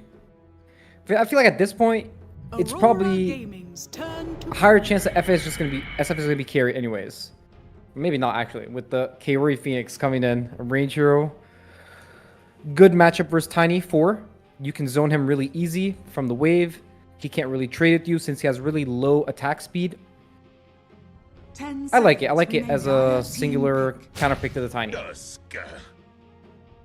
I mean, they could always just give the Corey the Tusk, or even potentially swap lanes if they want to on their side. But the Shadow Fiend, yeah, it has the big downside of if Tiny has Avatos and you just toss the Shadow Fiend onto the Razor, and it becomes very tough to get himself out of there. That's why the Phoenix is an interesting choice if that would be a 5 lane combination. But I do love the Tiny Razor. Tiny, honestly, with anyone that has like a controlled damage spell. So Razor, your Vipers, Death Prophet used to be another one that they used to go for, where you just toss them on top of your teammate and they die because they're too close coming forward. But yeah, you have a Tusk, you have a Phoenix.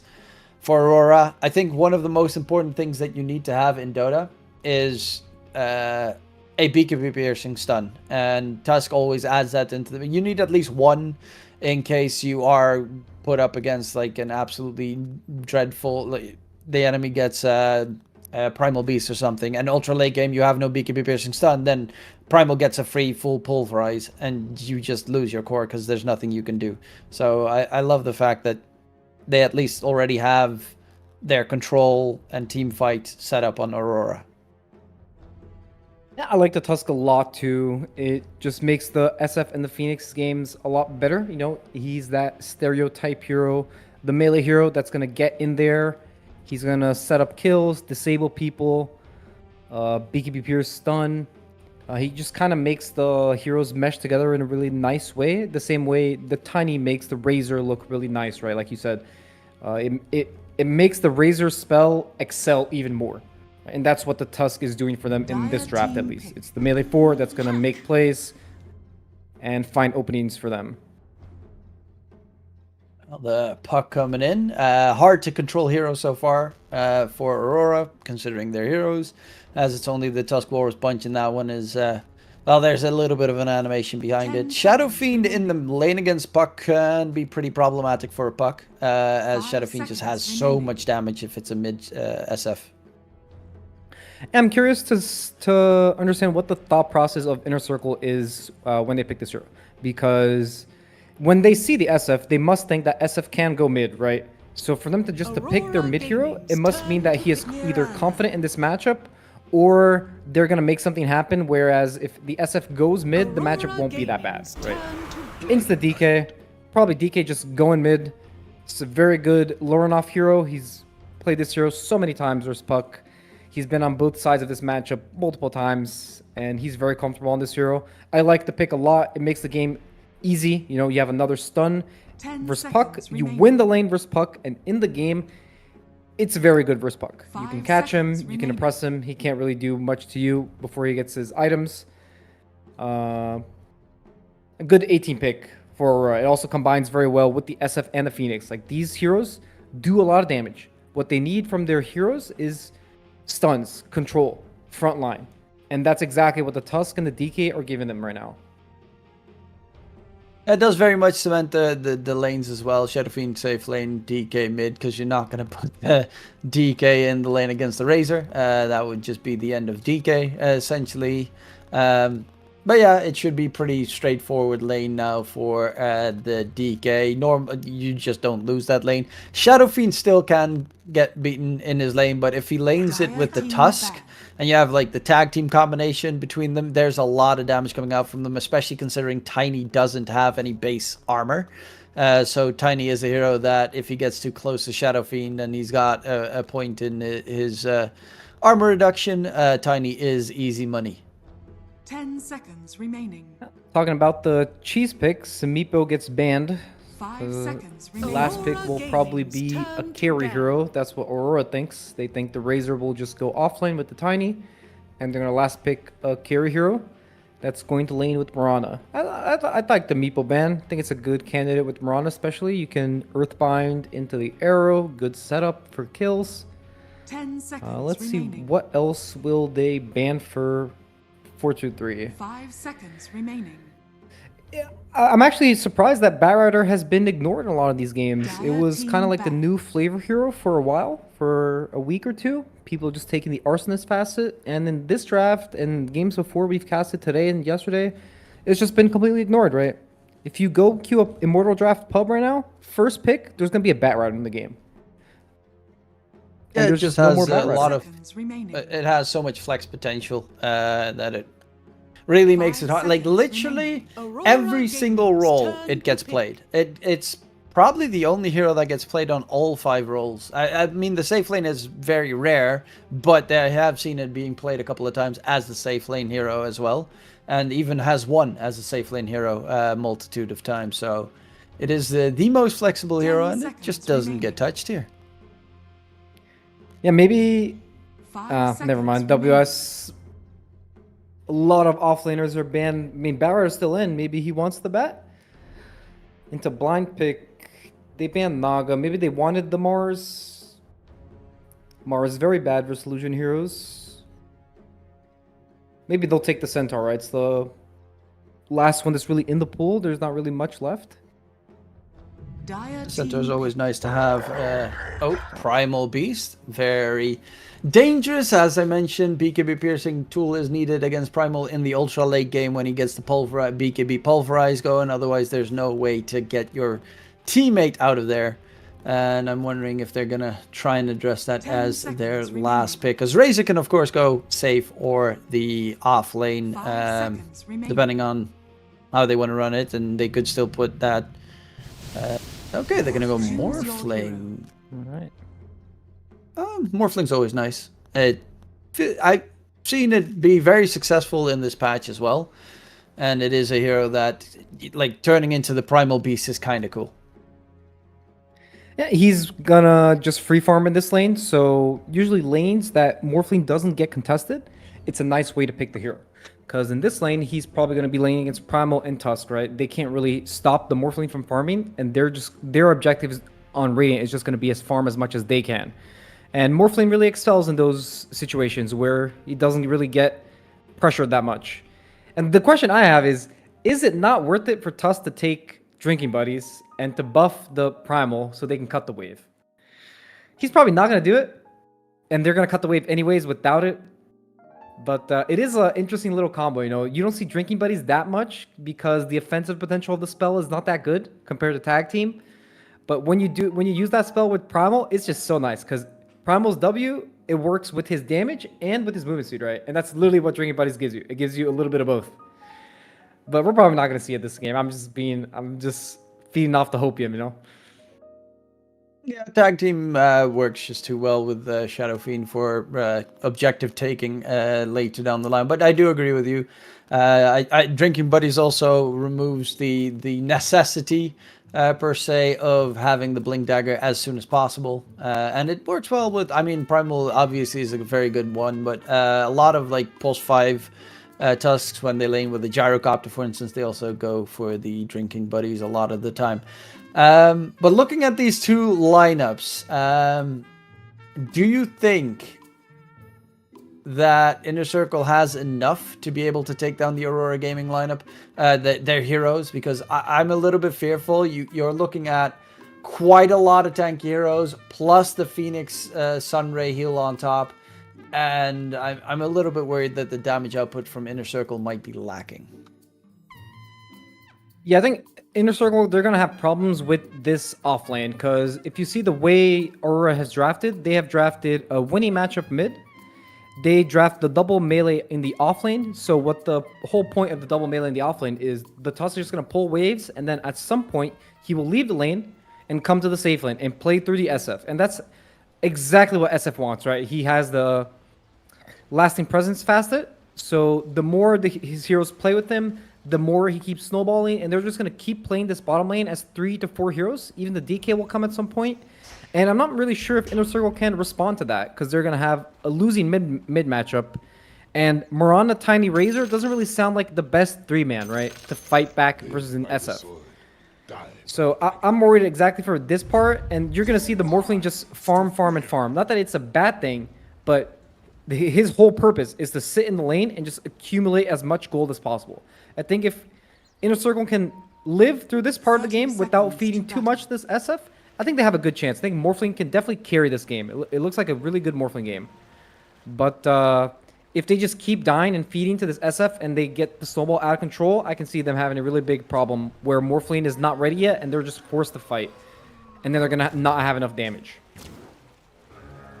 Yeah, it's very interesting to see how exactly your thought process on it. I was also thinking, you know, damage output might be problematic, especially considering their own heroes. Like Razor can be built up fairly tanky. Puck is not the tankiest, but yeah, you get a Lincoln's this game, you're actually most of the time pretty okay on the Puck. But definitely feels like he needs to get a Lincoln's against like the DK Blink Stun, Pulverize from the Primal. That will be coming through, but it really is going to be everything's on the back of the Morphling, as 423 needs to have a great time to try and turn this game in their favor. It might be pretty problematic. Even Shadow Fiend is pretty good against Morphling with all the armor reduction coming in. Yep, pretty big win here for Inner Circle in the first minute of the game. A lot of people don't really realize, but the wave block that Inner Circle did was very big for them, for their offlane, which means that the lane will push into the Razor, while the Tiny has blocked the small camp with the Sentry. And at the same time, they also did not let the Primal cut the wave level 1 in their safe lane. So they had like 2 wins already before the game even started. Of course, Tusk will pull the second wave, but big advantage already for Inner Circle in their early laning phase. Dire's courier has been killed. Yeah, but the downside is, of course, the mid is whatever's going to happen. Lornoff should win that lane unless you send out some very early rotations from the supports, which they have very deadly supports to do it, though. Like a Marana Arrow from downtown or Avatos from the Tiny. They have really good rotating supports to get a catch, whereas the Radiant has terrible rotating supports to catch out a Puck. That is true. They need the Primal to get his blink. They need the DK to get his blink. So early on, the Puck will probably be doing fine, but he'll probably have some resource management problems where the DK will outlevel him and get him really low when he gets to level 6. And there's also a problem in the draft where Razor really enjoys having the melee hero with them, but he doesn't like being left alone, right? When the Tiny leaves, it's going to be a really big problem for this Razor just to stay solo in a lane where he's going to be targeted, right? The Tusk will come here and try to play through the SF. So they might have a little bit too many things to have to focus on the early game on Inner Circle. And that's definitely going to be a challenge for them at that point in the game. Which lane will they play through? What will they try to achieve? It's so far laning stage. I mean, Niche is doing okay considering he's up against DK. Lays in the bottom lane. There's a lot of magic damage that can be thrown on him. I'm curious to see what build he's actually going for. He's going for the Arcane Boots, so probably a Guardian Greaves Razor game against the Phoenix. It's kind of nice to at least have a Dispel. I would assume it's going to be a Spirit Vessel Phoenix game. You're playing against Morphling. SE does get first blood secured. WS gonna chase after the Marana, but he doesn't even have the mana for trample, so Marana will be just fine. And first blood does get secured as 423 just misses a banner creep. So and 2 more creeps underneath the tower. That's not great for the Morph. It's a really big kill because it's first blood, but Tusk's mission is accomplished. He stacked a bunch of waves. They're being annoying, blocking the small camp, having the wave push into the Primal so Primal can farm. You know, have Morphling miss a bunch of CS. So it's not the end of the world because he got something out of it on Tusk. It's a little sad that it's first blood, right? So it's just that extra gold kind of stings a little bit. But it's all good. It's not the end of the world death. A little sad that Tusk is still level 1. Primal taking all the XP. But soon Tusk will be level 2 and he's going to start looking to use his TP to the safe lane. You can even see that Tusk did not use his TP to TP back to lane top. He just has boots, he buys Windlace, and he just walks back to top. He doesn't have to use his TP immediately since Primal already has creeps under his tower. And he really wants to leave his lane soon. He doesn't want to use his TP and then not have his TP to connect to his other lanes. Especially bottom lane, Razor and Tiny can definitely dive a Shadow Fiend even underneath the tower if they get fairly aggressive. So you got to make sure that you're always able to join your allies on that Tusk, as you mentioned. In towards the mid, I mean, Puck is, yeah, definitely losing the lane, but there's just nothing that's going to happen in this lane for the foreseeable. Maybe the 6-minute runes when the supports are going to rotate in to start making a play. Hell, you even have Marana right now just farming up the neutral creeps with the Sacred Arrow, knowing that he just doesn't really do much in the lane anymore.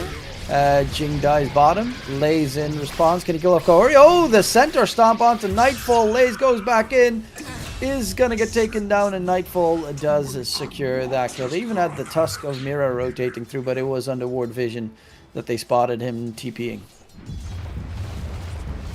Yeah, they had this early ward on the gate for Inner Circle. They scouted the Primal when he walked there to try to cut the wave, and consequently just see the Tusk taking the gate. A little bit unfortunate for Aurora, but you can see how they have a game plan, and they're sticking to the game plan, right? Now they're just going to leave the Primal top. The Razor uses his TP bottom. The Tusk is already here. He attacks. Good TP from SC. He's already ready for this dive. Yeah, Kaori will try and skedaddle on out on the side. The neutrals are actually going to chase him a little bit, as Kaori will be finished off by SE. And they will find a 2-for-1 trade. Yeah, they lose the Razor, and it's unfortunate that he, of course, has to, well, walk to the lane once again. But it does give a little bit of free farm time for the Tiny, which is not the worst trade-off. If he can manage to get some experience and gold out of it, so that he rushes that blink ASAP. Field Rune on the DK, Dragon Form activated. Time to punch this tower, spit on this tower as much as he can. He obviously has the Corrosive Dragon facet, which helps him take all the tier 1s and do extra damage to the enemies. Especially early game, this is probably the best DK facet and probably the only one you can really take in competitive Dota. The other ones are just either too slow or they just don't do as much as this one. And this mid tower is going to take a lot of damage from this DK. They're going in on Nightfall, toss back onto Lays. Nightfall dropping low as he has 2 more leaps. Nightfall has the Requiem. Can he get the cast off? Yes, he can, and that's going to put Lays in a tough spot. Feared back on the Razor. In comes the puck, though. Mira has an ice shard's block in a second. Lays is still going to get taken down. Curry will lose his life. But Lays does drop to Mira in the end, and will even be able to walk it off as the Shadow Fiend TP'd back to base while the Dire team was looking for him. Mira going for the man fight up against the Tiny. Oh, Jing was too slow there with the avalanche. And now they need to send in some TPs to help.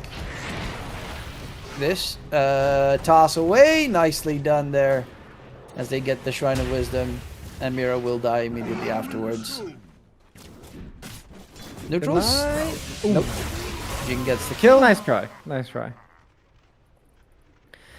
Yep, I mean, the game is going as we expected, right? A lot of pressure on this Razor lane. DK left mid alone versus Puck in a winning matchup, so he's almost killing this tower.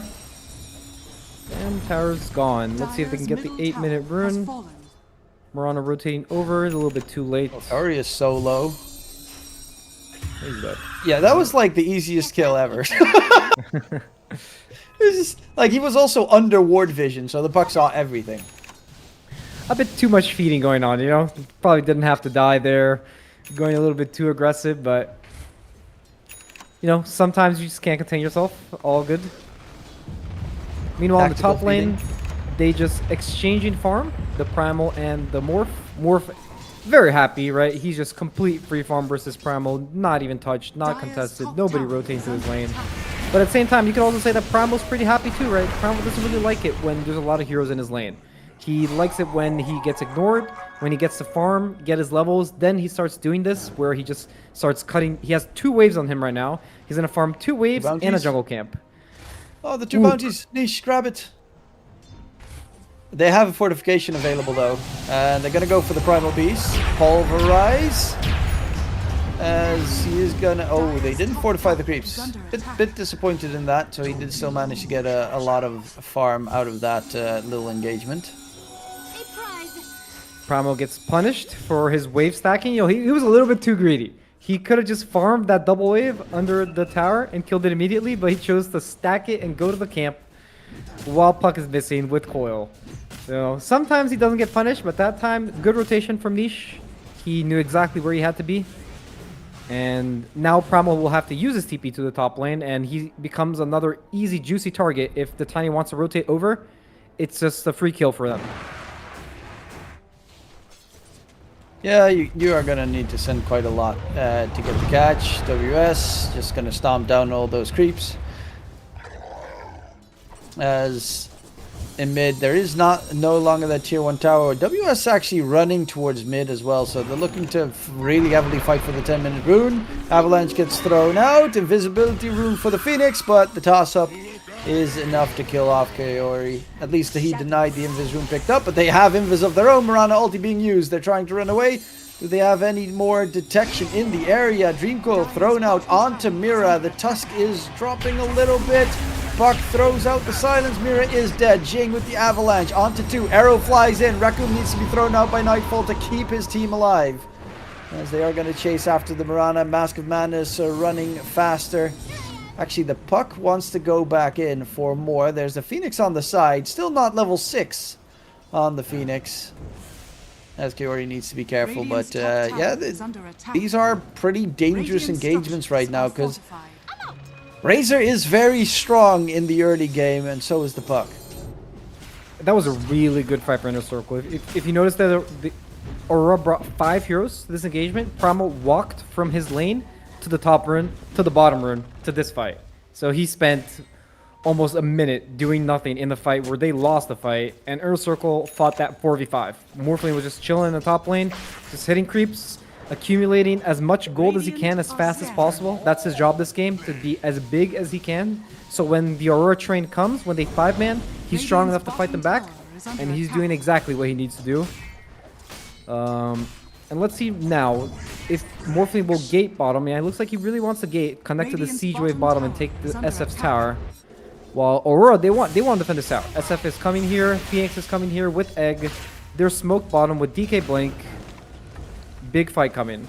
Morphling gave up on the bottom. Yeah, this is actually a really good bait play from Inner Circle, if they don't lose anyone, because this just dragged up almost the entirety of Aurora to that area. SE does get caught, has a leap.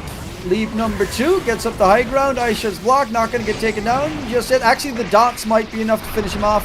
Yeah, he's stuck in the trees, will burn to a crisp, but they get Lauren off in response, as they're going to go for Nightfall. This time he doesn't have the Requiem of Souls, but there is the triple raise coming in from the Morphling.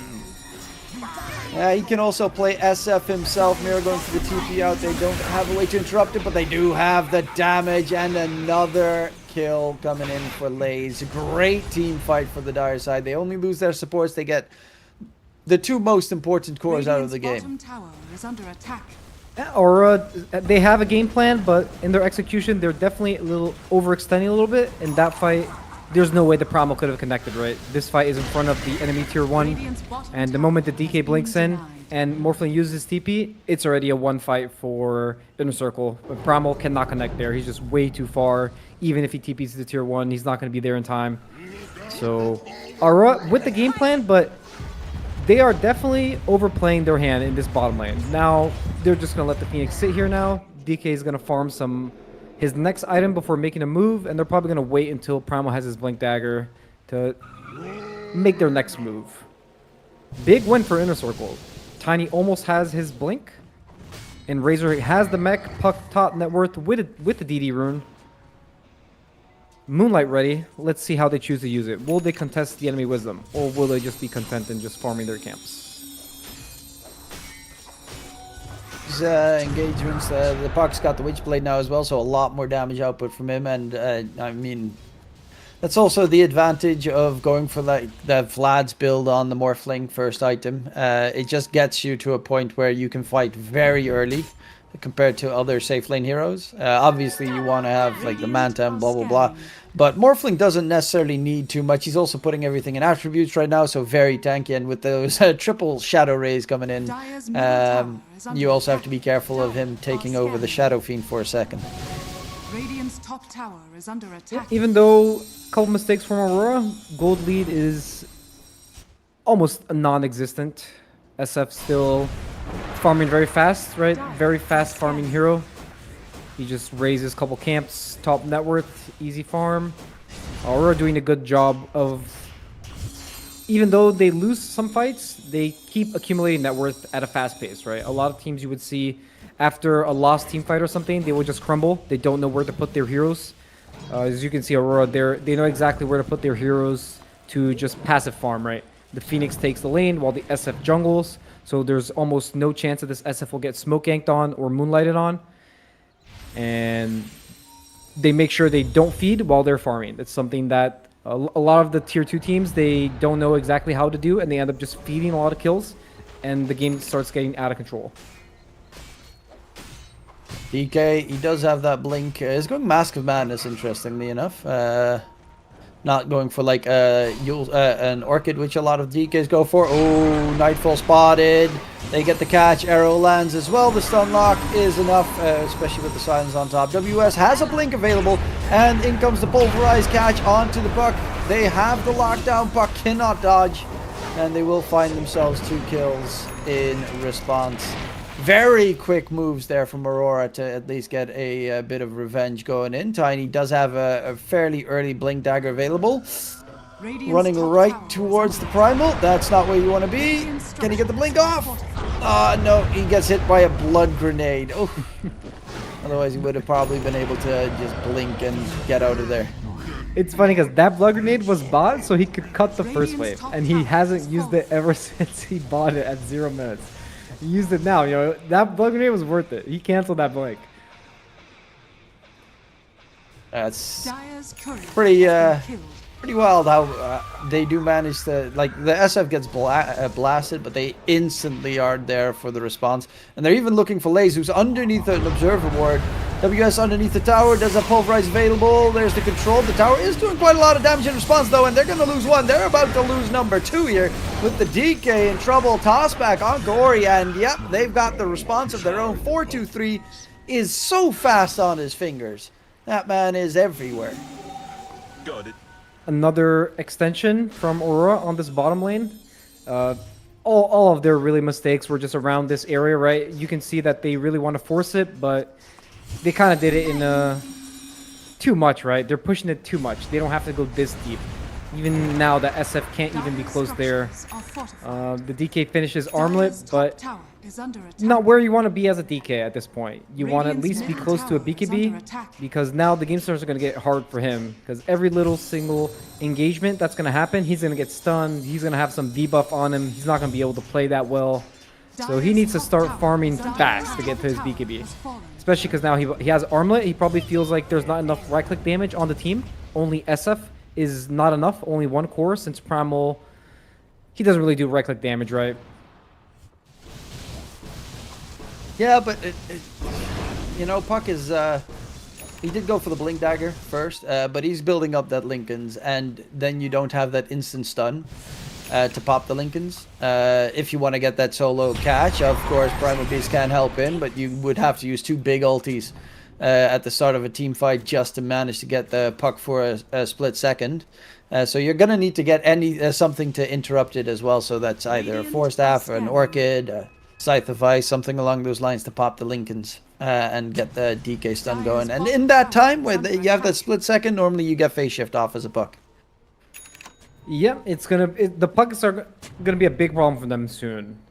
Even though they have all these blink stuns when the Puck gets to his Lincolns, which he's almost halfway there, right? It's not gonna be that easy. Even though they're going on the Phoenix, they're gonna get this pick off. Yep. Easy Clean. stun into Arrow. They're going into the Roche Pit. They've got the Morphling.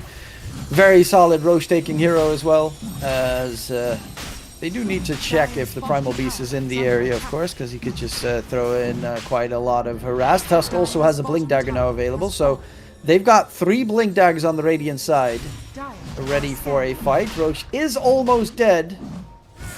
Miranda doesn't have the ulti available. Laze interrupts a blink, and the second blink gets interrupted as well, but they do get vision in the pit. There's a buyback from Corey with almost no time left. They're going to get the toss up on the Tusk. Mira goes for the snowball in onto Laze. There's a fight in the pit, and Lordov steals the Aegis from 4-2-3. Will lose that first life immediately, as Laze is now on the run. I don't really know if you want to continue this fight if you're Aurora, because there's Jing coming in, looking for the toss back on the Phoenix. Would be a dieback if Corey falls.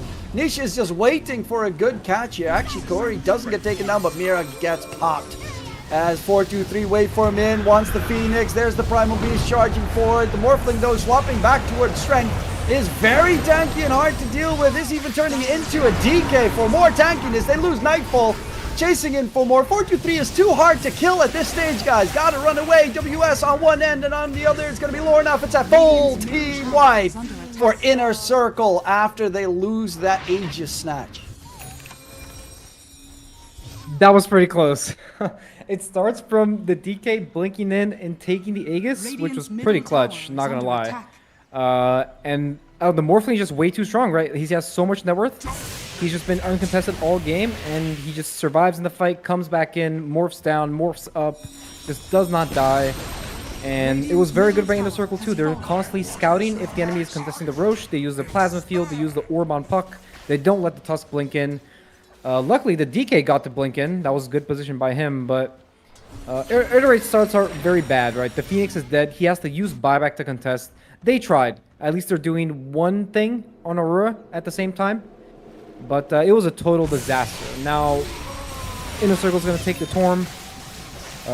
They're probably hoping that Tiny doesn't get the shard. Let's see. And... I mean, they're both kind of doo-doo.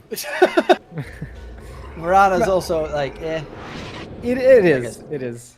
At It least is they better, don't let but- Radiant take it, right? They're taking the Torm, Yeah. so the other team doesn't take it. It's Free good one enough for Phoenix reason. would be problematic. As Lornoff is now going to get spotted. Toss back comes in. Like, the tossing to arrow play is disgusting that they're managing here. Every single time, toss back towards the Mirana. And Mirana has the easiest lineup for the arrow stun. And now DK dead for 40. Tier 2 tower is going to be the target. They have themselves a 7k network lead. Good movement Race is from almost Inner done with the Circle. pipe as well. They know exactly what they're supposed to be doing. They immediately take the Torm, and then they all gate bottom, attack the bottom lane. I thought it was kind of slow moving from the DK. You know, he had enough time to think that they would take the gate and come attack him bottom. Kind of uncharacteristic death from Lornoff. He's a very low death counter player in most of his games. Ooh, the Primal almost gets caught by the coil. It was an arcane rune that was ticking off anyway, so not too big of a loss there with the Dream Coil usage. But yeah, Puck's now got Lincoln Sphere available, so this Puck is very hard to catch, especially because the Radiant Courses don't have any items to interrupt it. You have what, Tusk could try snowball. No, that's out. They have horrible ways of popping a Lincoln Sphere on the Radiant side. Hurricane Pike maybe, I guess. Yeah, not really the ideal spells. You know, I feel like the best spell they can use is just Snowball. Yeah, that one is very obvious if he's trying to reach that area. On the side, Nightfall though. Toss forward coming in. Just got the BKB delivered. Requiem, TP out. And that's the first classic. BKB usage. The first BKB usage with TP. A classic move from Nightfall himself. Morphling almost closing in on a butterfly. It's going to be very problematic when he gets this item. He's going to be unkillable. DK is going to do 0 damage to him, and so will SF. They are very reliant on the right clicks to do damage. And when this guy has a butterfly, and when Razor gets the Crimson, he already has 2 of the toxic auras.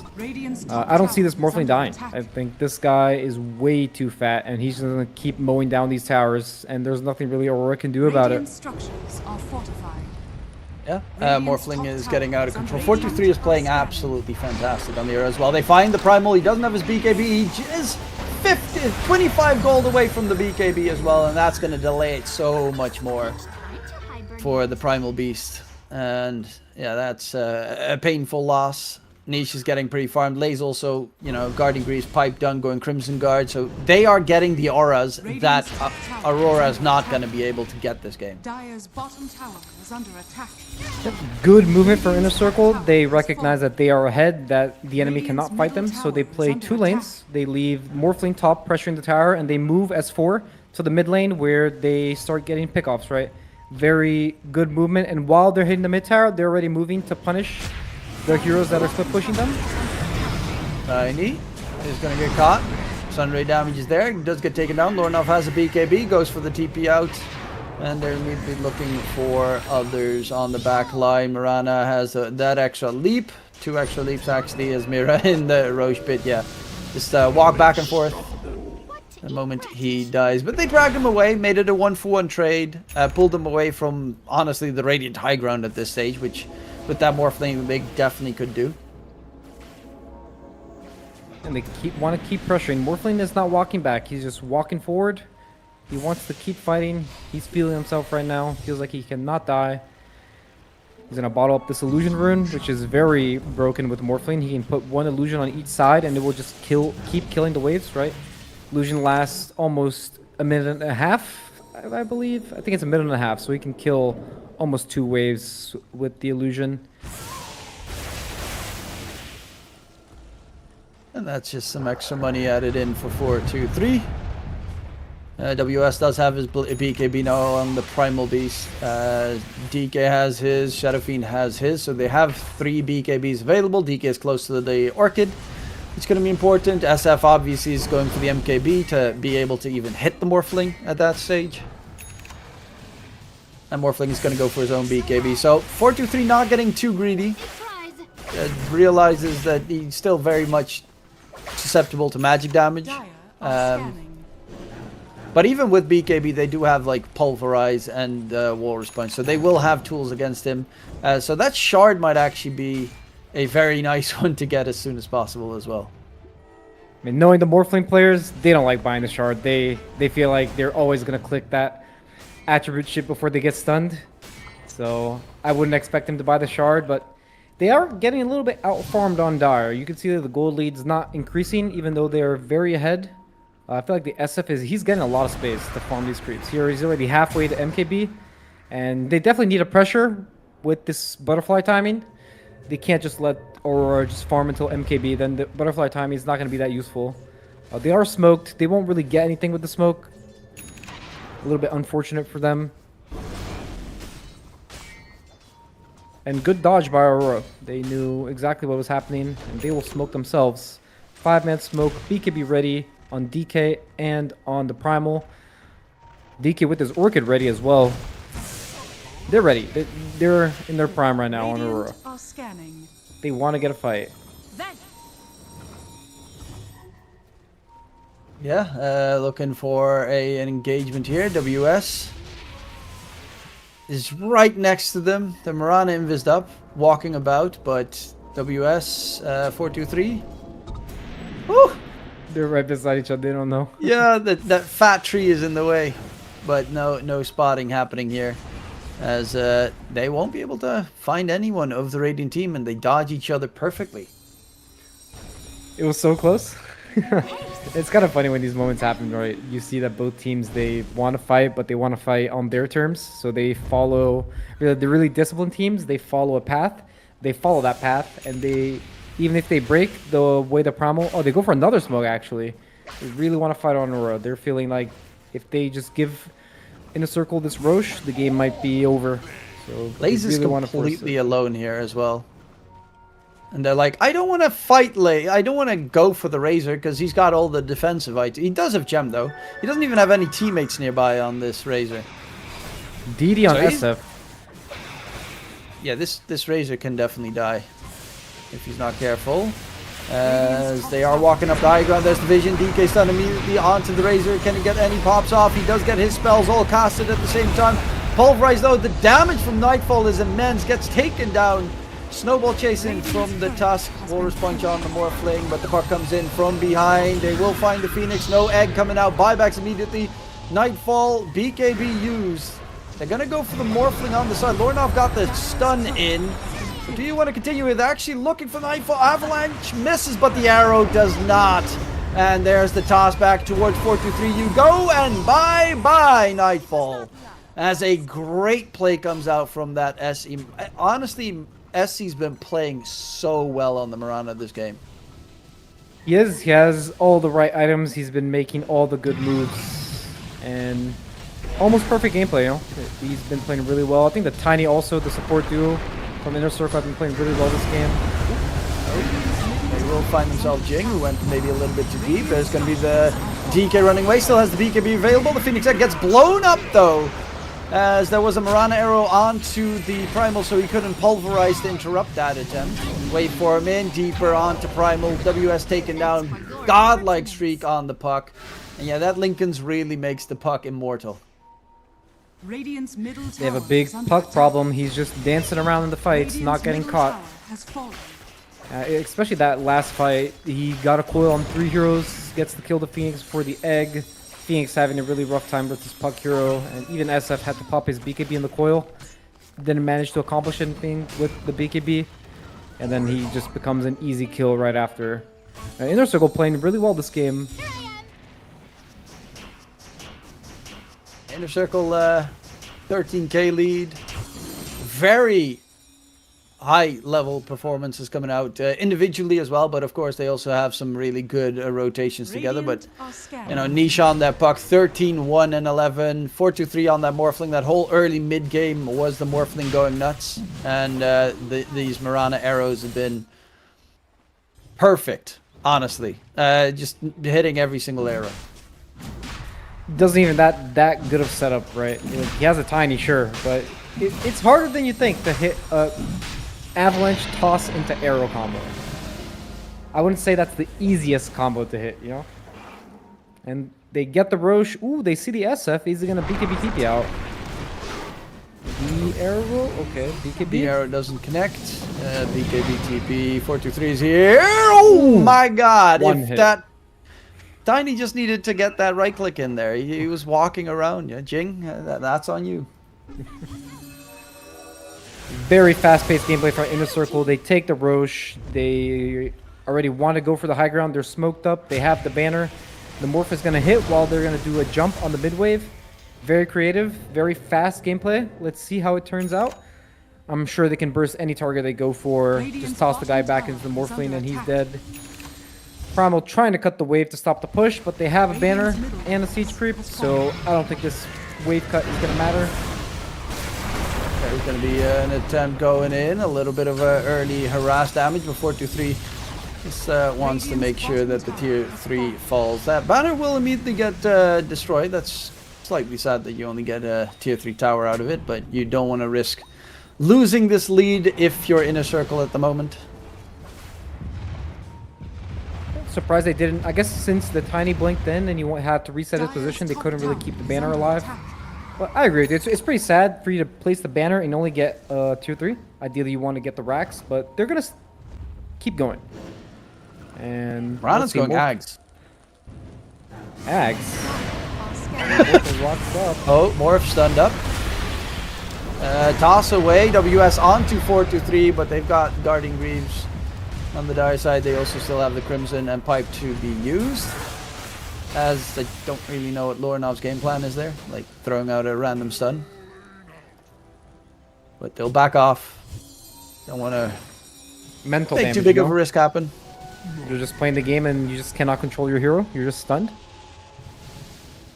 The mental damage. Yeah, whatever shall they do. Dire are scanning. In the circle, cutting every wave now that they have the Aegis. Ooh, DK kind of far up. He could be used. He could be TP. Yep. And they just go for the TP back to base now. There's no DK BKB available for a possible upcoming fight.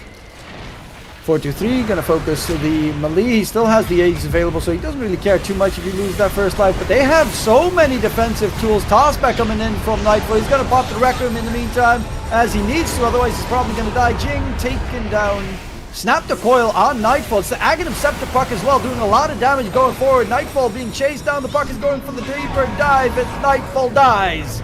Buys back immediately to rejoin the fray, and the puck gets out. They still haven't taken down the melee racks, but they're diving in deeper. Razor's going to be the target here. He doesn't have any of his items to be used. Last hit is going to just stay alive. Snowball deeper, really greedy for the kill here on the Tusk. Gets silenced, no Aura Sponge able to be thrown out. Morphling's going to block the entrance here, turning into the DK. They will lose Mira. Morphling still alive and kicking. They have to back off on the Radiant side. They will lose the Mirana to Lornoff on the back end. But even Niche still very scary. His Dream Coil is back up in 25 seconds as well. And you do not have that Nightfall buyback anymore. On the bright side, at least they held. They didn't lose any more buildings on Aurora, even though SF had to use his buyback. But Now they're one team fight away from losing the game, right? The next death SF has might just cost them the game. And I'm assuming Inner Circle, they're just going to play it chill. They're going to wait for their spells. Puck is going to keep poking them. Morphling just going to probably finish one more item. And then they're probably going to try to make a move and try to end the game. Meanwhile, Aurora probably going to play super safe now that SF has no buyback. He probably has to just sit in the base because there's so much threat, right? There's the Marana ult. There's this Tiny and this Puck hunting you everywhere. Even BKB won't save you now, right? For the Ags Puck. Yeah, it is getting fairly rough. There is a moment where game gets turned around nicely when the Primal has his Refresher Orb, because double Pulverize is quite a hefty lockdown. But even, like, you kind of need to get it on the Puck, because the Morphling, I mean, he doesn't have Shard, but when he gets Shard, oh, he also almost has Lincolns on the Morphling. So it's even going to be tougher to get those catches without, like, Primal has no way of interrupting or popping the Lincolns at all. He is really reliant on, like, the Tusk's Yule Scepter to make that happen, or the Bloodthorn from the DK. Yeah, even when Primal gets his Refresher, he's gonna have mana problems because he doesn't have like that intermediate item, right? He doesn't have any item that gives him mana pool, and Refresher is an item just doesn't give mana pool either. So he's gonna have to press his buttons perfectly. He's gonna have to press Soul Ring before he uses any spells. It's going to be hard for him. He kind of needs... he's marking Kaya Sanj. He might just need that Staff of Wizardry to have more mana pool. He buys the triple mango, I see. That's his tactic. He's just going to do the triple mango into double. Smart guy. It's always sad. But yeah, Primal is the hero. I know that Desire used to play... Oh.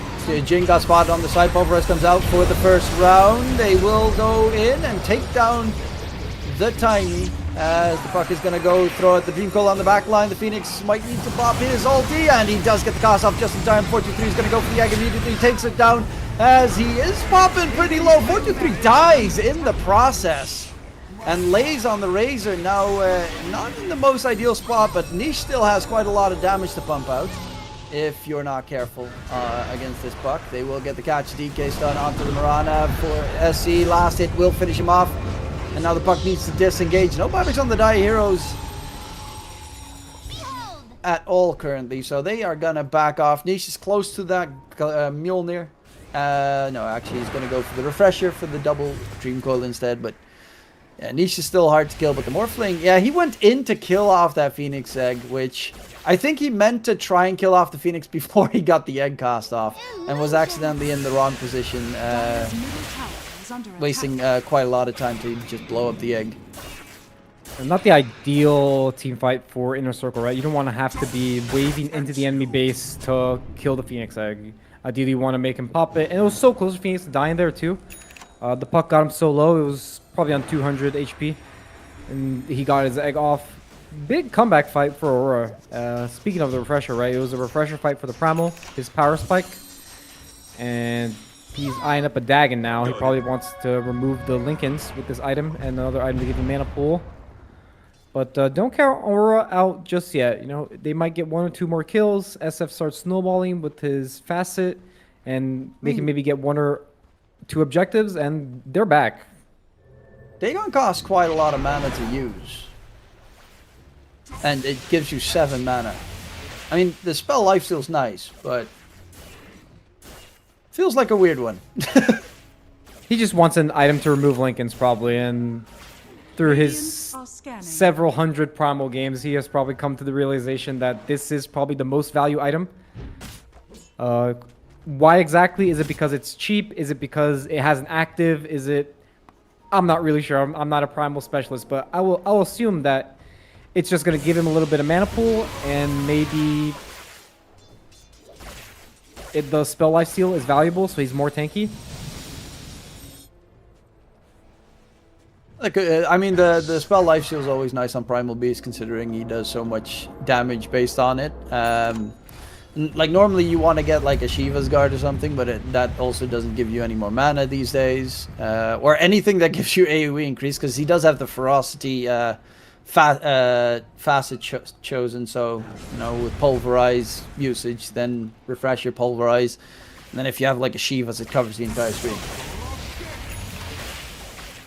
Yeah, he buys the recipe for the Dagon. No, he sells it. He's unsure still, or maybe he's just probably holding buyback for the next fight. Yeah. Yeah, Roche is up in a minute 15 as well. It's almost max duration Roche respawn. But that next Roche, you get the Aegis on the Morphling, a refresher. Well, Puck has a refresher orb now finished. You get a refresher, I guess, on the Razor. Probably. He's eyeing up a Lincoln right now, but refresher also good. I mean, the Double refresher shot BKB. from Roche. Yeah, I mean, the Puck bought his refresher, right? Yeah, so it's probably the best candidate is the Razor. Like, Morphling, double BKB is not that value. Does And so Smoke. Sacred Arrow not these days with Starstorm and the Facet, you get like the second meteor deals more damage and blinds the target. Do you get that with Radiant are scanning. the Aghanim Scepter Sacred Arrow as well? I believe so. I do think it works, and Okay, then I can understand the act being useful. Jump in onto Lays. Not an easy target to kill. Nice toss away. And Lays gets the BKB cost off. The Radiant team needs to back off. That Dream Coil doing so much. There's Dream Coil number 2 coming in. Their Phoenix Egg does get popped, but they lose Nightfall without a buyback. They know it. And now the Radiant needs to get the hell out of Dodge. DK stunned up by another absolutely amazing SE arrow. And they will find 3 kills chasing in for the Primal Beast, as he did go for the 4-staff instead of the Dagon, which makes a little bit more sense, but Jing is going to be able to get the toss back into another kill, and the creeps are pushing in the mid wave, so they can just go up the high ground. GG gets called, and it will be a Radiant's top tower. nice little opener there for Inner Circle, who played honestly amazing. I do have to give it to them. They're playing against one of the best teams out there at the moment. Yeah, they're playing with the substitute, but their substitute is no laughing matter either, and they really showed us a good game. a phenomenal performance by almost all. I mean, I would say all of them. I think Puck had a really good game, even though he's in the counter pick matchup. He almost had a perfect game, right? He has 1 death. And Marana hitting all the arrows, Morphling doing all the DPS. Amazing performance by them. Very impressed that they were able to beat Aurora in this game.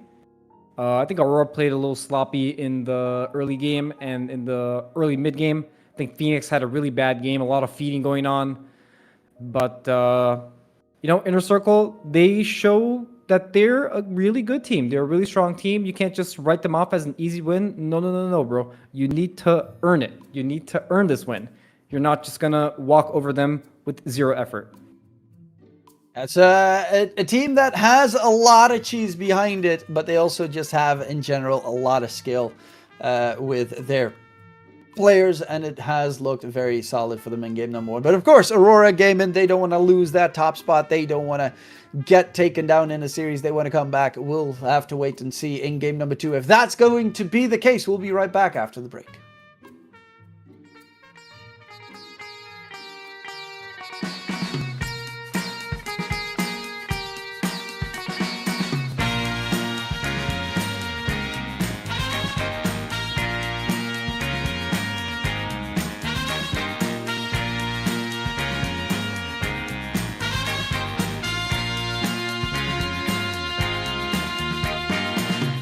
What you need is love and understanding. Find a heart whose love is true. Deep down, there's only one companion who's there for you when you need him to be. Your heart was broken in 1,000 pieces. So much pain that you've been through. Here stands a man who's your salvation. Just ask yourself, am I ready for you? 100% now. I'm ready. 100% now. Yes, I'm ready. Eyes wide open. I'm ready to move. 100% now. Take a chance in a new direction. Any place you wanna go. I don't have all the right answers, but one thing I know, I'm so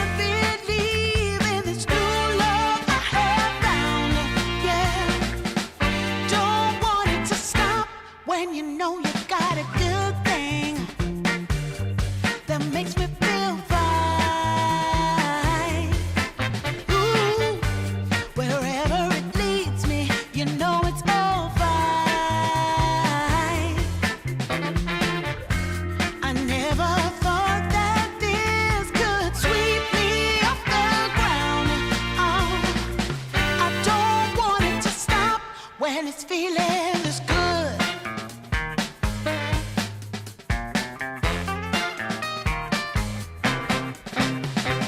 Whenever you're around, my heart begins to pound.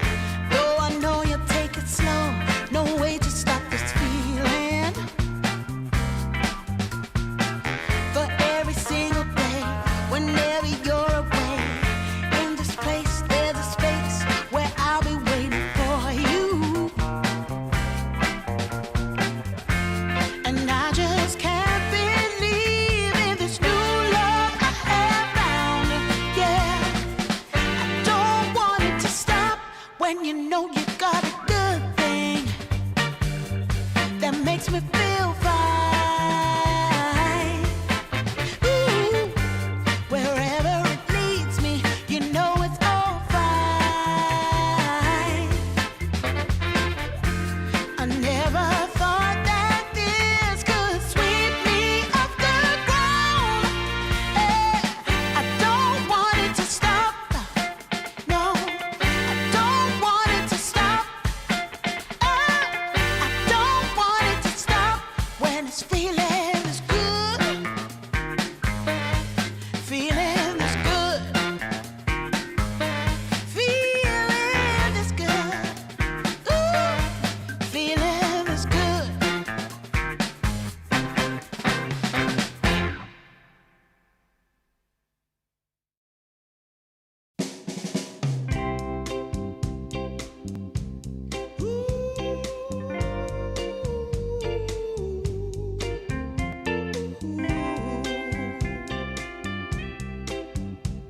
Yeah, yeah. I've been waiting a long time, just longing for a glance from you. Yeah, a chance to look in those big brown eyes. No telling what my heart would do. Hey, when we met, I sure knew it felt as good as it could be. In that moment, though it felt so good, I wondered why you noticed me.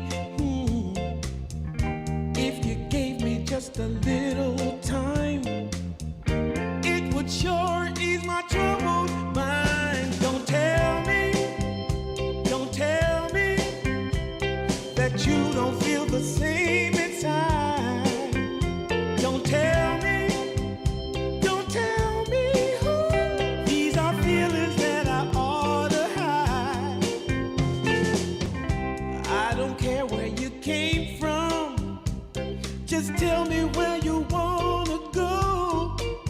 If there's a chance to be together, that's all I really need to know. Is it real or make believe that keeps me thinking of you? If you've got time to walk with me, I'll show you how my heart is true. And here I stand waiting for you. Tell me, baby, what I gotta do. Don't tell me that you don't feel the same inside. Don't tell me these are feelings that I ought to hide. Don't tell me. Welcome back, ladies and gentlemen, as we're getting ourselves ready for game number 2 between Aurora Gaming and Inner Circle and Lelis. My God. After what we've had the last couple of days of just very one-sided games, this was an absolute beauty of a match with just high-class skill all over the place. And it made me really excited for game 2. I'm looking forward to what they can show, and if Aurora can get themselves back in the series. Inner Circle had an outstanding performance in this game. I thought they played very well. And Aurora, on the other side, I feel like they had a good idea of how they wanted to play the game, but I feel like their execution wasn't that good. think there was a lot of sloppy deaths around the bottom lane and from the Phoenix in specific. Let's see if this next game they can shrug it off and if they can put up a better fight. I'm sure they can. They just came off a online tournament win. But again, Inner Circle, they played really well. So if I were Aurora, I would be a little scared. You know, this next game, you have to play your best. Yeah, they of course they did play that tournament with a different team, and it is not like Aurora is indestructible. They have lost multiple games in the tournament so far in Division 2 of DreamLeague, but yeah, they haven't lost a series yet, and now they need to make the reverse sweep happen if they want to, you know, keep themselves at the top spot, guaranteed with a well, at that stage, 5-0 lead. Because, of course, for them, it doesn't really matter too much, Aurora. They are definitely going to go upper bracket at the start of the playoffs. You know, they're 4-0 right now. I don't really see them losing to Silk. They still have to play Silk. Yeah, so I don't see them losing that and dropping to like the lower bracket or anything. But yeah, Aurora Gaming is still the top dog of the tournament. But if Inner Circle wins this, that actually puts them in a very comfortable spot to potentially make it to the upper bracket part of the playoffs instead of starting in the lower bracket, which they also should want to dodge. Yeah, a lot of teams in the middle of the pack right now. A lot of them are 2-2, 2-1, 1-2. Only Aurora with the undefeated score at the moment, 4-0. They're beating everybody, but they also have, as you said, they're not indestructible. They dropped game versus one win. They dropped the game versus Nigma as well. And let's see if they can come back. Coincidentally, against one win, they also lost game one. So let's see how they do it to come back in this next game, which should be starting soon. Only missing one player in the lobby. Yeah, as we hopefully will get the last one in there. It is going to be Aurora's choosing first pick, and then Inner Circle going for the Dire side. Which that one's actually interesting. So Aurora choose first pick, but Inner Circle choose Dire instead of what most teams go for Radiant. It is interesting. I wonder what their logic is, because most teams just pick Radiant because of the Roche dynamic and everything. Even pulling waves on Dire is a little worse for the offlane because you have to go through that little spot in the trees and you can mess it up really easy. For the safe lane, definitely is a little easier to lane. But to justify them picking the side, they definitely know something we don't, or they value something that we don't understand. Maybe Tormentor. If you defend maybe the tier 1 tower top for a long time and you have a lineup that takes Storm pretty easily, could be a reason to try and keep it the top side. Unless you go for a Night Stalker game and then it's the other opposite end. But you don't see that one too often anymore. It's still a couple of times I do see Night Stalker pop up here and there. But especially against a puck hero? Yeah. Maybe. And considering, you know, what we just saw of the amazing puck, I do expect it to possibly get banned out in the upcoming game. I think, yeah, Niche just played that one too well. Yeah, puck that was banned in a lot of games before versus Inner Circle. It got left through, and they didn't really have any stuns on the heroes they picked, right? I mean, you can say that Tusk is very good versus puck because he can always combo with one hero and he can chain stun the puck with his punch and the snowball. But Phoenix SF, not really the best versus puck, right? I feel like the Phoenix in the first phase like that, it definitely has a lot of holes, especially with SF, right?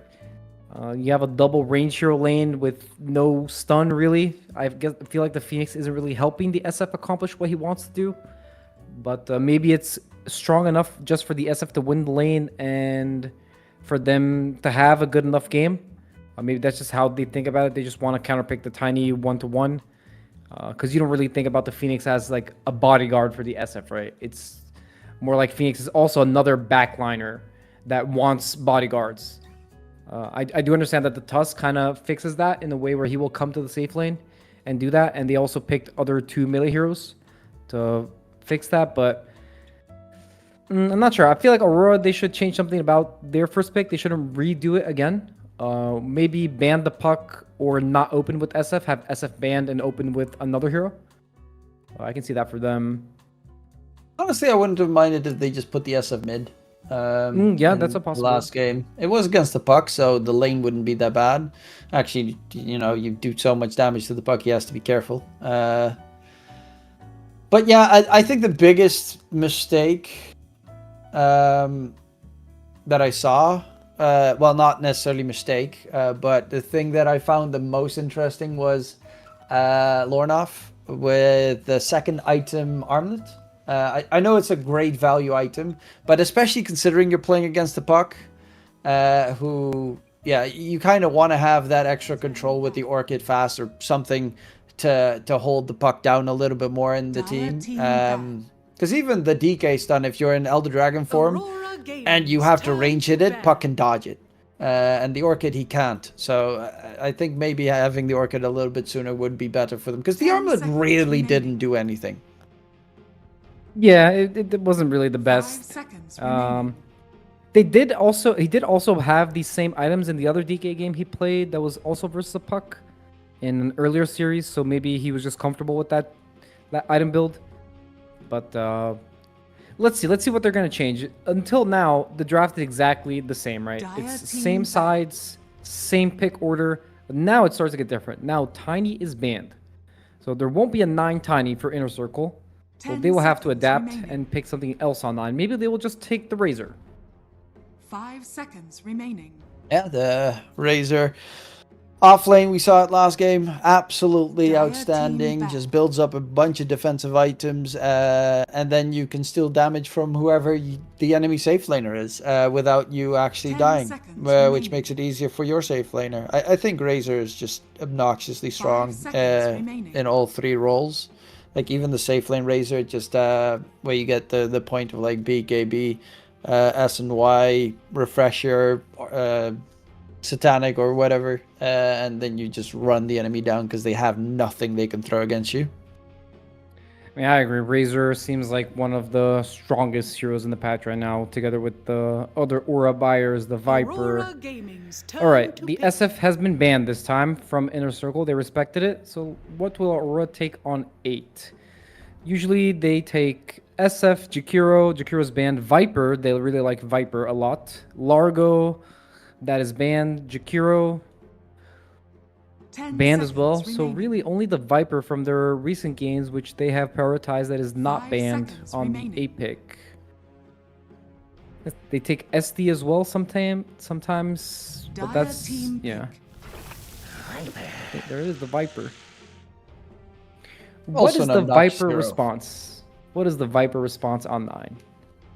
Normally it's Wind Ranger, right? But it's banned, Yeah. so Ooh, that's right. It's banned. 10 seconds remaining. I mean, I'm really a I'm- fan of picking a core 5 on 9. seconds remaining. I hope they just pick a core and they make it work.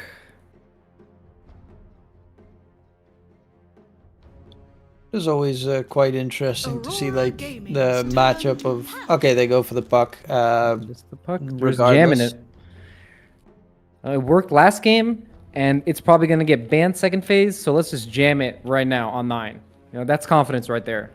Doesn't care that he's going to get counterpicked. Last game, they had a bunch of stuns, and he still 10 seconds remaining. outplayed them really hard, so just give it to him on 9. I guess puck is also 5 seconds not remaining. as bad versus Viper mid.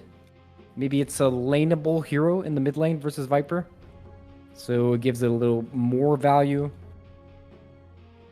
I mean, you can dodge an attack. And that's about it. Like, 2 the attacks, maybe Viper, you can dodge with the orb too, right?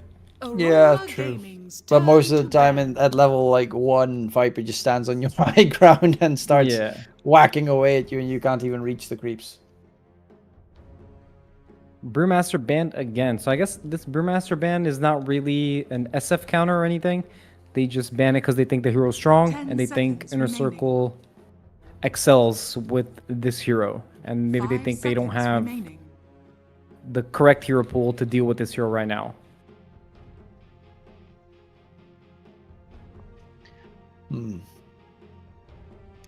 I do think Brewmaster is just stupidly strong right now with the Aghanim Scepter. It does have a problem sometimes with its laning stage, depending on what its plus 4 is. But if you have like a Skywrath Mage or something, you normally just smack your lane. Taking a lot of time for this next ban, using a lot of the reserve time. They're very unsure what they will ban. Will they ban the Razor? Will they just give them another Razor game?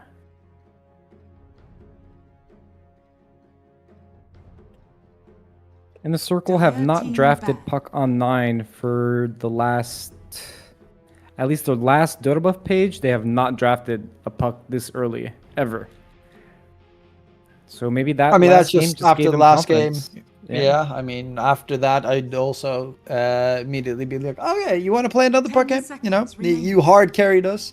I love the Aghanim Scepter as well, the earlier one 5 seconds than you remaining. normally see on pucks. Normally it's like item number 6, essentially. But considering the Lincoln's was enough to make sure he doesn't die, he didn't have to build a Yule Scepter. It really felt like a clean puck game. I do assume that Aurora is going to make it a very big focal point that they actually hard countered this game, though. And there is the Timber Saw ban, which is a very comfortable hero for Dire Lays. He team really pick. likes playing that hero, even against counters. He's a level 30 Timber, so very confident on it, which is a little odd, though. They haven't really picked Timber in their last games. It's banned against them a lot of times, but in their last games, they just have not really picked this hero. So 10 maybe seconds remaining. Aurora is going to pick some bad heroes versus Timber. I can see that. 5 seconds remaining. That's why they want to ban it. Aurora Gaming's turn True. to pick. If you go that, there's quite a lot of heroes that get hard counted by the Timber Saw. Most interestingly, in the last couple of matches that we have casted, I've not seen anyone really even touch the Shadow Demon. 10 seconds. Yeah, it is a remaining. hero that he's very good against SF in specific, and a lot of teams 5 have seconds like remaining. kind of just dropped the hero. I'm not sure exactly sure Aurora why. The hero Gaming's turn definitely to pick. can feel a little weird because he doesn't give you catch, and especially now that he's a little bit lower value versus heroes like Abba that you don't get the passive anymore on the illusions. So he's kind of less of a counter for those heroes in specific. 10 Maybe his seconds value remaining. just went down. I just see a 5 lot of seconds Shadow Demon and a remaining. lot of losses with that hero, especially when I check Dota buff of all the pro teams.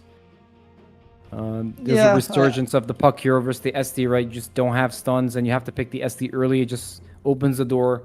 Hi, do you want to play puck? We don't have stuns. And the mid player's like, of course, I will always accept the puck game versus no stuns. Now he's up against Nyx Assassin, and that's one of the more problematic ones to deal with for the puck, because he can just catch you from invis if you throw it in an illusory orb.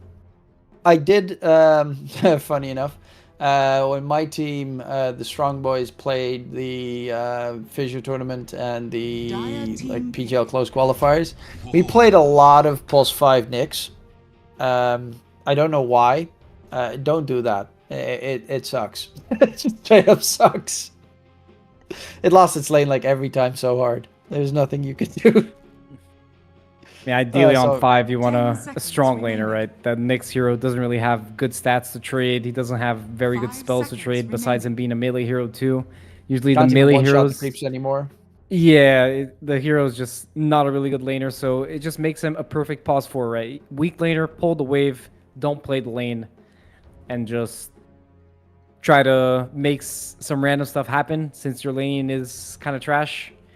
So you just throw him in the pause 4 slot.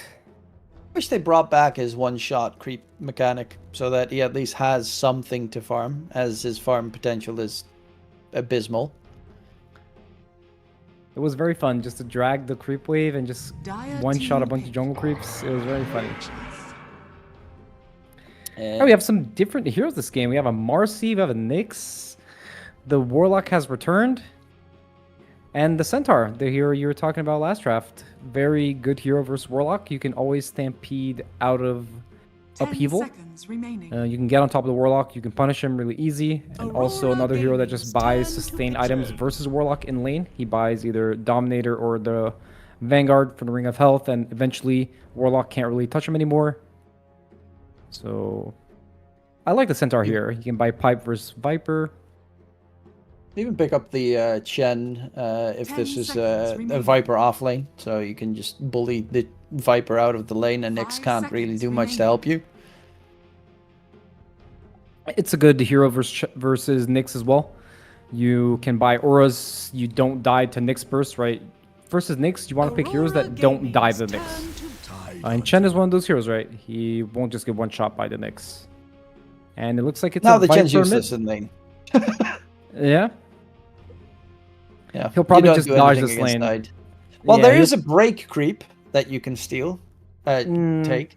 10 Yeah, it's seconds not that remaining. good. It's very unreliable. It's a very short attack 5 range. seconds remaining. I mean, I'm just looking for a Dire possible team potential. Yeah. Klingspan makes a lot of sense because this would be a really, except for Nyx Assassin, this would be a great Klinks game. It's very good versus Tide. Usually versus Tide, you want that stereotype hero. Either you want the turret hero that can hit him from far away because he cannot hit 10 you with the seconds anchor smash in remaining. lane. Or you want one of the melee heroes that bully him with 5 some sort of seconds passive, remaining. right? Like Ursa, Slark, Monkey King. You want those sort of heroes versus Tide. And Klinks is probably the best hero in this patch besides like SF and Wind against Tide, right? You just click this guy, you just keep clicking him from far away, and there's nothing he can do. So good ban. I like the Klinks ban a lot. I think it's also very good versus Viper, like a lot of units hitting the Viper. Let's see what else they will ban. Good partners with Chen. 10 seconds remaining. What will 4-2-3 play? Omni comes don't to forget- mind. Remaining. Don't forget the random Meepo. Oh, there's a Meepo though, very bad versus Tide. All right, there's the Omni True. ban. But the rest That's dies to Meepo, so yeah, you just ignore Tide. What else do they have versus Tide? I guess they can still pick Stark. They really want to. 10 seconds remaining. Or another Morph game. It's a bit dangerous against Nyx, but the rest 5 doesn't have seconds too much remaining. against the Morphling. Yeah, I'm a bit worried that this Tide pick is pretty strong because they don't really have any heroes that really kill Tide, right? Puck doesn't really do anything to Tide. He will buy a pipe and he's just going to be chilling. Centaur doesn't really interact with Tide. Chen just does 0 damage to Tide, and so does a Marcy support. If Marcy just jumps on Tide and he anchor smashes, she's going to do 0 damage. to him. Turn to pick. Yep. PA TA ban. TA. Forza 3 doesn't really like playing TA. He has almost no TA games played in competitive. Then what's left? I mean, don't like to 10 go Monkey seconds most of the remaining. times anymore because Monkey sucks right now. Yeah, I mean, 5 Huskar's in the seconds pool. I guess you remaining. don't want to pick Huskar versus Viper. Yeah, that's a suicide mission. Dire team pick. Or we'll just go with the DK. You could just go classic like TB or some shit. Yeah, TB is good versus Tide. He Lifestealer? likes TB. Lifestealer probably won't really bully the Tide. The thing is that since the Chen doesn't interact with Tide, 10 they really need a seconds hero to remaining. carry this lane, right? They need a hero that can do damage to Tide, not in the lane 5 and in the seconds game. remaining. Or else this Tide's going to be a really big problem. He's just going to be this unkillable monster on the map that can just do whatever he Sven. wants. Nah, TB. Yeah, I mean Now TB select is your like heroes. sure. Yeah. You just bulk it up so that they can't easily kill you. And I think It's a that's very the good hero plan. versus Tide in lane and in the game, right? You meta and you just kill him from far away. I like the TV pick. I think it addresses the Tide problem that they have. And it's also a good matchup versus DK, right? The longer the game goes, I think the better is this matchup for the TV versus the DK. The DK, he suffers a lot versus Scotty, and Scotty's like the main build-up for the TB. A very free TB game. A perfect TB pick. Got to be a little bit careful when farming in the early mid game for the Mira Nyx assassin chasing you down, because he's definitely going to be hunting that TB. As until you get what, like 3 items, you're solo killable by the Nyx. And you're gonna need to have your supports on their A game to stop it. But for the rest, yeah, I do like it. You also have the potential of late game Centaur using the hit your right to save TB, and then TB just pumps out incredible amounts of damage from the cart, which is quite obnoxious to deal with. They have good initiation, they have good catch, they have good objective taking with that pick. I like Inner Circle's draft here as well, but the early game laning stage could be a bit problematic, I think, for them. For especially the Puck could struggle against the Viper, and that might be really the avenue for Aurora to open it up. I think ideally they want to do the same thing as they planned in the first game. I think Aurora, they want to play through their safe lane. When the DK gets level 6, they want to pressure this tower. Drop the golem on this tower and push really hard the Centaur off the tower and off the wave, since he's gonna have a Marcy laning with him, which is not really the ideal hero to lane with. I know it's a melee hero versus Warlock that can pull the wave and all that stuff, but the DK will have free farm, and Viper's probably just gonna be hitting the jungle creeps with his W skilled. So Tide's probably just gonna want to be left alone, and they're going to try to pressure this DK. Let's see if they can do it better than they did last game. Because last game, they had the same idea, but the execution wasn't really there. It was a bit poor. Yeah, I think a lot is going to come down to Mira on that Nyx assassin in this game. Obviously, like, WS is going to be just bulking up and hard to kill for most of the game. But I think the Nyx assassin being able to spot out and kill off the Puck and TB and like a couple of solo kills across the map, it might just be the opener for Aurora to steamroll through this game, because they do have a really strong early mid game timing with Viper, especially if he goes for like the bots Viper, with bots Ags, then you have really good early game timings of just getting the enemy team outmatched and outnumbered to run him down. It's probably going to be his build. He's probably going to go for the bots into 30 Crimson, seconds to battle. and the Tide will buy Pipe, so they will have Crimson Pipe versus Dyer's lineup. Classic level 1 smoke. I'm a little bit surprised that they don't try to do anything with the Warlock, try to get any trade kill. They scout some heroes. Nightfall out of position. Will he die? Good stun. Centaur onto 2, and they have the toss back. Nightfall is going to get taken down. They got to be a bit careful of the Fatal Bonds, as Lays takes a heap of damage there from WS, but WS will die in response as well. And Lornoff now going in for Jing, but Lornoff is going to be third one dead. Gohori wants to continue for more of a fight. There's a toss back. Dispo's not going to be able to reach. Double kill for the Warlock, so, you know, at least he's going to buy brown boots at the start. But the Puck getting 2 kills and an assist and his bottle immediately delivered is not ideal for Lornoff. Yeah, even though they got that trade, you know, on Warlock, you really want to get this level 1 fight where even trading kills is worth it because you get the charges on the book. That trade, though, wasn't really the best, right? They trade 3 for 2. Tide has to skill Gush. And the Puck just has way too many. He has too much gold. He has a bottle at level 1. That was very unfortunate for them. They also just got First Blood on the... I think the Puck got it, right? Yeah, the Puck got it as well, so that's not great. Not great. Lornoff really wants to have the big advantage in that mid lane to make sure Niche doesn't have a game, especially after that previous game. Big fight top lane, though, as Mira dropping low to the Illusions and the Hellbear chasing down the Nyx assassin.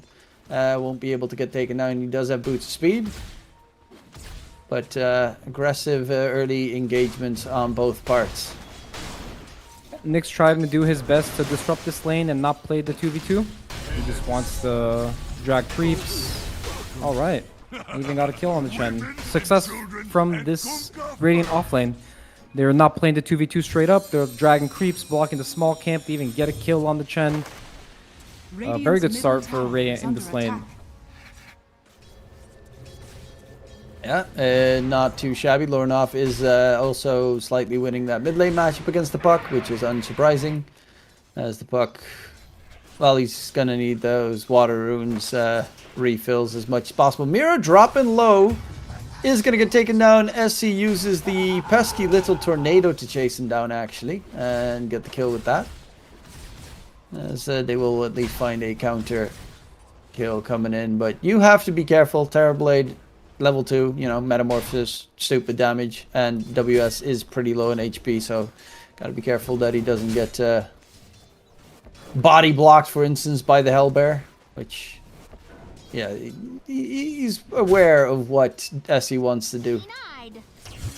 And Nick's having one of those deaths where it's kind of inevitable that he will have a death in this lane. He doesn't really want to spend all his gold on regen and being passive under the tower. It's more effective for him to have some sort of trade, get something off his death, and then come back full, so he can even bring items for Tide. So not the worst for the Knicks. He comes back full, blocks the small camp. He's annoying, gonna give up Lotus, but at least he's getting something for it, right?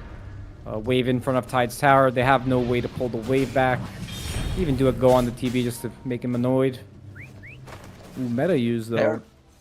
They're really aggressive in that top lane with these early fights. But yeah, with the meta now used on the Terrorblade, it does take away that fear factor that they have. The sentry needs to be removed by SC once more, as they are making sure no creep pools come in. And the lane is very much pushed in the wrong direction here for the side of Inner Circle. Towards mid, Puck is actually doing pretty well. He's got a couple of levels, so now he can just use the spells to get last hits on the creeps and doesn't really rely too much on the right clicks. And in bottom, I mean, it's a Centaur. Is he getting anything big? Yeah, he's got the Helm of Iron Will coming in, and at that point, he doesn't really care. He's going to be too bulky. Helm of the Dominator build on Centaur, as you see with most Centaurs these days. Good farming tool. And of course, if you get a Centaur creep, you have the double stun with the Stampede combination. He's just playing the sustain on Centaur. He just wants to get to his item sustain and have max retaliate so he can just farm. He doesn't really want to get any kills, like try to trade something, especially versus Warlock, that the resource war is always a loss for him, right? Warlock, every heal mechanic hero just out resources you. You can't really trade. It's not worth to trade. You want to get the either all-in kill on the side, or you just want to play passive and just play for CS, which is the whole idea behind the Centaur pick, right? You take retaliate, you buy the Dom, and you just start pulling waves and you farm. You don't really want to try to challenge the Warlock in lane. Yeah, the Warlock is just gonna keep on spamming his pesky spells. Jing is even gonna go for the creep pool, but oh no, he's gonna deny the small camp from spawning instead. Yeah, doesn't want to get Corey to get any free creep lane pools. Next assassin TP'd bottom as Mira. Are they looking to kill off this very tanky Centaur? Yeah, I mean, it comes back to the idea of they want to leave the Tide top alone, because Nyx being top doesn't really do anything. He's just going to sit there and sap XP, so the only way he can really see him have an impact is ganking the Centaur with the Warlock, right, to get some charges. So in mid, the Marcy jumped in and ended up TPing out. No, Lays. They're going underneath the tower to go for the Centaur kill. And Lays is going to get taken down, as there was no rotations coming in to help him out in the process. So they get a nice kill going, while WS on the Tide top is just getting full free farm time, pulling the creep wave towards the neutral camp and farming both at the same time. Another charge on the Warlock Grimoire, so they're definitely eyeing to contest this Wisdom with the Golem at 7 minutes. The Puck definitely should hold his TP with Coil. Well, he has a DD on Puck, so it might be tricky for them to contest this Wisdom. But if the opportunity arises, they definitely do want to contest.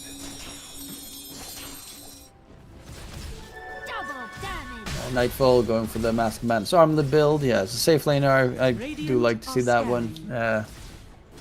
Don't really like the mask on mid. Yeah, it makes more sense for the safe lane since he can farm the ancients that are really close to the lane. On mid, you can't really do that easily. You know, there are ancients on the left side, but that's a little bit far. Dire are Right, scanning. neither team really contesting the wisdom. They're just chilling.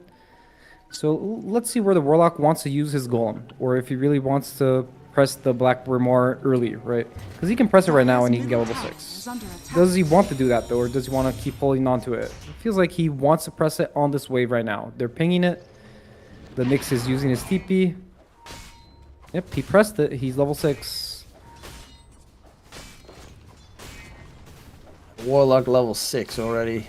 That's horrifying, having the golem that immediately should be able to open up the tier 1 tower bottom. As Corey is running in, golem drop comes in, does get double stomped in the process, heals himself up as much as possible. It's going to get taken out, but the Fatal Bonds is connected onto 3 as the puck joins the fray, but in comes the Vipers. Well, there's the TB from behind. Metamorphosis used.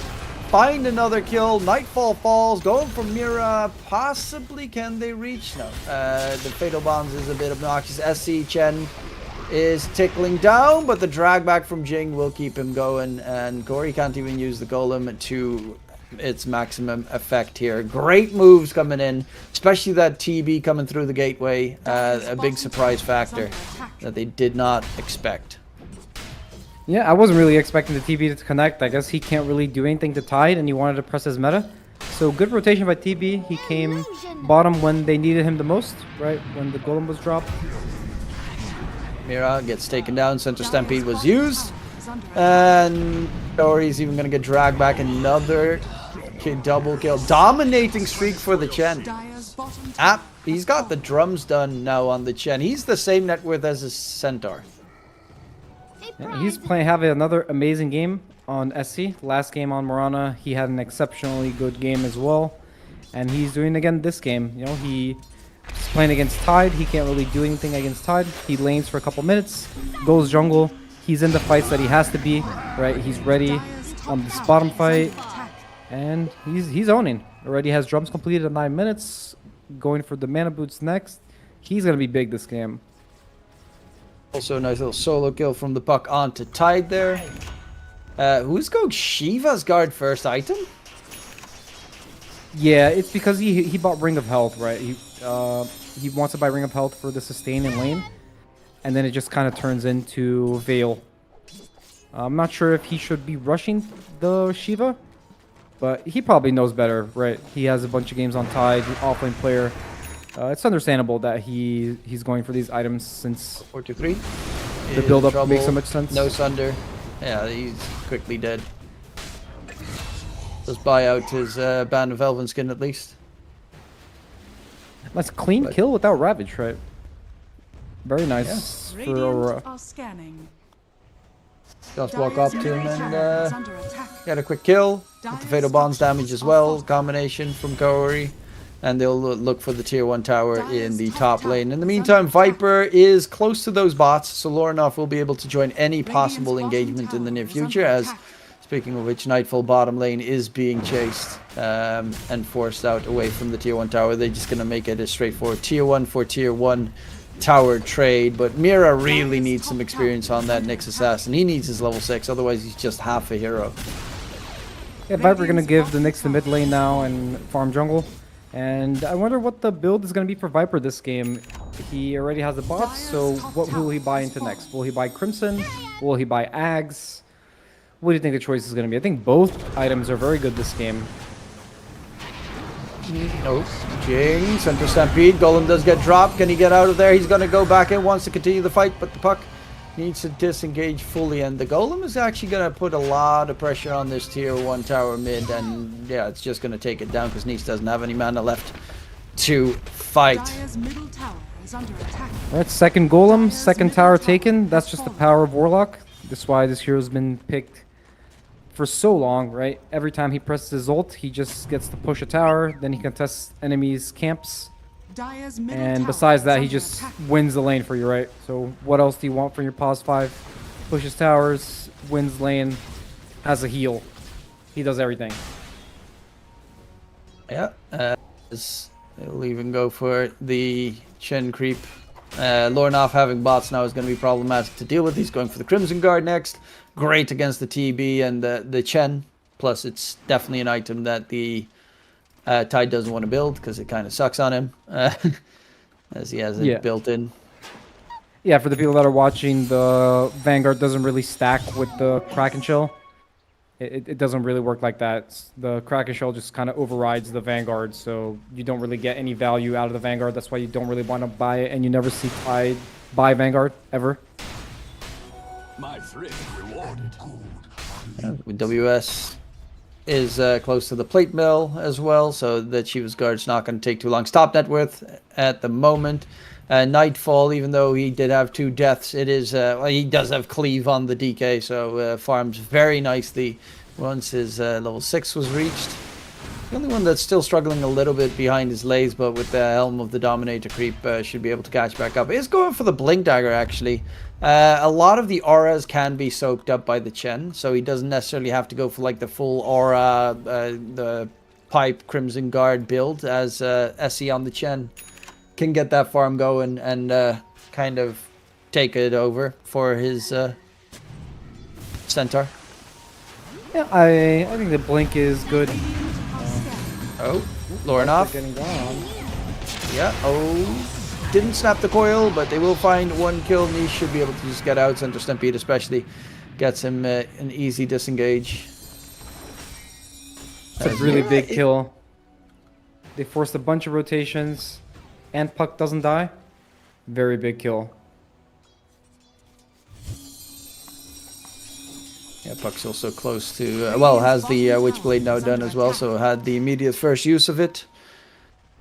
Significant amount of damage, has that solo kill potential as well against the Radiant supports because of it, but you gotta be careful. In about 40 seconds there's another Mira Nyx Assassin Vendetta available. Going for the Blink Dagger, first item on the Nyx as well, to set up those 2-3 hero impales, especially in combination with the Ravage, where they're all stunned up. You can get the perfect lineups to make a fat stun lock.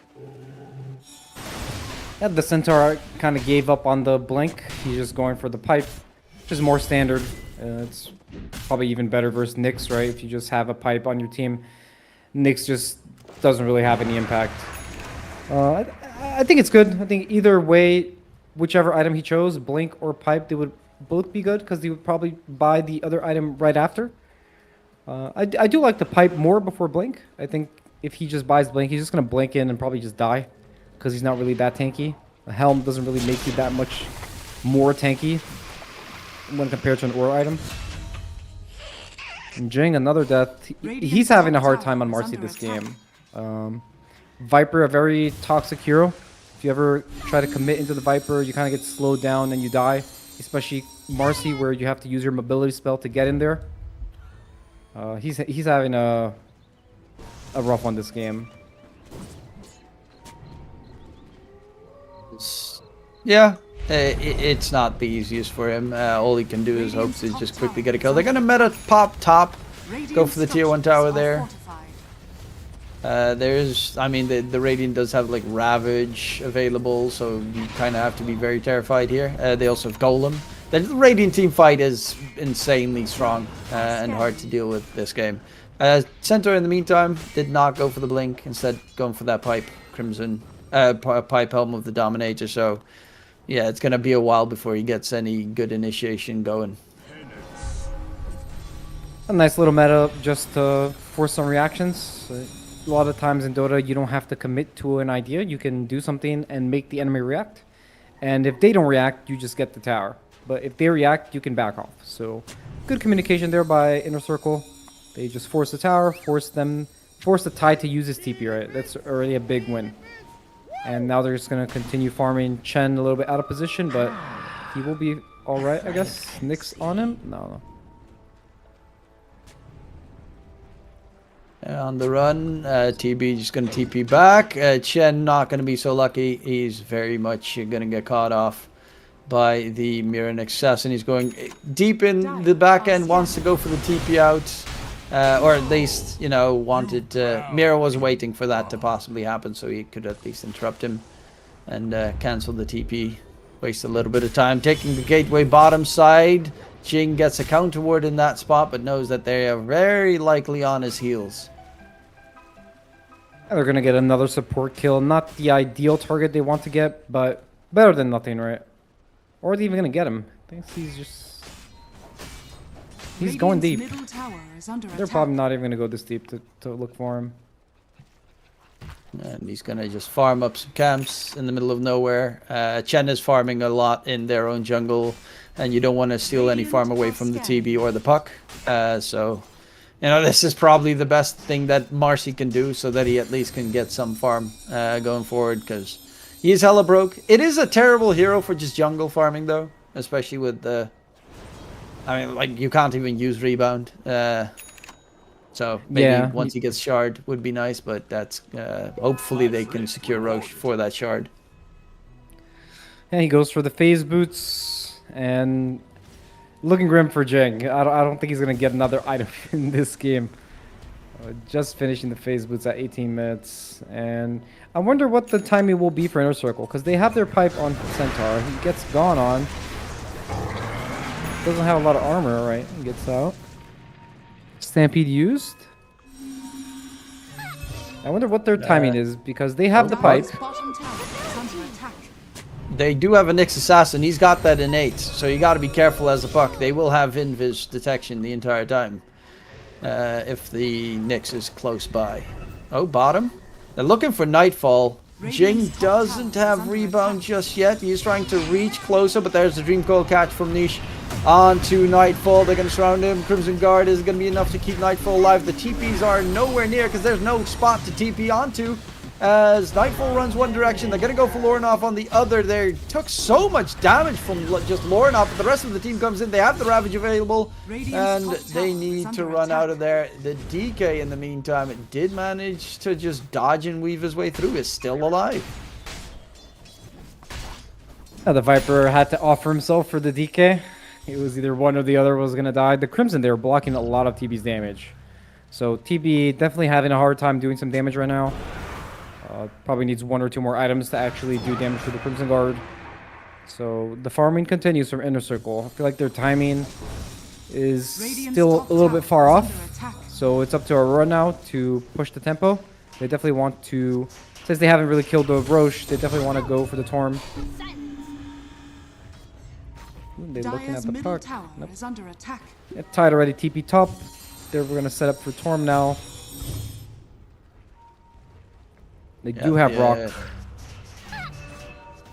Torment is still a big one to secure. They also still have the Ravage available. He's going for the Blink Dagger next on the Tide. TB gonna just take the gateway to the other side. But there is an Observer Ward that spots the TB going bottom. I know he's going into that general direction at the very least, but I mean, Aurora's also not really making any moves to possibly go for that Tormentor just yet. Yeah, the DK went bottom instead of going top, so maybe they just want to farm a little bit more, maybe finish DK BKB. But by the time he gets BKB, they might have just killed this Torm. Chen can do it really easy with Penitence. Even with Marcy, he just ult and they can just take the Torm. They are smoked. Ooh, the Roche stunned Jing. Yeah, I was a bit afraid that he just grabbed Marcy and yeet him in the wrong direction. Speaking of the wrong direction, WS here, Jing needs to get the leap out of there. Because the Tidehunter is still a hero you just... Honestly, they barely can even kill the DK or the Viper in these fights. And they have 3 of those pesky super tanky heroes on the Radiant team. Yeah, Crimson Guard is a very good item this game. Only the puck really does damage through Crimson, right? And he doesn't really even do that much damage right now because he still doesn't have Pharasma. And he's eyeing up an Aeon Disc. So they're going to have a lot of problems if he buys this Aeon Disc. They're going to have 0 damage on their team. It makes a lot of sense to get it. You're playing against the Nyx Assassin and he's already finding a couple of struggles against it. But yeah, TB needs a while before he has enough damage to break right through the Crimson. It will be the Tormentor picked up. It goes to Corey. It's always a nice shard to have. The upheaval buff, but also the Eldritch summoning imps that are leveled up. Quite a lot of annoying, especially against like a TB. you hit him and all of his illusions with the upheaval, it can be a big fat explosion in a team fight. Good shard. Now they take the gate on some heroes. They're starting to prep up for the Roshan fight. Inner Circle doesn't really want to give it the Rosh for free, right? They want to at least poke it. Wait for TB to get an item that can make him deal damage through the Crimson. And then maybe go into fight mode. But he's kind of far off, though. Still halfway to a Butterfly. And even with Butterfly, I feel like he won't really do enough damage. He needs a Butterfly probably plus one more item. And then he'll actually start doing the damage. So they need to just delay this Rosh as much as they can. Have Puck be annoying without dying to the Nyx.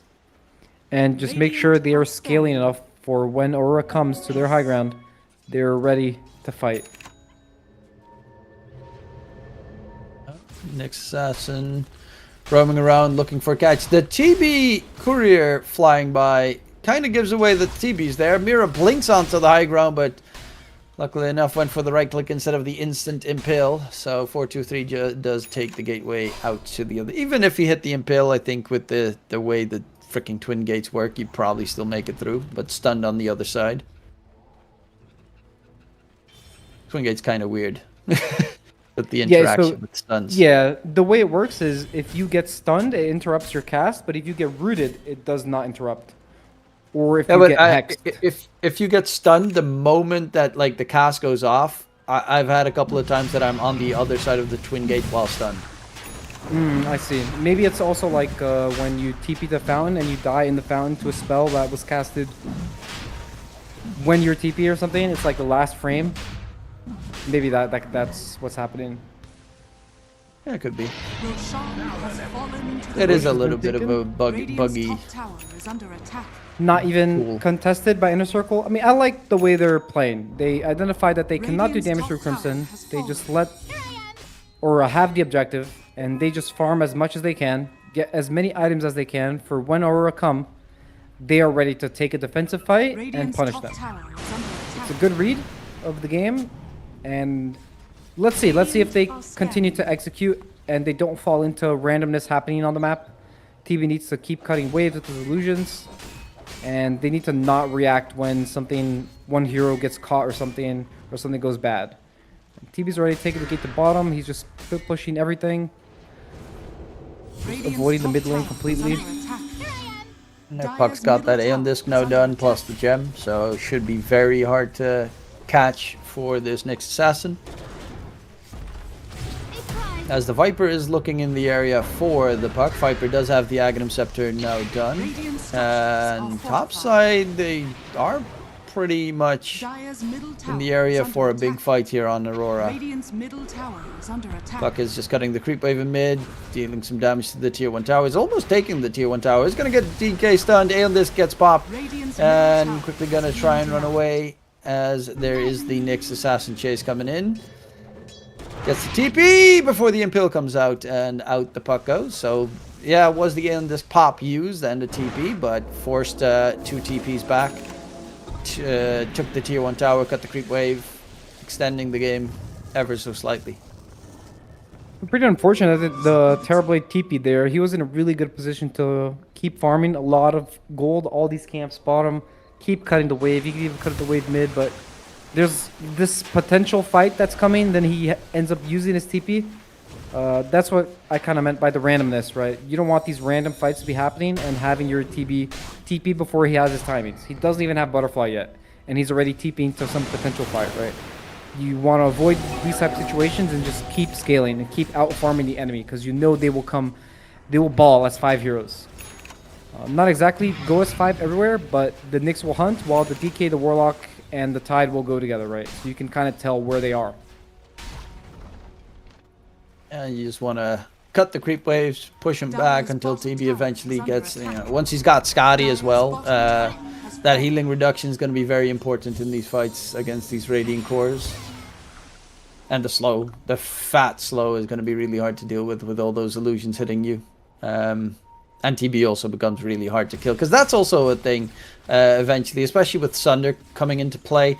The full-on 100 to 0 lockdown on the Radiant side is not ideal. Oh, let's see. They're going to get the control in on him. Don't know if you want to really take a fight here over your Chen dying. They are going to go in onto WS and immediately stampede out, but Mira stops the stampede. Stun comes out, Niche with the Dream Coil catch. As they have the Fatal Bond spread on the Dire team, and they will find Mira as a response. But it was quite a lot of investment on both these sides for that to happen. Puck and this popped. That Tide's going to need a shard soon. Oh, they find the Viper top. Or enough. They're actually just outrunning him because he has the Aegis available. Dire's courier has been killed. And TB needs to get away from that area. No meta anymore. They need to back. Yeah, you just feel the lack of damage, right? They just don't really do enough damage. Dire's TB top tower doesn't has have enough fallen. items to do damage through Crimson. And Aurora's doing a fantastic job of just making Inner Circle's Dire's map top really tower small is and under hunting attack. them and taking all the objectives, right? They have the Aegis that take all the tier 2s. They keep hunting them on the map, making them uncomfortable. Even Puck now might even die. Doesn't have the Aeon up yet. Nice dodge. And the Oh, TP Mira. out. Yeah, no, not going to be able to get the catch. Radiant's bottom They're tower looking is for a under Blink attack. Ravage play mid. Aegis is going to expire in about 30 seconds. AC also being built up on the Viper. So even more armor coming in for the Radiant team. I mean, you know what's a really good item to get this game? A Silver Edge on TB. But it's going to take so long before he gets... If he even goes for it. But it's just Radiant so are amazing to scanning. have against all three of these Radiant cores. It is a very good Silver Edge game. Unfortunately, other items are just kind of better on TV, but it is a really good Silver Edge game, so you can actually kill the Tide. Centaur just needs to get the Kanda. So he can double edge break. The I don't think dream.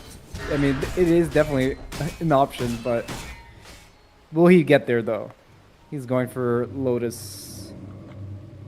I mean, he's definitely not going to get it, but Yeah, he's not gonna get it, but it would be like that's the only one that has kind of potential. Well, I guess Marcy technically would dispose, but or oh, Penitence, Yeah, Kanda. Yep, Penitence. that's the one. That's you immediately throw a big marker, kill that guy.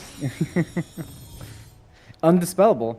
So there's some potential there. Viper going for the AC next. Dire has the problem where the Puck is not really doing damage since he has this defensive item build, the Aeon Disc.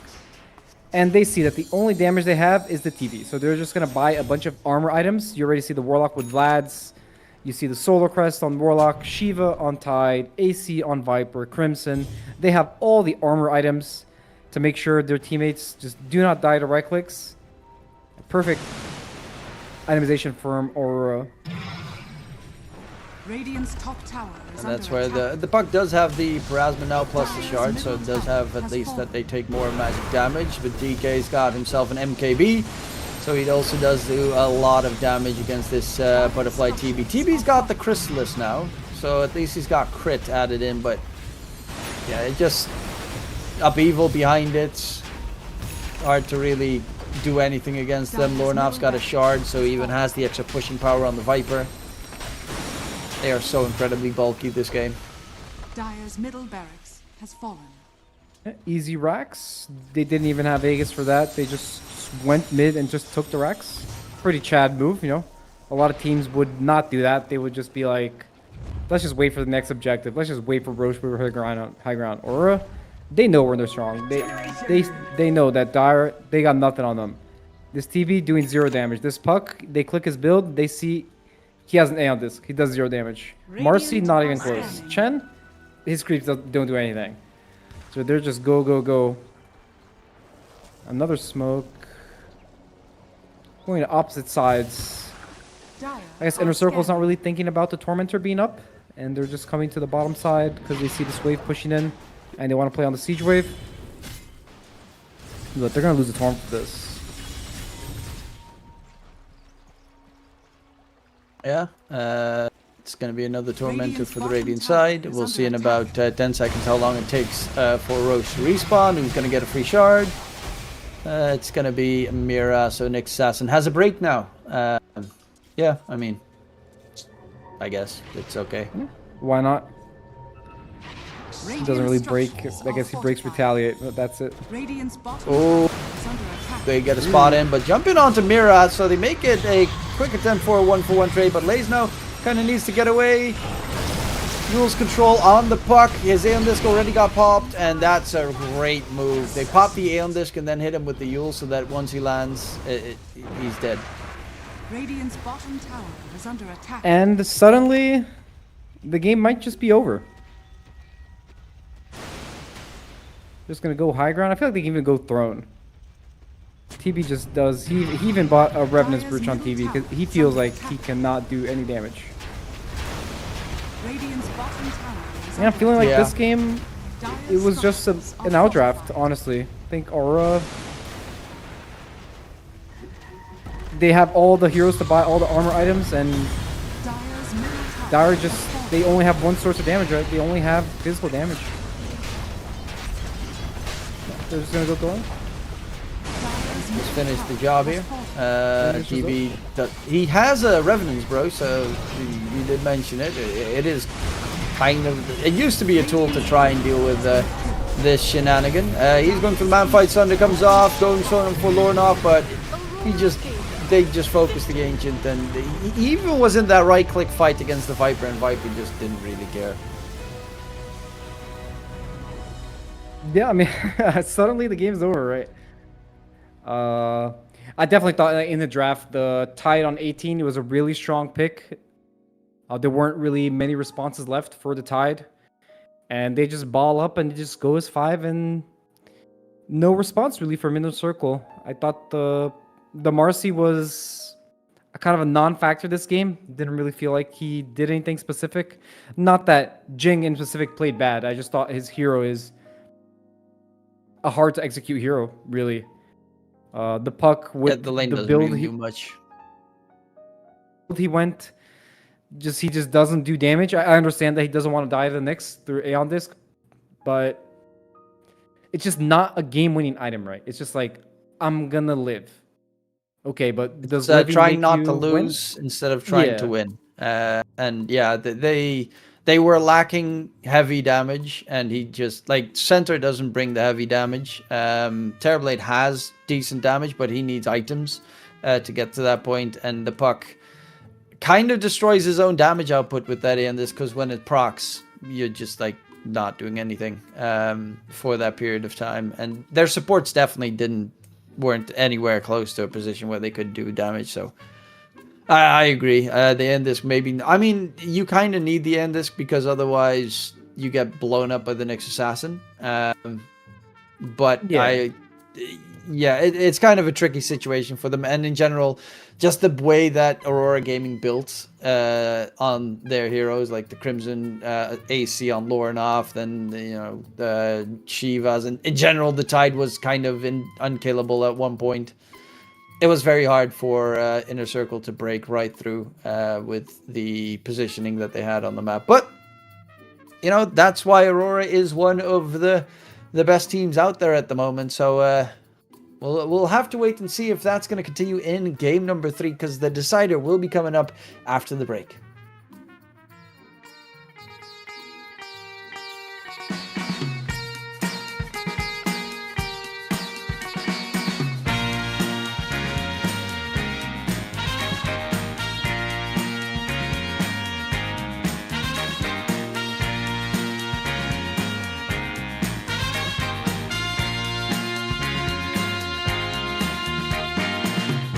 What you need is love and understanding. Find a heart whose love is true. Deep down, there's only one companion who's there for you when you need him to be. Your heart was broken in 1,000 pieces. So much pain that you've been through. Here stands a man who's your salvation. Just ask yourself, am I ready for you? 100% now. I'm ready. 100% now. Yes, I'm ready. Eyes wide open. I'm ready to move. 100%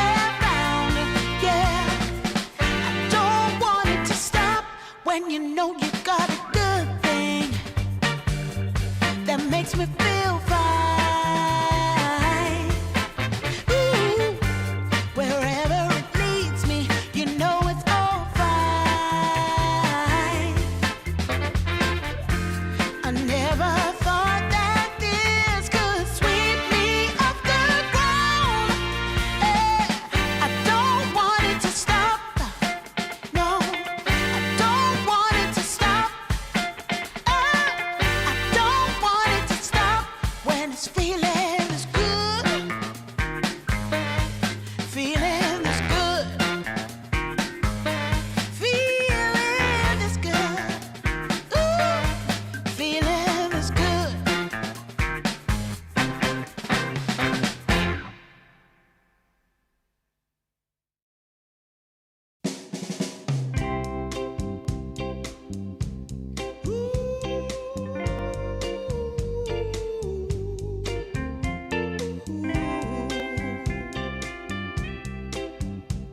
Yeah, yeah. I've been waiting a long time, just longing for a glance from you.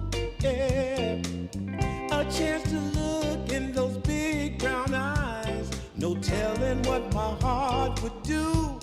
Hey, when we met, I sure knew it felt as good as it could be. In that moment, though it felt so good, I wondered why you noticed me. If you gave me just a little time, it would sure ease my troubled mind. Don't tell me that you don't feel the same inside. Don't tell me who. These are feelings that I ought to hide. I don't care where you came from, just tell me where you wanna go. If there's a chance to be together, that's all I really need to know. Is it real or make believe that keeps me thinking of you? If you've got time to walk with me, I'll show you how my heart is true. And here I stand, waiting for you. Tell me, baby, what I gotta do. Don't tell me that you don't feel the same inside. Don't tell me who. These are feelings that I ought to hide. Don't tell me that you don't feel the same inside. Don't tell me who. These are feelings that I ought to hide.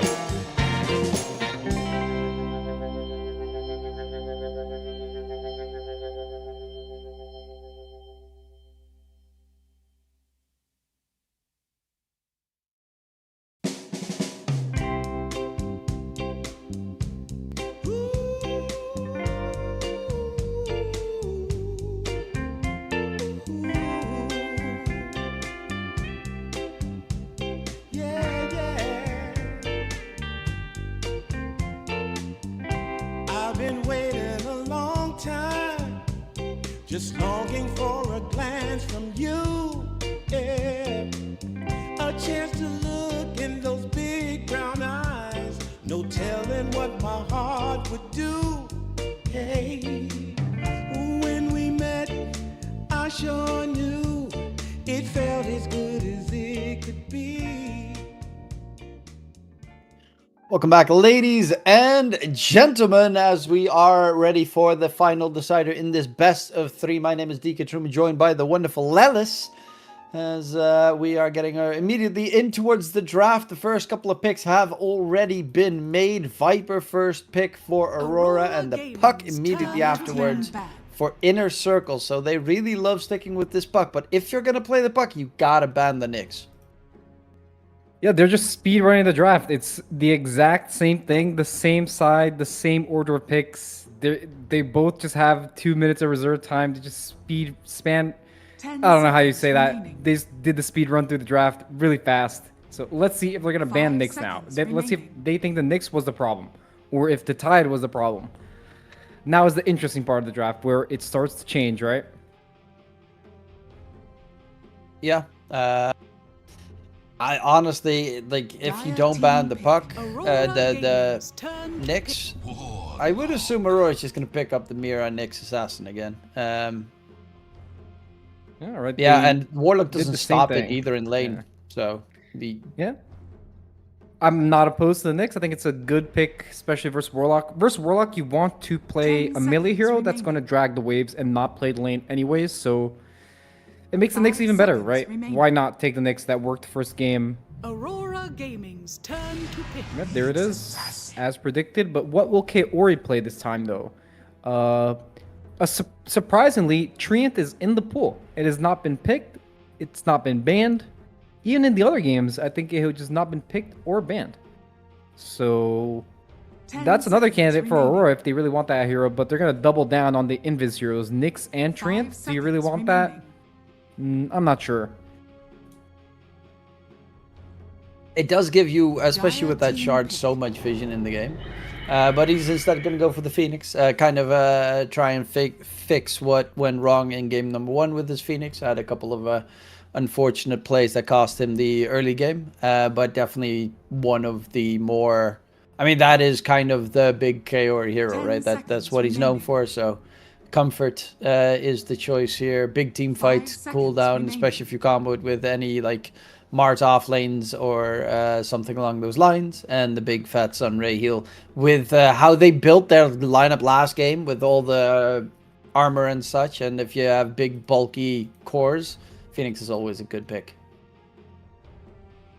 Yeah, Dire let's team see what Inner Circle will take this time. All right, they take the Underlord. A very strong hero in the meta. It's been picked or banned in most of the games. And I feel like it's also a good laner versus Phoenix. You know, Phoenix is not that type of hero that pressures 10 too much in seconds lane. remaining. So Underlord, he likes playing against lanes that don't pressure him that 5 much. He seconds kind of just wants to remaining. chill there. He gets some last hits, aggro the creeps, and just chill. And let's see what they're gonna take for their pause 4. You know, I like the Shaman Aurora combo a lot Gaming's with the turn to Underlord. pick. They go for the Willow, which is another really potent combo, right? You can use Pit, use Bramble. The guy's just stuck there forever in the Pit and the Brambles. It's also a very good hero versus Phoenix in the game because you can Bramble, and when 10 Phoenix uses seconds dive, remaining. he stops if he hits a Bramble. So 5 if seconds Phoenix remaining. misplaces himself, he goes too far forward, he tries to use his Q to get out of a bad position, and Willow places Bramble in a really nice spot, he might just be dead. It's also a nice hero against the possible Viper you can dodge the spells pretty easily. There is a lot of good AoE damage spells on Aurora though, so you don't have like the Shadow Realm easy TP out because they have a stun, they have a lot of burn from the Phoenix.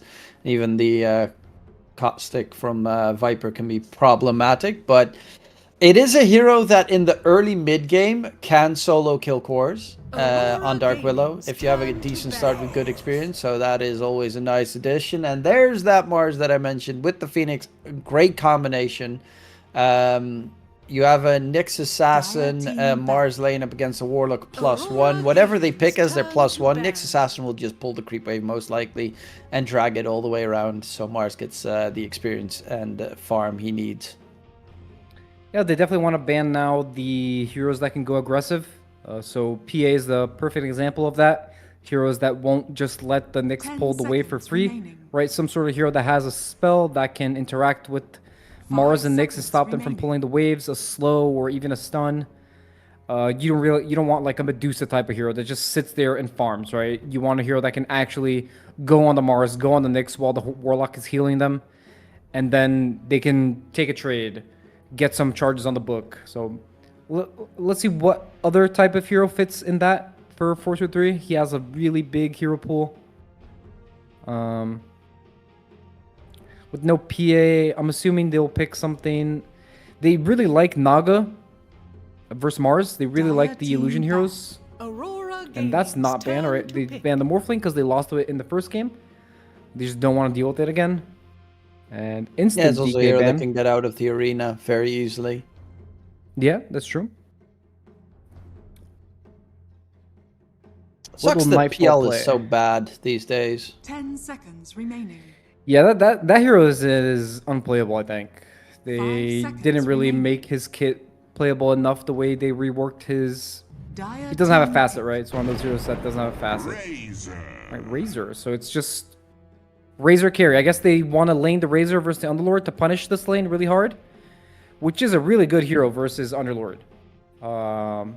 He can put him on the leash, right? Walk him down in the lane. 10 And now it seconds makes remaining. even more sense. The Morph and the PA bands, which are two heroes that have high mobility spells 5 that can get seconds out of remaining. the static link and don't just auto die to the Razor when he goes on them. Yeah, Nancy walk him down Wheeler there, just chain him down. And they have, again, a very tanky lineup on Aurora. Very hard to kill heroes, add in the Sunray as well. They have the counter for the puck with the next assassin. I love their draft. There are so many heroes that just cannot work because of the Razor pick. Like, there was the potential of, again, maybe going for like a Life Stealer or something. Nope, they have a Razor. That's a terrible choice. Warlord kind of doo-doo because of it. They go for the Faceless Void.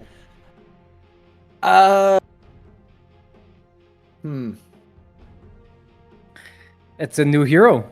We haven't seen this hero. I mean, he has the pink Arcana, so he's definitely very familiar with the hero. He probably has a lot of games on it, and it's one of those heroes that fits the archetype of have a high mobility hero that can get out of static link and has an I guess he doesn't have that much of an aggressive spell in lane against the Mars and the Nyx. I think he's probably going to be just hitting some creeps, and the Mars is going to be chilling this lane, which is the sad part for the Void and the Warlock, but it is very good versus Razor. He will outskill the Razor in this game.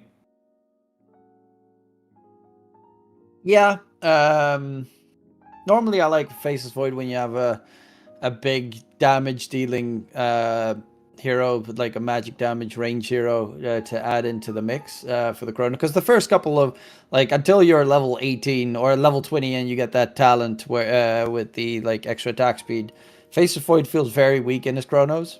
Especially against this Aurora lineup, you gotta be careful of the Phoenix from Kaori. Hell, even late game, you have to be careful of Aghanim Scepter potential or the Mars blocking anyone charging forward. So I'm just a little bit worried that they might be lacking again the same amount of damage that they lacked at the previous game, especially because the puck is very likely going for another in this game. And if that gets popped when the Chrono gets used, then there's no damage coming out from the puck. But it is a hero, you know, ultra late game. I don't think there's any other hero in Dota as strong as Faceless Void. Especially if you look at like Refresher double Chrono shenanigans. And then there's just, it's unrivaled how strong the hero can become. Aghanim Scepter as well, also one of those most broken Aghanim Scepters if you get to a point in the game where it's that useful. He is going for the, or at least has queued up that he's going for the Helm of the Dominator. That is a very old Faceless Void build at this stage. Yeah, after Dom got nerfed, this hero kind of fell out of play, right? The only reason this hero was really playable was that you would buy the Dom and it would be basically like a Midas for your hero, right? It gave you so many options for what to do. But after that item got nerfed, people stopped picking this hero because, as you said, it's not an amazing hero on its own. Definitely needs teammates, heroes that can do damage in the Chrono before he's level 20. So 30 I don't doubt the seconds scaling to of this battle. hero. I'm doubting before he gets there, right? Are they going to be able to get there? Because I'm sure that Puck Void, they will win late game. Are they going to get to the late game, though? Because Aurora's probably going to do the same thing they did last game, right? They're just going to stack with a bunch of tanky heroes and go for the objectives. Viper's going to buy... I mean, Crimson's not even good this game. Maybe he could just go straight for an Ags and buy a pipe or something? Or Mars is going to buy the pipe? The Yeah, battle begins. I'm actually pretty curious what's going to happen here. Spear stun onto the face. 4 bounties picked up. That's pretty decent of a start for Aurora. Pretty good start. 4 bounties. It was good by the Mars. You speared the Void back. You just cannot take it. And Nyx also uses stun on the bounty. So, unlucky. Dart doesn't really have any stuns level 1. It's got outstunned on the rune. Yeah, you're not going to level Curse Crown, because that would be suicide in lane. That's also one of the things. They do have good lockdown tools on the Dire side, but most of them are tied to ultis. Or at least a couple of levels required to get to that stage. And I'm curious to see how that mid game is going to go. Because Viper, we saw it even last game, Lornoff, very aggressive on the Viper. Quick shard, starts taking down buildings pretty quickly. They don't have the same push as last game though, with their lineup, because Mars is terrible at hitting buildings and Razor, same. He just doesn't really do a great job against it. So yeah, they might not be as fast as taking objectives as they would want. Yeah, they're probably just gonna keep chasing them on the map. Ooh, first blood for Mira. Radiant's middle tower is under attack. Warlock, I feel like he's very far up in this lane. And this is usually how the pro teams, they punish Warlock, is they pull the waves, they bring the wave far away from the main lane, and they just gang up on the Warlock 2v1 when the Warlock is trying to take XP and zone the offlaner. And that's literally what happened. He was a little bit too out of position on Warlock and got punished for it. And it starts getting even more dicey now. He can probably never leave this Void's side. Nyx has boots. Mars gonna have boots soon.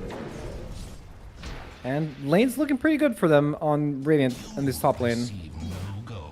Yeah, same with mid, obviously, because the Viper advantage this time. You do not have a double kill and an assist at the start for the puck. So his bottle takes a little bit longer to arrive. And, that is true. Last game he had double kill and first blood. Yeah, that was quite ideal for the puck. Bottom lane, they do manage to get a kill on Ikari there as well. Jing gets taken down. As the laning stage so far is not looking too shabby here for Aurora. Good start for them. Feels like they're on fire on this laning stage. They're coming for the win, you know? You can feel it. It's still early days, but they do have a pretty nasty early mid-game lineup. And Dire really has more late game. They have really great high ground defense, though. On the Dire team, you have Underlord, probably the best high ground defending hero in the game. Puck with cutting creep waves very easily. Hell, even Warlock can cut creep waves pretty easily. Dark Willow healing salve while being chained up. The facet, the innate is pretty nice, but not nice enough to get out of there, as the damage outputs too much with the right clicks from the extra 100 damage Razor. Yeah, already resorting to pulling the wave in this bottom lane, which is going very badly for Inner Circle. 2 deaths already on the Willow. He's going to have to do the Walk of Shame now with no TP. And the Razor doing the correct thing, which is when the enemy pulls the wave, you should try to connect the wave as much as you can. So you see here, the Razor pulling the wave in the bottom lane, just connecting the creeps, not letting the Underlord just pull the creeps behind the tower for free. He connects the wave, and he denies all the creeps, and then he brings the wave back to the lane where it should be. Very good from Nightfall. Man, Lay's got nothing out of his pull because of it. And even loses his courier in the process. And Nightfall doing a great job. Static Link. It's a level 2 Static Link as well, so a lot of damage does get stolen. And the Underlord gets... I mean, he does soak up a bunch of damage with the Atrophy Aura, but he's taking a heap of damage here. Laze is going to get taken down in the process, trying to go for the Phoenix, as Jing was too slow with the Shadow Realm. What a disaster. What a disaster lane. Even the all chat coming out, the smiley faces. Yep, this Underlord's game, it's, you know, he's level 4. It's not the, you would say it's not the end of the world, but the way the lane is right now, he can never really walk up this lane anymore. And he knows that. He TPs already to the triangle. He's like, I'm done with this lane. I cannot lane anymore. I'm just going to go jungle. And that's not a good sign. Because this top lane, they have 0 pressure. This Void will not pressure this Mars at all. Like, this hero doesn't really pressure. He kind of just sits there and he alleviates pressure with his Q.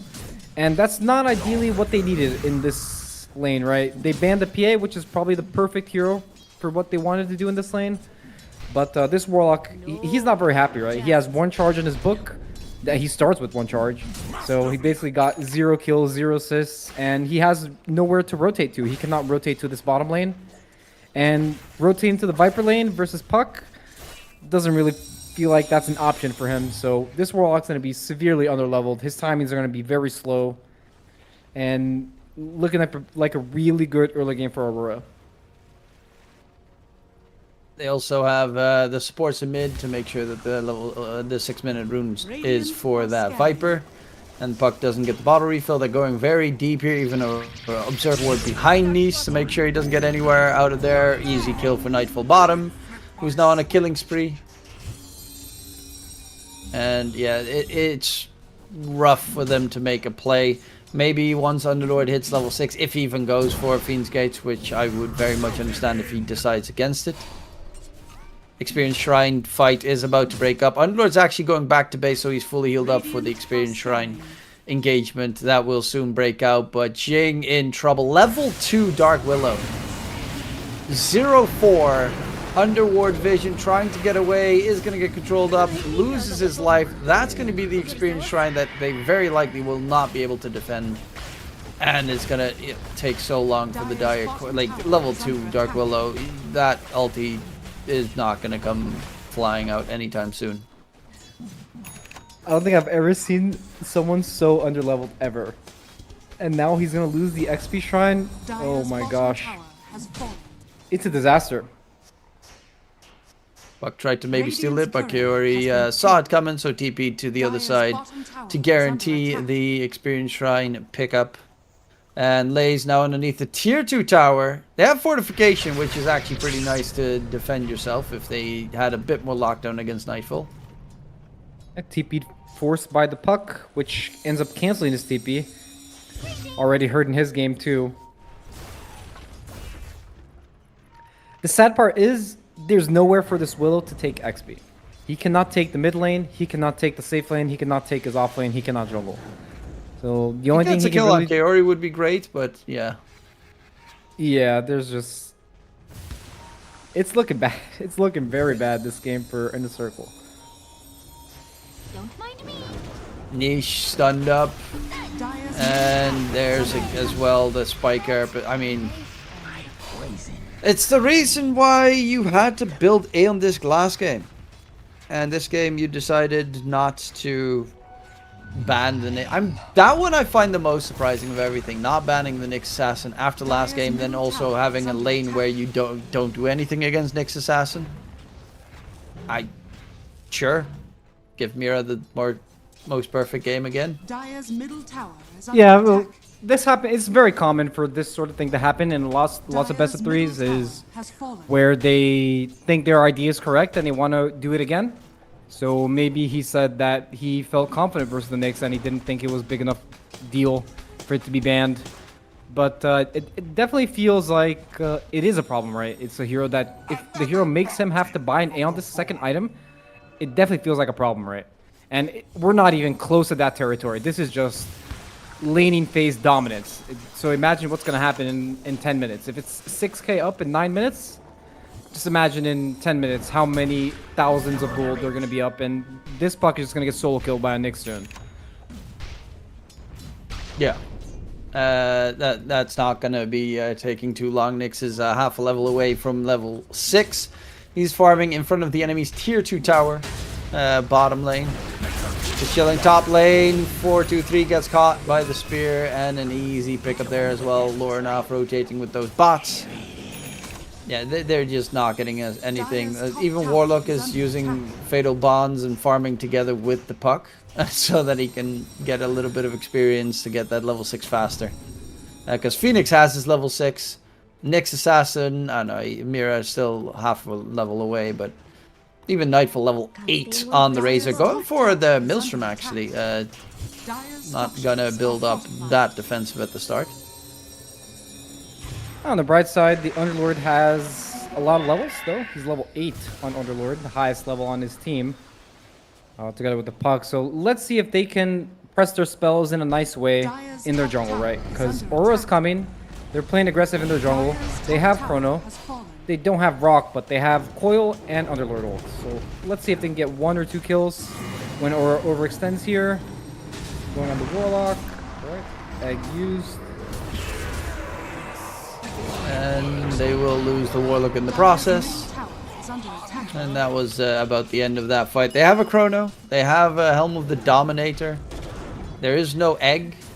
So maybe there's an opportunity to get a Dire's kill, middle especially if the tower puck is under rotates attack. through, and Underload with the Fiend's Gate's Firestorm. There is quite a lot of early game damage that they still can use on the Dire side that the Radiant cannot fight against, but you need to find those openers. Also, they all are running with the Infused Raindrops here on the Radiant side. Mira running around, Spear catch onto 4-2-3 underneath the tower is going to get blown to smithereens. The rotations are coming in. Fiend's Gate's there. Niche joins the fun. Can they get anything as a response? In comes the Razor, run him down, and they find one.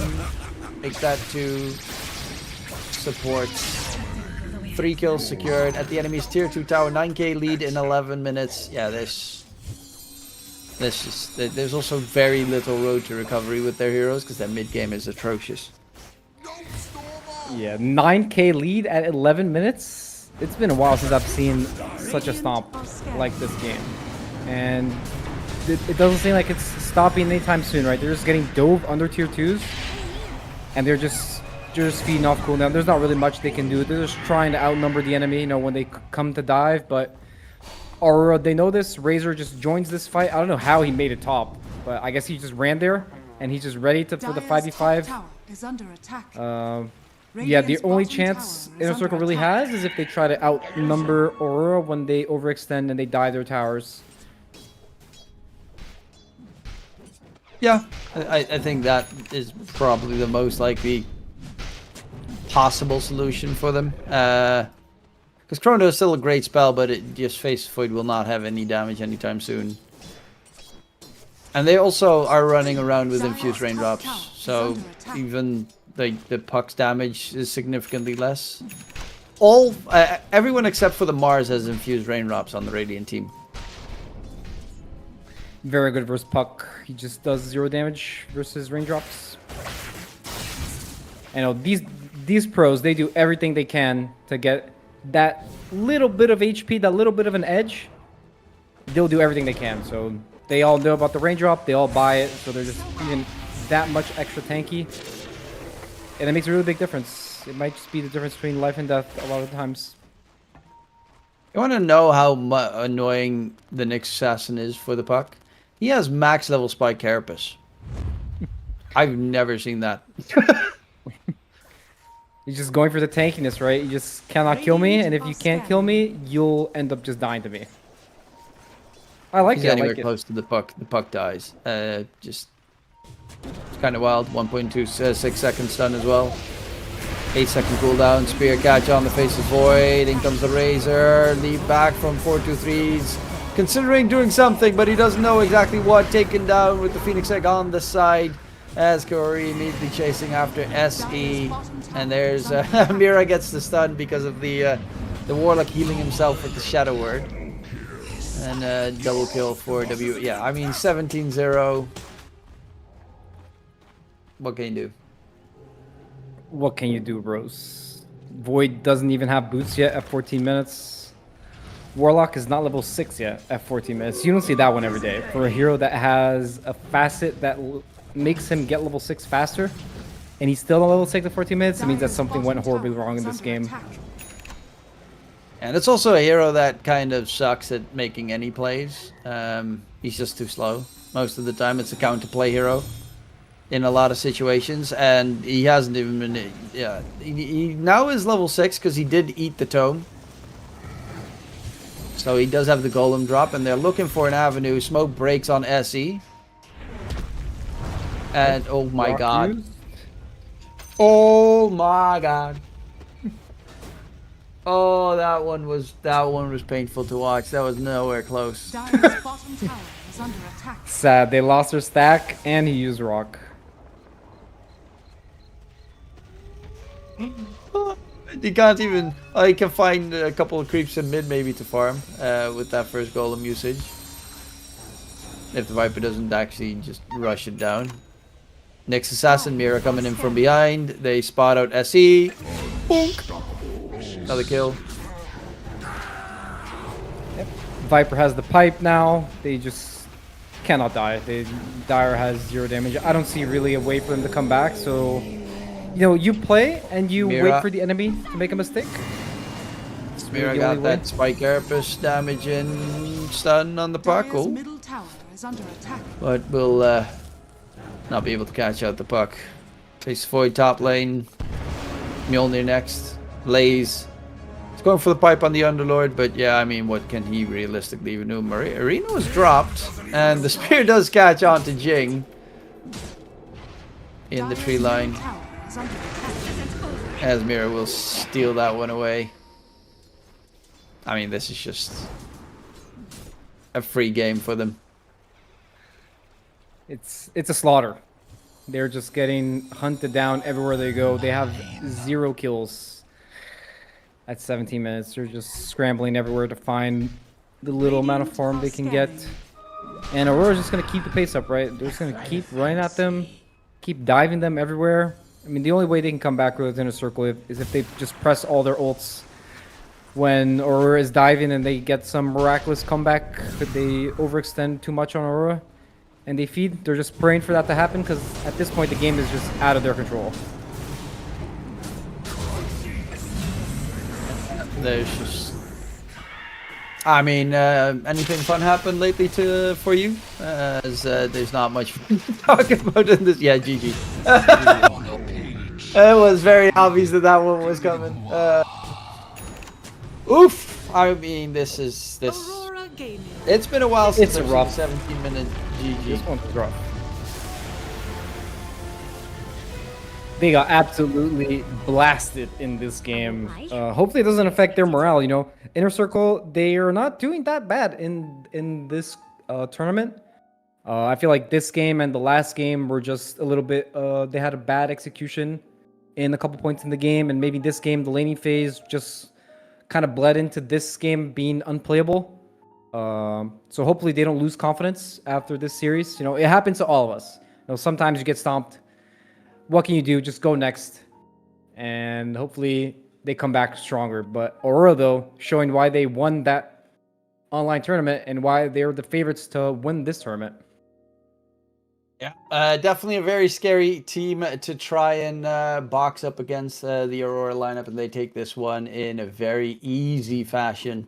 After that initial game, the second game, the next assassin was deadly, and in the third and final game, they got crushed in every single aspect. 21-0 is what they ended the score on. 0 kills for the Dire side. I'm actually just curious on damage dealt. How much damage? Okay. Underlord least damage dealt. 1800 damage on the Underlord that game. No one even over 4k damage on the Dire team. Yeah.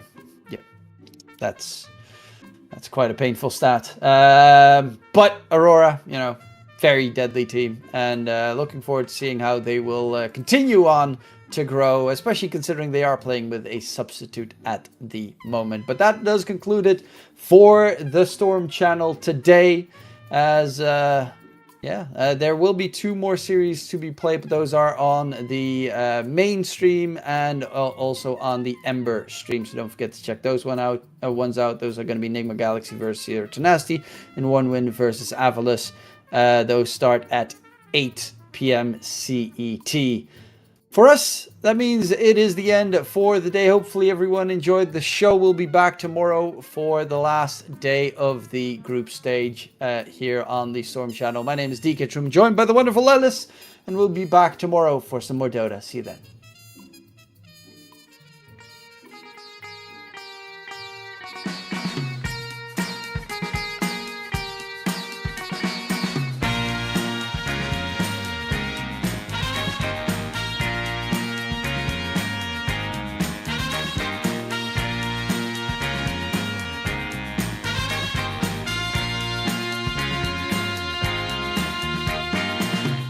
What you need is love and understanding.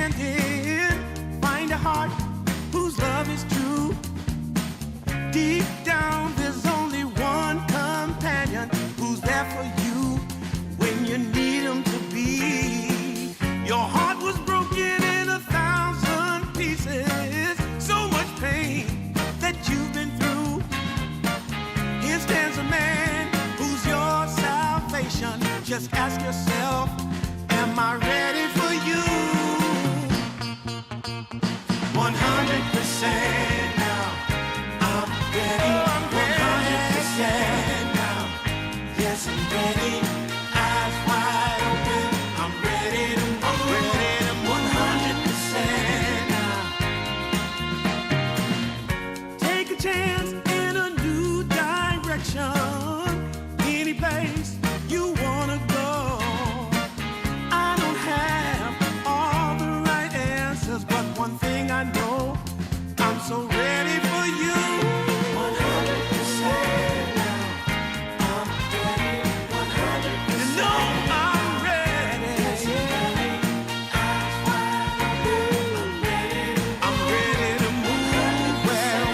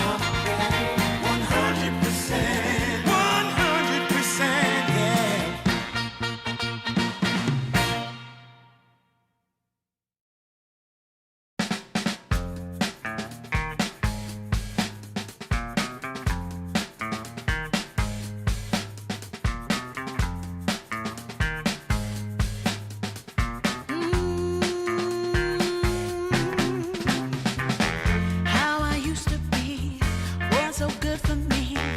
In my mind all the time, no one I could turn to. Now that I can see your love has set me free. You came along, made me strong. I've waited such a long time, and I just can't believe in this new love I have found. Yeah, don't want it to stop when you know you got a good thing that makes me feel fine. Ooh, wherever it leads me, you know it's all fine.